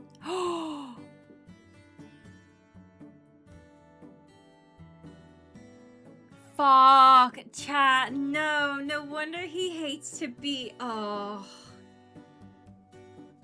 Chat, no wonder he hates being a vampire. No, that's so sad. Why would you do that to him?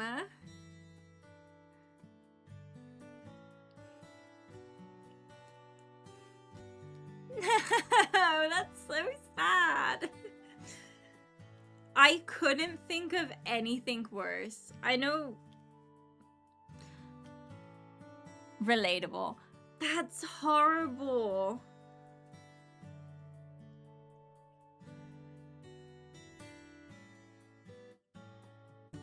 No, literally same, Chris.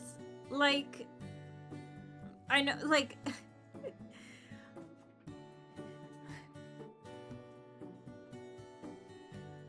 Oh, man, as a vegan, this breaks my heart. Genuinely.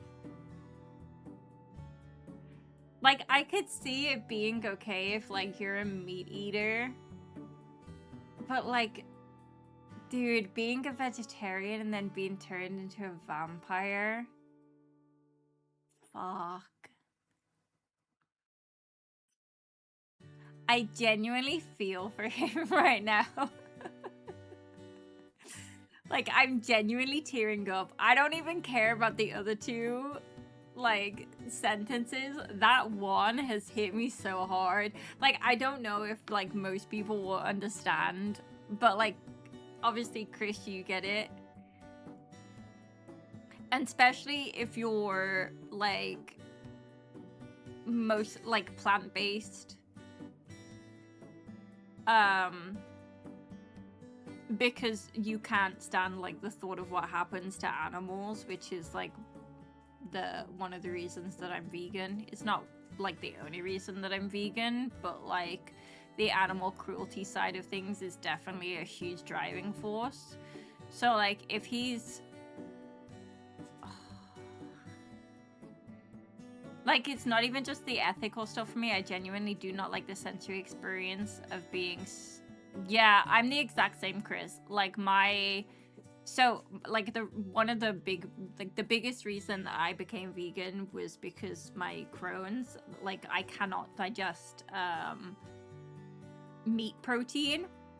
But I've always hated, like, genuinely always hated meat. Like, it's a sensory nightmare for me. I hate the taste of it. I hate the smell of it. I hate the texture of it. Like, everything about meat is, like, disgusting to me. And, like, that's okay if it's not for other people, but, like, I can't even eat vegan products that are too meat supplementy.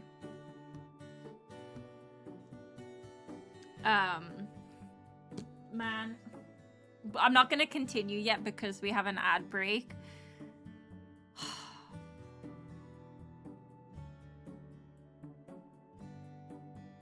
Damn.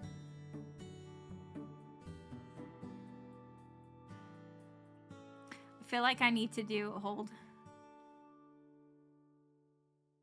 Florian needs a hug again. Florian does need a hug again. Jesus fucking Christ. Okay, hold on. I can do...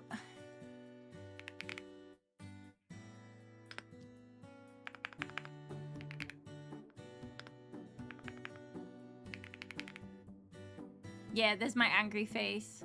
Apparently I can't do a cry.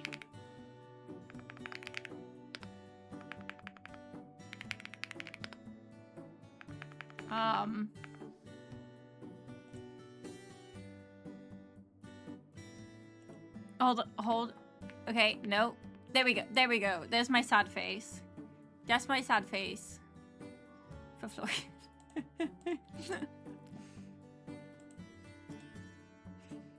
Oh.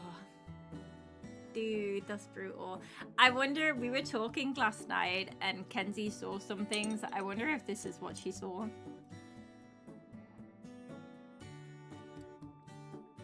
I'll have to ask. Because she didn't spoil anything for me. So I genuinely have no idea what she saw. But she was Googling.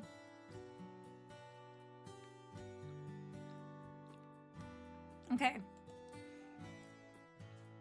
Well, I mean, think about it.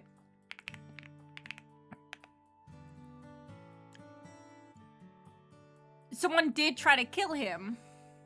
Yeah, exactly. Someone did try to kill him because he's a vampire, right? So, like, technically, someone tried to kill him. So the only child is the lie here. We all know that Winnie's is probably going to be the detergent one. Though that would be really interesting if she could actually smell detergent and she hates the sea. Okay, Florian. 1, I used to be a vegetarian. 2, I'm an only child. 3, someone tried to kill me once. There, are you all happy? I know I am. Well, kind of. As long as someone really didn't try to kill you. Who knows? And he stroked just like that. Fuck. Man. Bruh. It seems we are learning more about you by the moment, Sir Florian. Great. That's just what I want. Allow me to go next. I have prepared 2 truths and a lie, and I trust you will not easily be able to decipher the falsehood amongst them. Firstly, I was knighted before my 18th birthday. Secondly, the last time I saw my homeland, it was burning. Secondly? Did I say secondly? I feel like I said lastly. Lastly, I held the crown of a fallen king for 3 days until people could bury him again. His people could bury him. Ooh. I feel like the knighted before her 18th birthday is probably true. I also kind of feel like the second one is true, and if the second one is true, that's really fucking heartbreaking.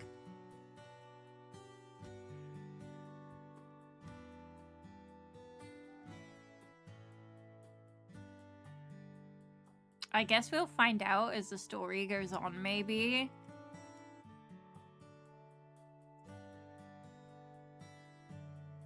Damn. Okay. You delivered all 3 with such confidence that I expect they're all technically true and that the lie is in the semantics. You do not seem like the kind of person to lie otherwise. Ooh. Now you're getting into it. Emma pushed his glasses up again and then tapped his finger against the table thoughtfully. I suspect you were knighted on your 18th birthday. Ooh. I think you probably did hold someone's crown, but it was for more than 3 days. Oh, that Lucy was still there after her homeland stopped burning. Look at what you've done. We're not even supposed to be guessing. You're quite good at this game, Lucille. Thank you, Sir Eden. Just, Eden is fine, you know. Aren't we friends? Ellipses. Sir Eden. Bird. I suppose I'll go next, if only to get it over and done with.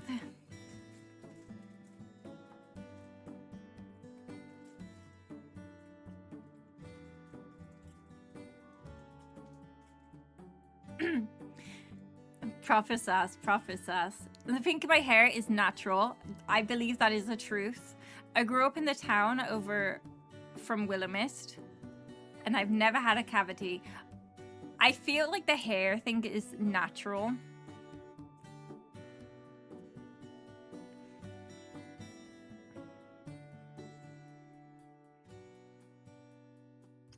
From how it's natural. Who knows? It's not died.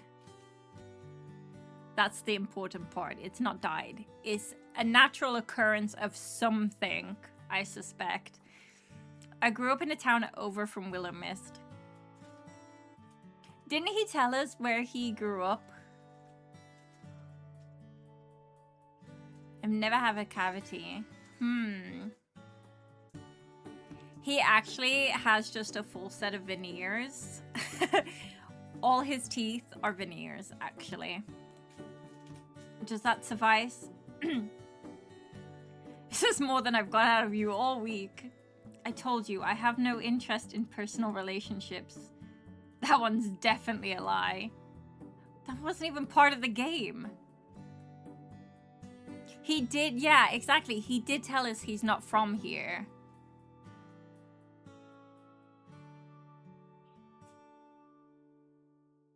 He definitely has had a cavity. That's a whole mouthful of veneers.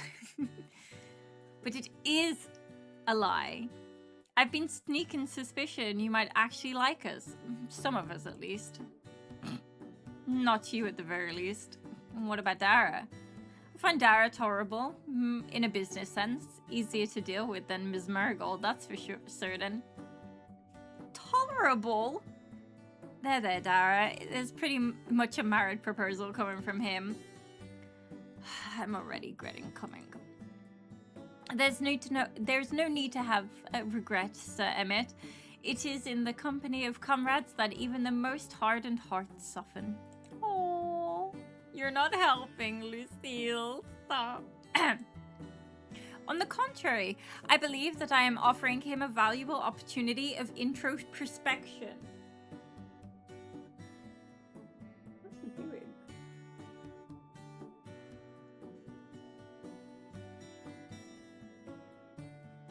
Beth is playing with something behind me. I have no idea what she's playing with. Translation, you're stuck with us, Emmett. Oh, translation, you're stuck with us, Emmett. I think I need a...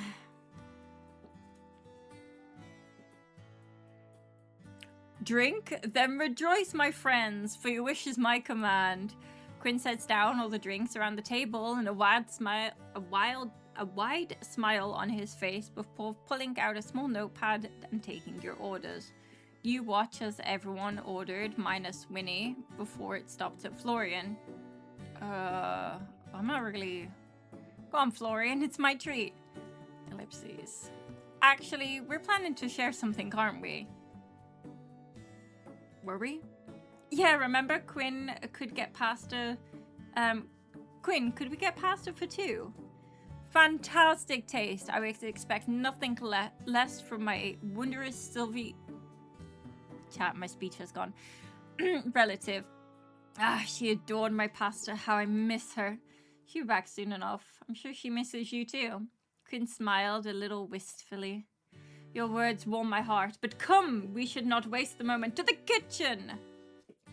Quinn left once more, and the chatting slowly resumed. Eden and Emmett were starting to bicker about something or other when Lucille stood and began to show off some stances and sword swings to Winnie. Florian, however, lightly pulled on your sleeve. Hey, thanks for that. I mean, I appreciate it, I guess. You just have to pass me pasta under the table now and probably should pick something. I probably should have picked something you eat with your hands. I could just start filling your pockets with it. Pocket pasta is the best kind. Ellipses. God, you're stupid. But thanks. Dara? Yes, Winnie? You haven't had your turn yet. Well, if I remember correctly, neither has Eden. Then I suppose I should have a turn. Or we'll save the best for last, let's see.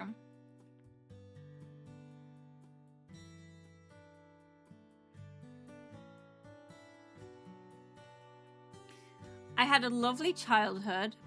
I was You a snake? Are you a...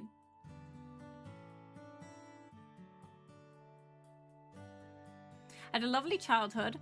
I was born in the most beautiful garden in the world that you never find on any map.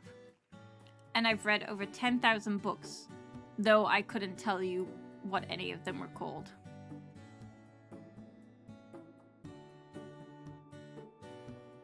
He had a terrible childhood, chat.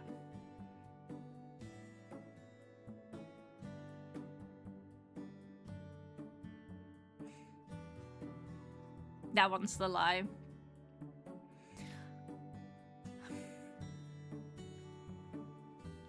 Are you a reptile? Why do you cover your hands? 10,000 books and no title on notes. That's most peculiar. Doesn't the average person read like 700 books in their lifetime? I haven't read any. You don't count. Maybe they were boring books? Even boring books have titles. Forget every single one is statistically impressive, I suppose. I've always loved being statistically impressive. And what kind of garden are we talking about? Tulips? Ooh. Are you a man-eating tulip person? I could be. What do you think? I don't know. You're so mysterious. I guess I'll have to leave you all wondering then. I'm far more interested in what our new friend here has to share. Who, little old me? Don't tell them you're a fucking witch. Bitch, I swear to God, if you tell these motherfuckers you're a witch, I'ma throw hands. Don't play coy. You've been dodging the spotlight all evening. Maybe I just enjoyed listening to all of you. If I had to play this stupid game, so do you. All of us, and you are one of the... of all of us, you are the one shrouded in the deepest mystery. I am. I think I've been pretty open with you all. Perhaps too open. Alright, let's see. Pick a truth! Okay, shut up. This is really cute.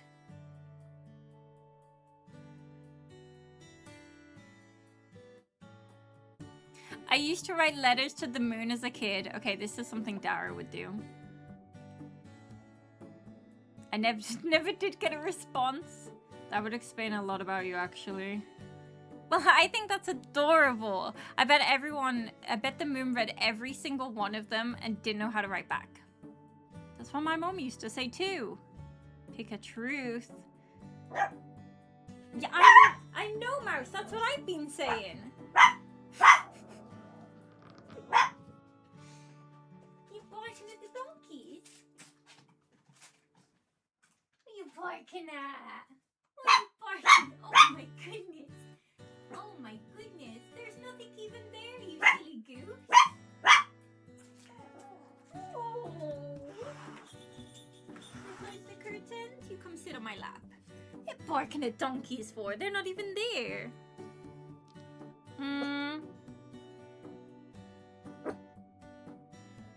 I name every mug I own. In fact, I started naming my aunt's mugs too. What's the point of... Mouse! Excuse me, I'm trying to read. I'm trying to read, you little cutie patootie. You little barks. You bark, bark, bark, bark, bark, bark, bark.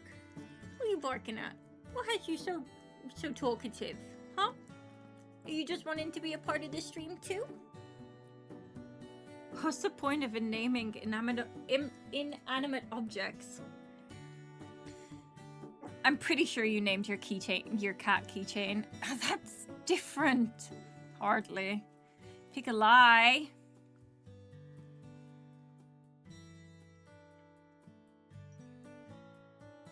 I once got engaged by accident. Oh.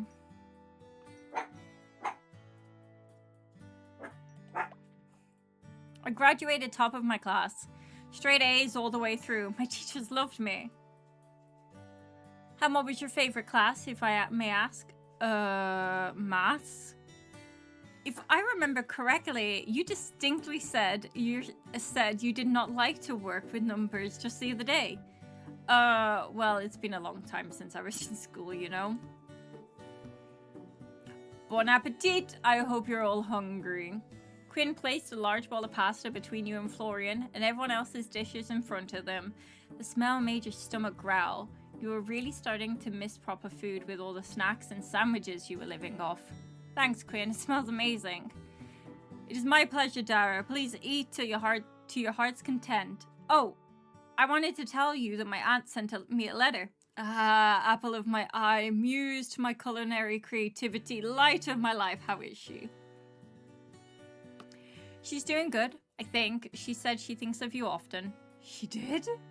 Can pause just for a second, long enough for you to catch a flicker of something soft in his expression, like the sun breaking through a cloud. Well, goodness, He cleared his throat and quickly turned back to the table, fussing with a napkin that didn't need adjusting. Be still, my beating heart. To be thought of by such a luminous soul. What a treasure. You must tell her the feeling is mutual. No, stronger than mutual. Mutual squared. I'd love to, but she still hasn't given me a way to contact her. But I'm sure she knows that. She remains as mysterious as ever. That's my Sylvie. I hadn't realized you two had a relationship like that. How long have you been together? Together? No, you misunderstand. Quinn chuckled.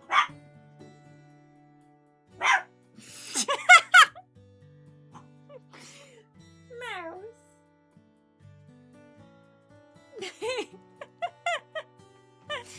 You're so funny. I closed the curtains. What are you barking at? You've been a little alert. Sorry, chat. She's never barked before on stream. This is the first time you're hearing her bark on stream. What? Yes, you're being very good alert. You're being very good at your job. That is what chihuahuas are for, are they not? What a good girl. Quinn chuckled a little wistfully, folding his hands over his heart. We are not lovers, my friend. We are not anything named, easily named. Sylvie is the kind of woman whose presence alone is enough to change a man. I have loved her in my own way for years, and if all I'm permitted is a place in her story, no matter how small it is, then I consider myself blessed. So you wouldn't want anything... Stop! Baby, what are you barking at? Are you barking at the rain? What? Stop! Calm down! My goodness! My goodness! Stop! But there's nothing to bark at! There's nothing to bark at, it's just rain!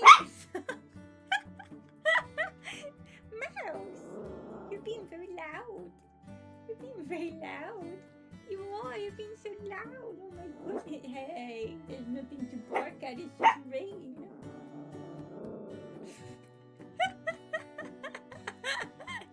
It's just rain. Is there weird sounds that I can't hear? Shh. Calm down. Good girl. My goodness. I'm so sorry, chat.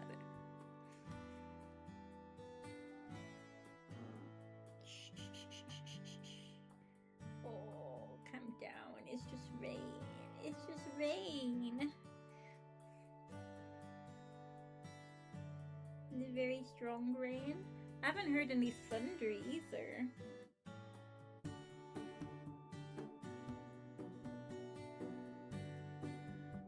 No weird sounds. There's a bucket, but I don't think you're barking at the bucket because the bucket's always been there. We're just a little more vocal today. So you won't want anything more? What if she wanted more? Quinn's smile faltered just slightly. his gaze turning for a moment before he answered. Turning distant for a moment before he answered.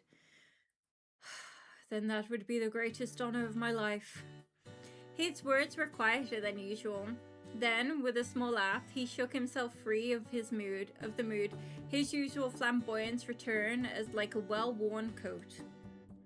But whether such a day comes to pass or not, I am content to cheer from the sidelines, to cook and to fuss, to write odes to her magnificent when the mood strikes me, which is often.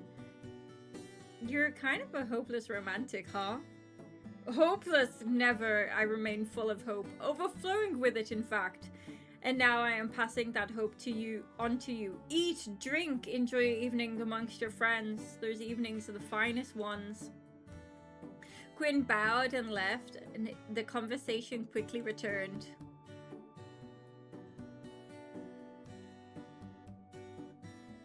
Quinn is a good boy. Wow, I can't believe you actually came out and asked him that. Why not? Love is a subject I'm fascinated by. I mean, I thought it was pretty well known that he was head over heels for her. It's news to me. Florian picked up a fork of pasta and blew on it, though didn't move it to his mouth. I mean, I think he asked her to marry him like 20 years ago. Wait, what? Seriously? This gets more juicy by the second. Sir Quinn's devotion is most admirable, to love so fiercely, yet ask for nothing in return. 'Tis the kindest of loyalty, spoken of old songs and battle oaths. Lucille sat straighter, hands resting in her lap as she gazed towards Quinn, who was already laughing at another table, setting down drinks. In my homeland, we were taught that devotion is not measured by its reward, but by its endurance. To love without expectation is the purest form of loyalty. We speak vows not to be returned, but to be upheld. If one's heart is true, it does not waver, even in silence. You're gonna make me cry, Lucy. The way you talk is so beautiful. You really do have a way with words. You'd make a good poet, Lucille. It's beautiful, sure, but isn't it a little tragic too? The group looked towards Eden, who leaned back slightly, fingers loosely resting around the stem of his glass. All that loyalty, all devotion. And what if it was never returned? What if it's left for someone like that? What's left for someone like that? Did you not listen to a word he said? Not everything is about what you get back. Some people love in a quiet way, through action, stability, showing up. There's more value in loving someone without expecting anything in return. You just don't understand it. What makes you so sure I don't? Because everything you say about love sounds like a transaction. Ooh, burn. You offer your heart and expect someone to take it. That's not connection, that's a contract. And what would you know about it, Mr. I don't need anyone? More than you, at the very least. Wow, okay. I thought we were playing party games, not starring in a courtroom drama about the ethics of love. Dara's correct. Would we not, we would not do well to pry into Sir Quinn's, oh my god, fucking, Sir Quinn and Lady Sylvie's private matters.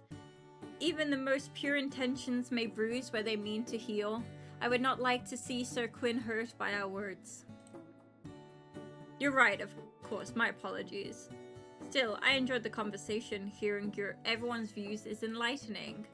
I didn't grow up around people with opinions that weren't handed to them, so hearing all of you speak so freely, even when we disagree, is kind of refreshing.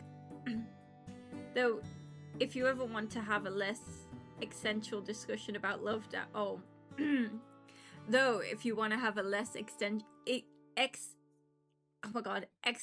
existential discussion about love, Dara, I'm always happy to offer my service as a test subject. Oh, in the name of science? Naturally, controlled environment, one-on-one, observations, lots of long walks and meaningful glances, all the good stuff. I think so. I wouldn't say an angel. I think he's the opposite. If he grew up in a luscious garden, I think he has obviously something to do with, like, the Garden of Eden, right? So maybe we were joking about Emmett being a incubi, but what about if Eden is? Like, it would make sense, especially like with the snake. I think, and I don't know, I have a lot of thoughts. All very official, wouldn't you say? You're incorrigible. Just shut up and eat already. You're jealous of our blooming relationship. What? I'm not gonna let you steal my favorite manager away from me. Yes, take care of the words, Sir Eden, for I am sworn to protect Dara from anything that means harm. This is somehow the best and worst dinner I've ever been to. I can't help but agree.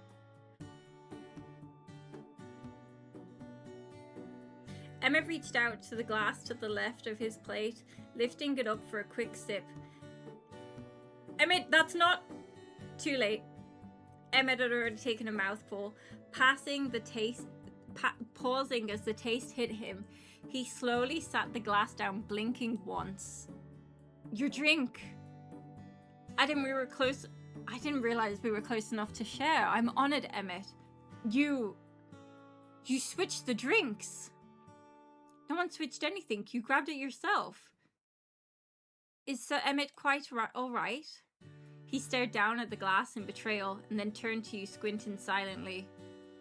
You're blurry. Maybe you should just... Wait, Emmett, are you drunk after just one sip? I didn't realize you had such a cute side. Shut up, Eden. I talk to you. You talk too much and no one likes you. So you're an honest drunk. You've gained a new charm point in my eyes. Please stop speaking to me. And you, why are you sitting there? He looked towards you now, elbow on the table, face resting on his hands. Why am I sitting here? To eat dinner? That's what you usually do in a restaurant, I think. Why aren't you sitting here? Emmett nodded his head toward Eden's seat. Do you want to sit next to me or something? Oh man, if I could eat popcorn, I would so be eating popcorn right now. I have not known Sir Emmett to hold such strong opinions about seating arrangements. So what if I do? Is that a crime? Not the last time I checked. What, you don't want to sit next to me? No. Your personality is exhausting and you flirt with everyone. I don't flirt with everyone. In fact, I don't think I've been decidedly unflirty. I think I've been decidedly unflirty tonight. You flirt with Dara. I mean, maybe it's time to... Do I? Constantly. And poorly, I might add. You seem oddly concerned about where Dara's attention goes for someone who doesn't care about anyone. I never said I don't care about anyone. I'm just selective. Selective, huh? Yes, very. No, you showed up tonight because someone keeps getting dragged into nonsense and I have to keep an eye on them. Who? Me? No. The other new antique store manager in town. Of course I mean you. Oh, he's like a clingy cat that pretends to hate you but actually loves you and wants to sit on your keyboard while you work. That's so specific. I never pegged you. That's where the sentence ends, chat. I never pegged you, full stop. I never pegged you for the possessive type. What do you think I'm gonna do, bite him? Knowing you, probably. You need not worry. No one is getting bitten on my watch, Sir Emmett. Very long ellipses, chat. No one is going to bite me. Not unless you say please, at least. Please keep your mouth to yourself, Sir Eden, lest you lose it. Lose? My mouth? Alright, I'll be good. I doubt it. Dara, you should have come sit next to me for your safety. It's a little hard when I'm sharing my dinner with Florian, don't you think? You can share mine! Okay, Chad, I need to flirt with him. I need to. That depends.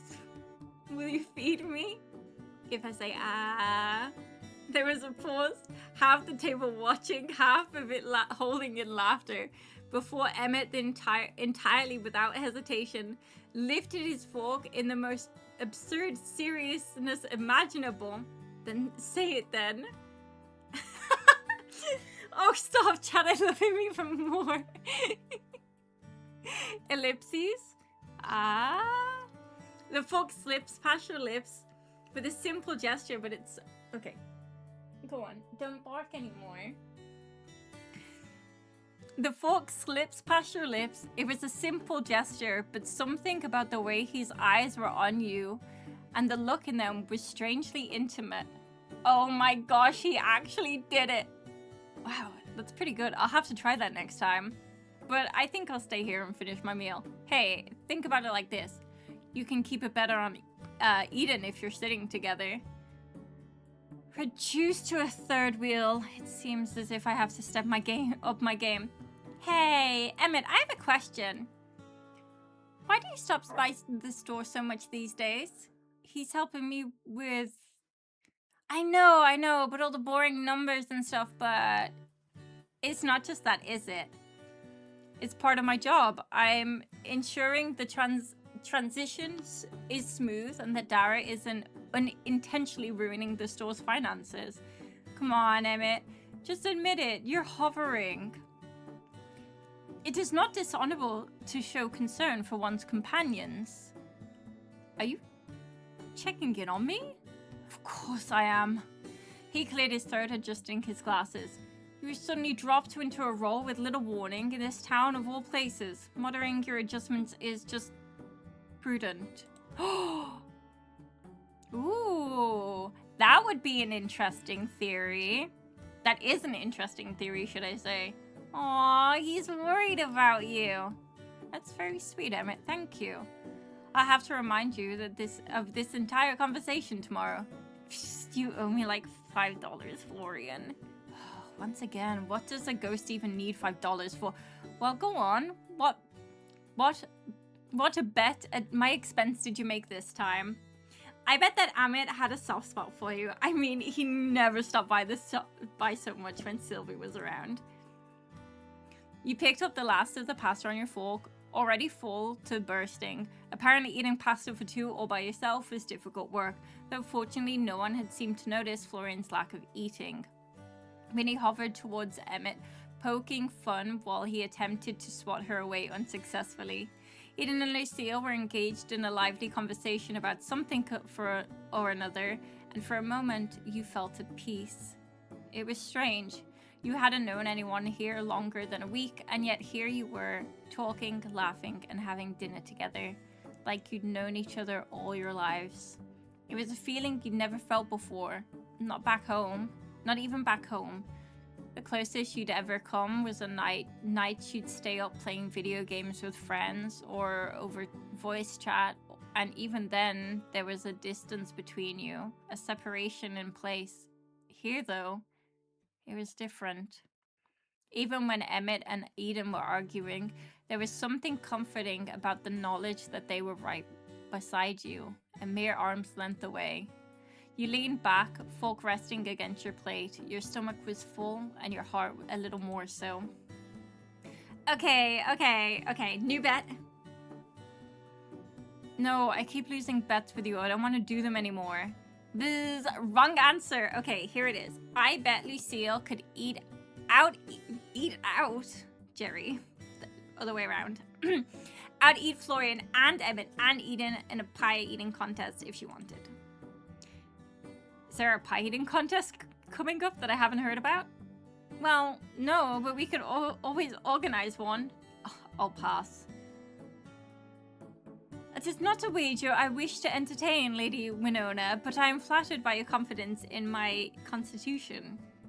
Lucille gave quite a laugh and babbed dabbed at the corner, my dyslexia, man, dabbed at the corner of her mouth with a napkin. This evening has been most enjoyable. In my kingdom, feasts were often accompanied by political tension and hidden motives. Here, there is laughter, companionship, and light-hearted debate. I must confess, it's really refreshing. I'm glad you think so. Same. I haven't had this much fun in forever. I wish every day was like this. You'll get bored of me eventually. Impossible! I can never get bored of you. It's true, you have a natural draw to you that's hard to resist. You think everyone's hard to resist. What can I say? I'm a lover. Ew. Anyway, are we done here? It's probably about time I dragged out my favorite. I dragged our favorite accountant home before he regrets the night any more than he already will. Don't worry, tonight's on me. Eden stood and tracked down Quinn, leaving the rest of the table to gather themselves and stand up as well. As you all did, Eden returned, followed by a beaming Quinn who seemed positively ecstatic by the sight of empty plates left behind. Did you enjoy your meal, my friends? It was wonderful. Once again, you have given me you'll have to give me some pointers one day. I've never had cooking like yours. For you, absolutely. You know, much of the flavor comes from growing your own produce.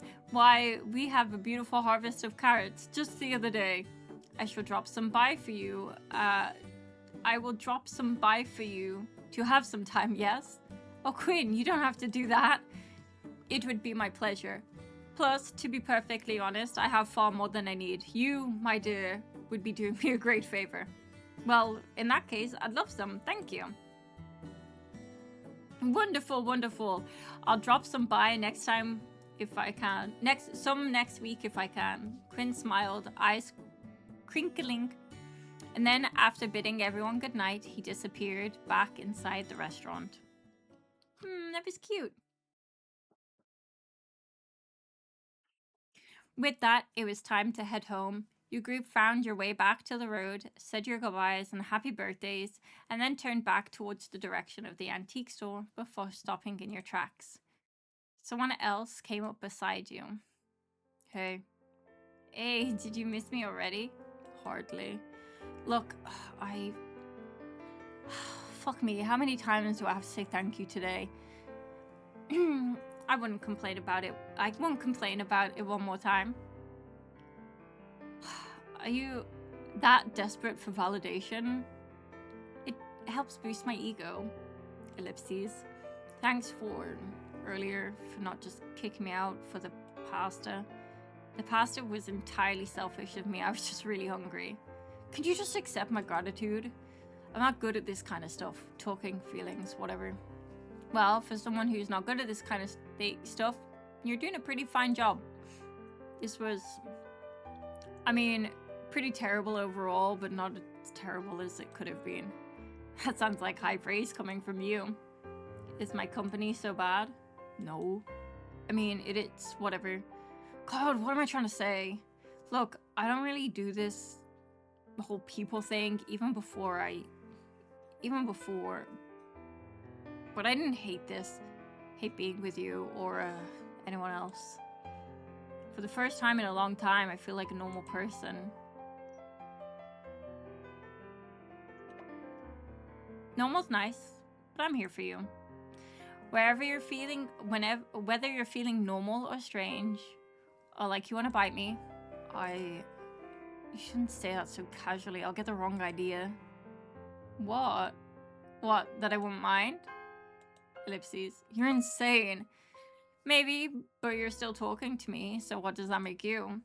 Even worse, probably. It's what I need, another problem. I'd say we make a pretty good match, really. Don't say things like that. Why not? Because I'll start to believe you. He didn't look at you as he said it, but his voice was quiet, genuine, like the words had slipped out before he could stop them. And I don't know what to do with that. I don't know what I'd do with that. I'm gonna go. See you tomorrow. You better. He hesitated just for a moment before he turned around and slipped into the night. You were searching around your pocket for your keys when you heard the sound of footsteps against gravel.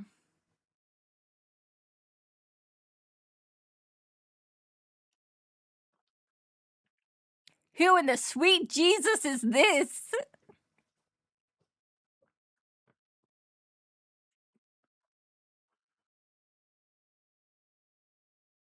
Wait. Nah. Working late? Keys drop out of your hand and fell on the ground as your eyes peered through the darkness to someone leaning against a wall a few feet away from you. His red hair was Hi, Wordy. His red hair was framed with black tips, and his eyes were dark, his expression unreadable under the night sky. Hidden behind his hair was a black tattoo wrapping itself around his throat. My bad, I didn't mean to startle you. A place like this, thought it'd be closed by now. I can't say I know many stores open at this time of night around here. Is there something I can help you with? Maybe, maybe not. I suppose we'll work it out together, eh? Is this your place? Kind of, I'm just looking after it. It belongs to my aunt, actually. Sylvie Marigold, right? She's pretty famous around here. That's an impressive family tree if I've ever seen one. You know her then? He tilted his head, eyes narrowing slightly. In passing, it's hard not to, really. She collects attention in town like, she collects attention in a town like this. I hadn't heard she was leaving town. Well, I guess she doesn't know anyone an explanation. She'll be back soon enough anyways. Ooh, we're skeptical. We don't like him. No, I suppose she doesn't. It does make me concerned, though. Leaving so suddenly, does it feel like a lot like... leaving so suddenly does feel a lot like running, don't you think? Maybe she just needed a holiday. Maybe. Either way, you're not what I expected to find. What you were expecting? Oh, what were you expecting? Hard to say. But I imagine we'll both find out soon enough. Then he smiled. You couldn't tell if it was cold or warm. Well, don't let me keep you. We finally have an antagonist. Yes. He stepped aside, gesturing towards the door. Wouldn't want to be the reason you missed curfew. As you bent down to pick up your keys, you felt his eyes on you. Not necessarily threatening, but there nonetheless. He's really hot. He's really hot.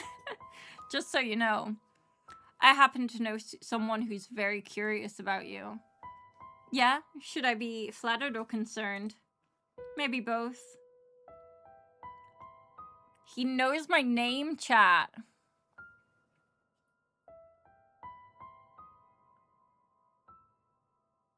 Or they. I don't know if I don't know their pronouns.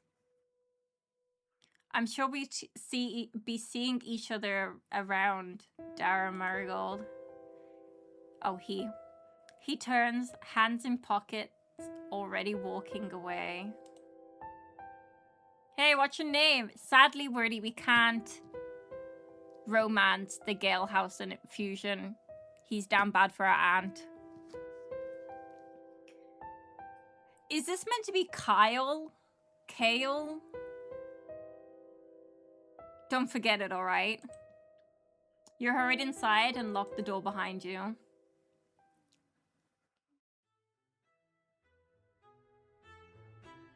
Kale? Kyle? Kale.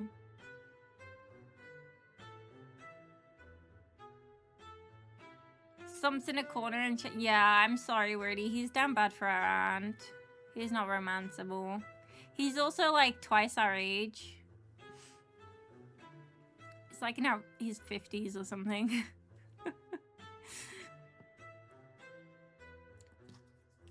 Well, I say, here I am, a humble spellbook, patiently waiting the master for a promised training session, only to be abandoned, left to wither all day in the dusty room. I'm not surprised, master, just disappointed. Barney! Listen, our lesson might need to be put on hold just a little longer. I bumped into someone outside. I suggest watching where you're going then, Master. It takes no magical prowess. So you should be able to manage that much, I assure you. He knew my name. My aunts, too, said he was just curious, but something felt off. Did he reek of sulfur? Speak in cryptic riddles, glow ominously? I hope he wasn't glowing. Master, strangers who glow are never up to something good. What? No, nothing like that. He just had red and black hair, dressed kind of cool, I suppose.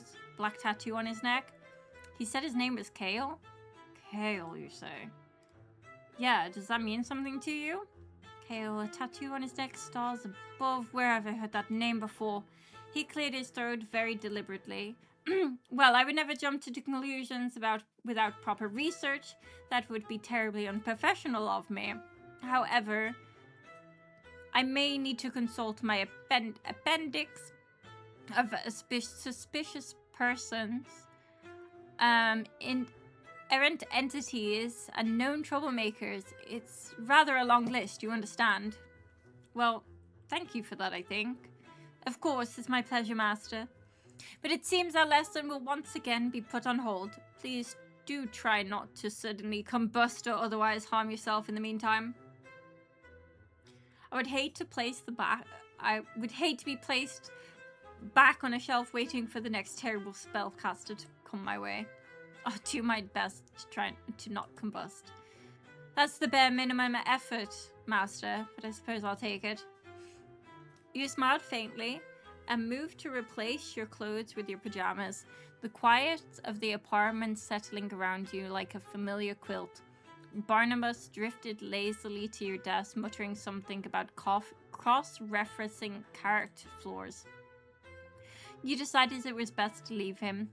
If you knew of what you knew of him, he sometimes needed time to mutter strangely to himself.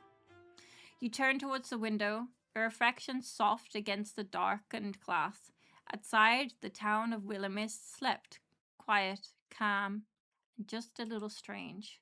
And tomorrow, you'd open the shop again, maybe learn a new spell, maybe meet someone new. But tonight, for now, you were home.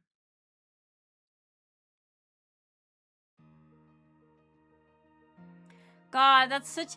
Chat! The fact that this was such a long demo makes me excited for the game, because we've been playing this demo for like 8 hours or something, and granted I know that I'm reading and I'm slow and that I'm a really bad reader, but the fact that the demo was so long makes me hopeful that the whole game is not going to be just like super duper fast, you know what I mean? Like, it's going to be a good detailed game. I'm extremely intrigued by our antagonist.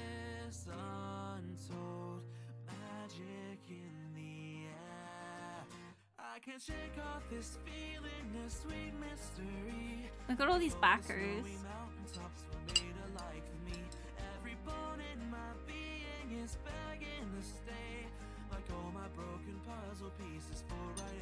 It was such a good demo, chat.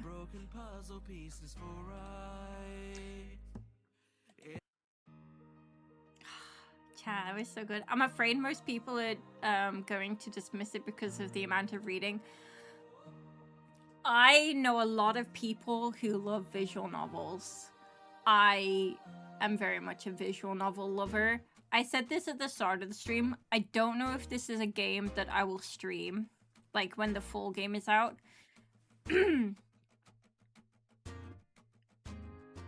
And the only reason for that is it takes so much energy for me to read out loud. And I feel like this is a game that would need to be read out loud if I were to stream it. And I would need to do the personalities and the voices, or at least try my best. And most of you know that because of my long COVID, my issues with my heart and my lungs, whatever else the fuck is going on my body, it's very hard to do it. And so I feel like this is probably a game that I am going to enjoy and scream about in the Discord, but will not stream it. Unless I stream it in Discord, and then I won't be reading out loud. There are also some rules about streaming VNs. This one's fine. It depends on the content of the VN, but this one I believe is fine for streaming. I don't believe it has any like 18 plus content in it.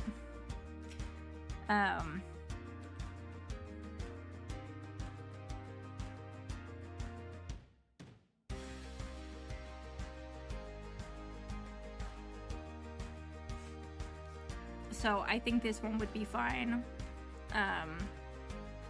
for streaming. But I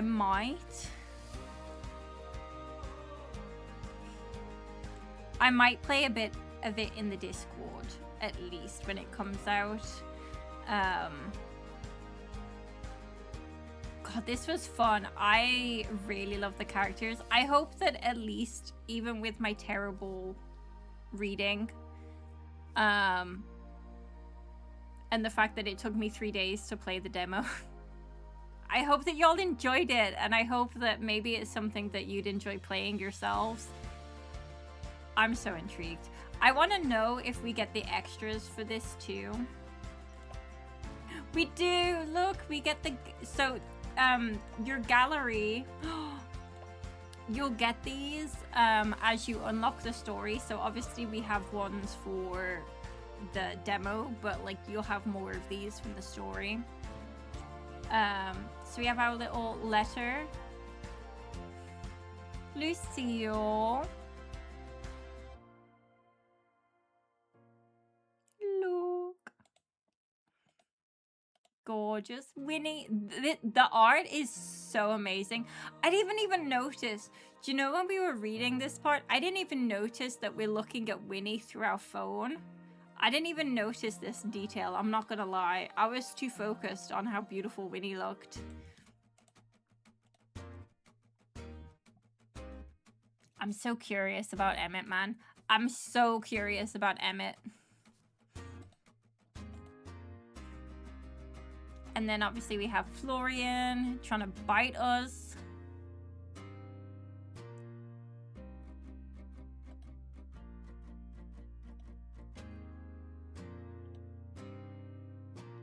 And then Eden. I'm so intrigued by Eden. Oh, did this one change as well? Oh, it did. I didn't even notice these changing. Aww.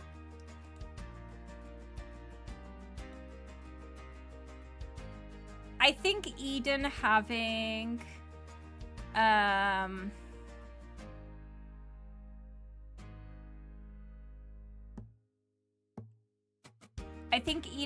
gloves on says something about like his character.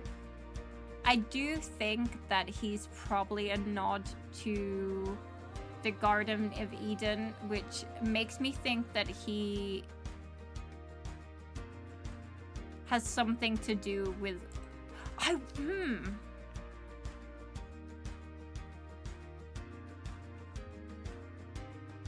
No, that doesn't work.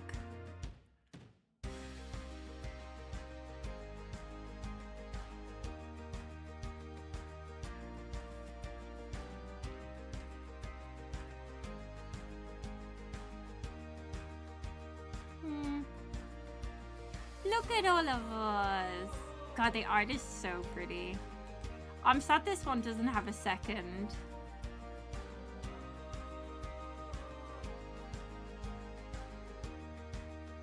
Cute.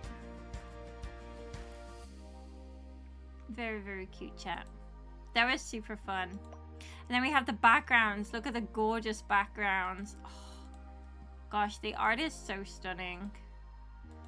Like, genuinely. The amount of detail in it.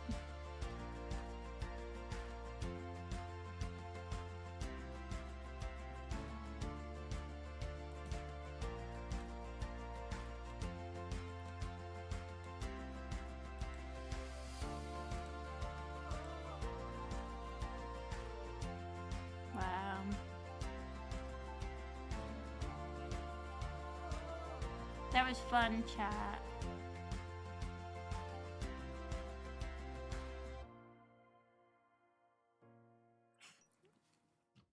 I think I'll play. This is one of those games, so I do this with a lot of like visual novels, especially if there's like a selection of dateables. I'll play it through several times to do all the dateables, especially if there's achievements with the dateables. Obviously, we don't know the achievements for this game yet, so I'll probably play this through a few times as both as body type 1 and as body type 2 as well. I'm so intrigued by our antagonist. I wonder if that's what Kenzie was talking about the other night, actually, because Kenzie saw some things and I didn't see those things. Like I said, we'd say that I didn't want spoilers. So I'm gonna have to talk to Kenzie about that later. But thank you everyone so much for joining me today. I really appreciate it. I was thinking maybe of putting VODs up on YouTube again. So I will be putting this all together. I'll play through all together. I will have my VODs channel as like link only because I don't know. I'll see. I might have them public. I might not. I don't know. Either way, it'll be posted in the Discord once it's up and edited and up. I'll post it in the Discord, so if anyone wanted to catch like the full demo and miss parts of it, it will all be there. Also, I highly recommend, if this is your type of game and it's something that you're interested in wishlisting it. I wasn't gifted this or anything, but I really enjoy playing indie games and supporting indie teams, and this team has made a few games that I've enjoyed so far. I really like them, so don't forget to do that if this was something that you're interested in, because it helps them out too. Even if you don't end up purchasing it, like following it or wishlisting it really helps the dev teams anyway, so just keep that in mind. I have a few more demos for the rest of the week if they're still available. So tomorrow after we finish co-working, we will do another demo, start another demo.